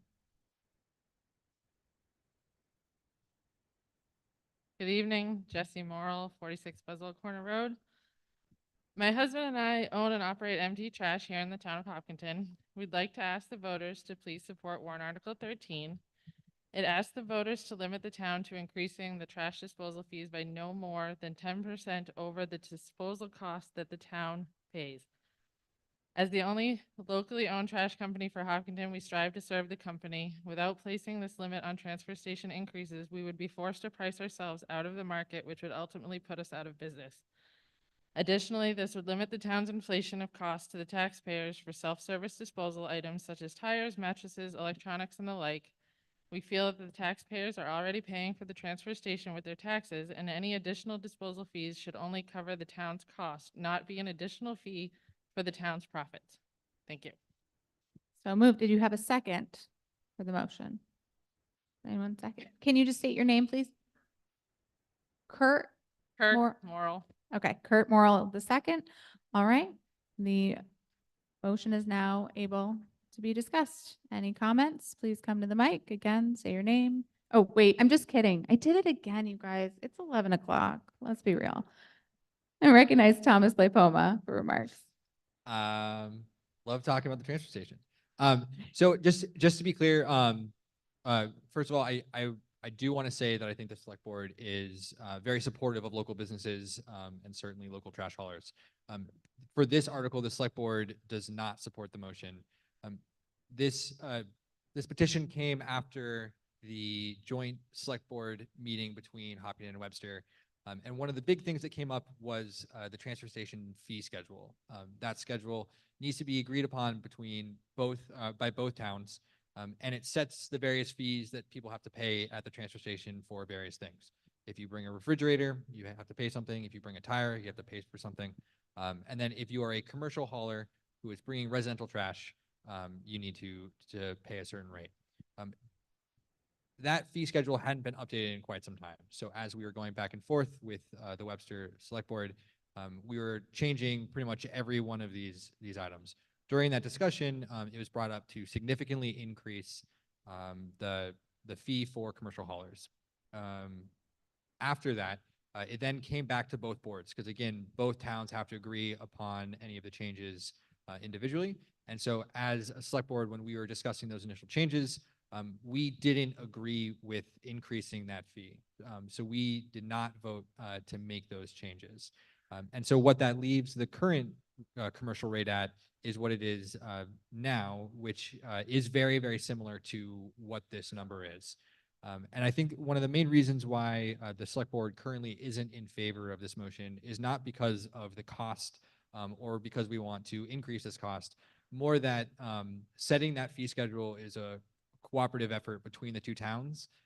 And by having motions that set hard limits, they don't actually set what the limits will be. It just makes it very hard for us to have an agreement between those, between the two towns. Thank you, Thomas. With those remarks, now I'll open it up to the floor. What's up, everybody? Did Webster Name, have Victoria address, Bram, excuse sorry. me. Victoria Bram, 1722 Hopkinton Road. Thank Did you. Webster have this question at their meeting? Thomas, do you want to answer that? There was a petition warrant for Webster. It was not, the motion wasn't actually made at the meeting, so they did not vote on it. So if this motion does pass here, the select board, the Hopkinton Select Board would then have to have a public hearing and vote on it. And then even then, it wouldn't go into effect without Webster. Thank you. Lauren Clement, 86 Maple Street. Clarifying questions. Do we know what the net increase is of all those adjusted amounts that were made? Is it near 10%, 20%, 50? We have no idea.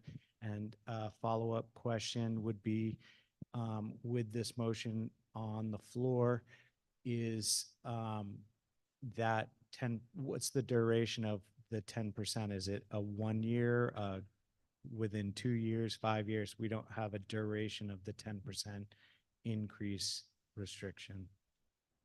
Thomas? Yes, so for the rest of the fee schedule, there is no change and no increase. So because we didn't vote to agree on that one item, it's kind of, we're going back to the drawing board, and then both towns have to come back together, figure out what the fees are going to be, and then again, we both have to come and vote on it separately. The and legal can correct me if I'm wrong, but for this 10%, it would just be ongoing. So as our transfer station fees increase, or as our tipping fees increase, the matching rate for the commercial rate would just be 10% higher than that. Confirming, council, yes. Did you get right?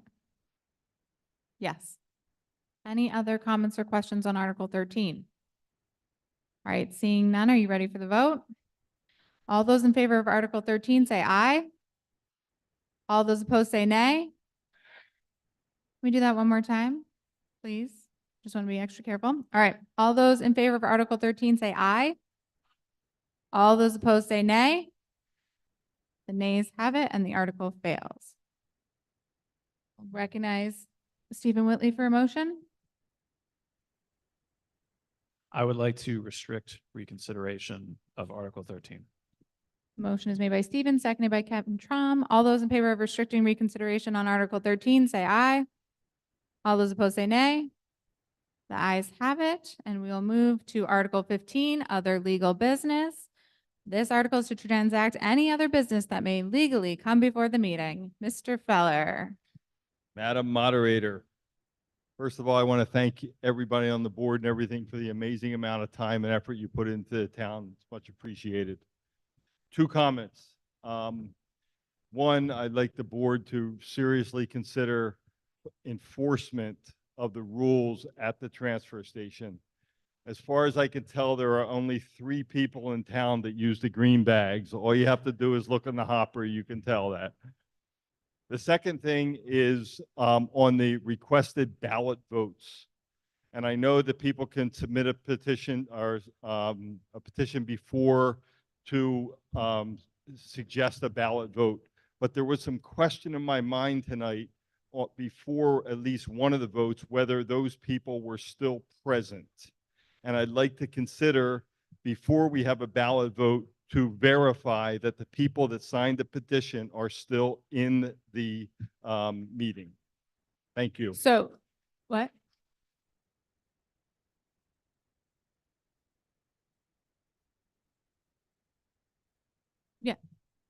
Okay, that is just to clarify my conversation with legal counsel because that did come up. It's not required by statute that they still be there. That has been past practice in Hopkinton that people be in the room and still when the vote takes place, but they can request it at the start when they get here. So note taken, Mr. Feller. Mr. Lux. What- Steve Lux Jr., 413 Little Tookie Road. Just for the record, the town has 4,534 registered voters, 714 in attendance this evening, representing 15.75% of the voting population. Thank you, Mr. Lux. Any further comments or business? All right, seeing no further business, I will conclude by again thanking all voters, volunteers, election officials, and town employees who made today's meeting possible. I'll recognize Sabrina Dunlap for a motion to adjourn. Seconded by Ken Trom. All those in favor, say aye. All those opposed, say nay. The ayes have it. Have a lovely evening.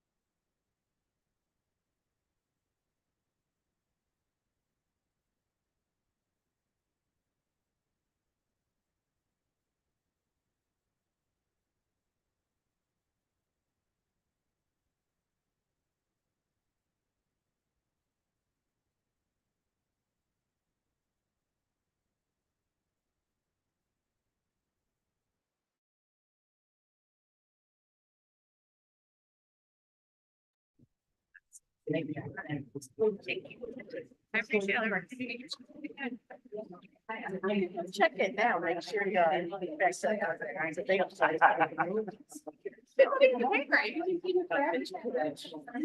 Well, awesome job. Yeah, thanks. Change the text, but.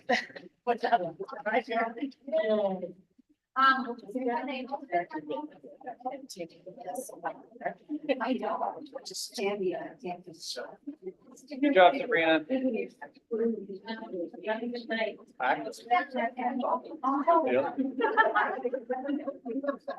Why not? Yeah.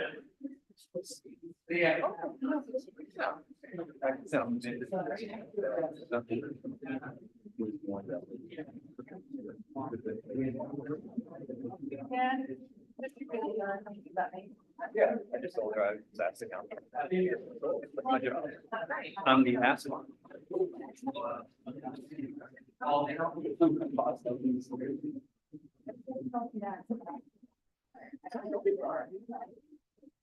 Yeah.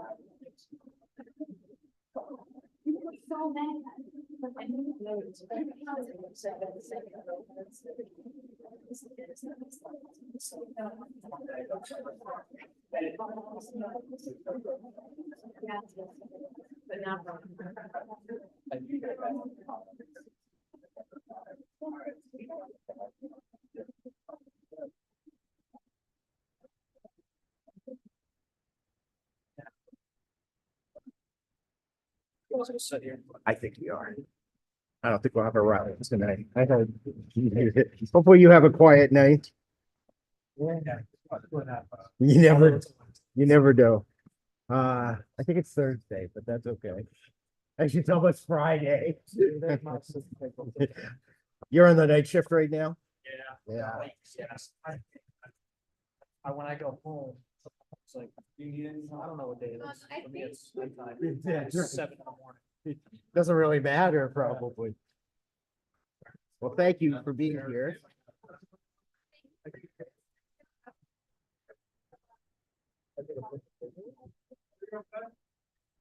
Actually, no. But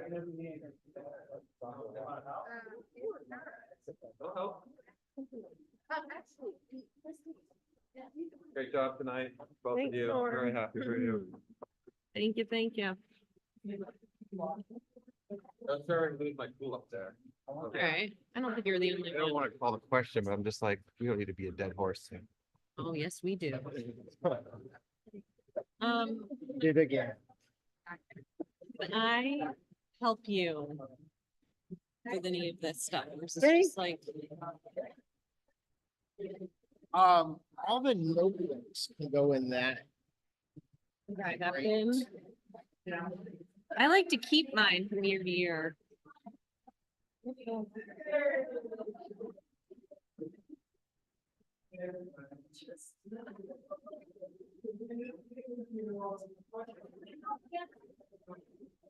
Well, there is that one strong group, but they certainly. And it's crazy to me that they can't accept that they keep losing over and over. Like, they just want to. Like, it wasn't even close. No.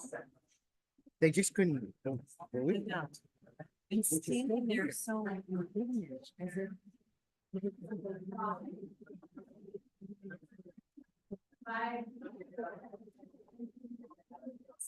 That gym was a lot.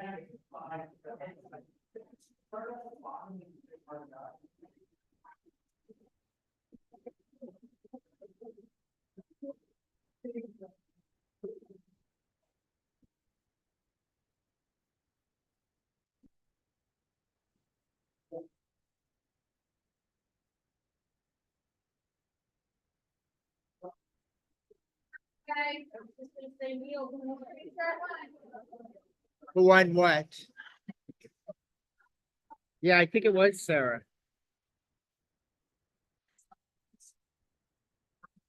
I know she planned it that way. Yeah. Yeah, I don't think she's really eligible.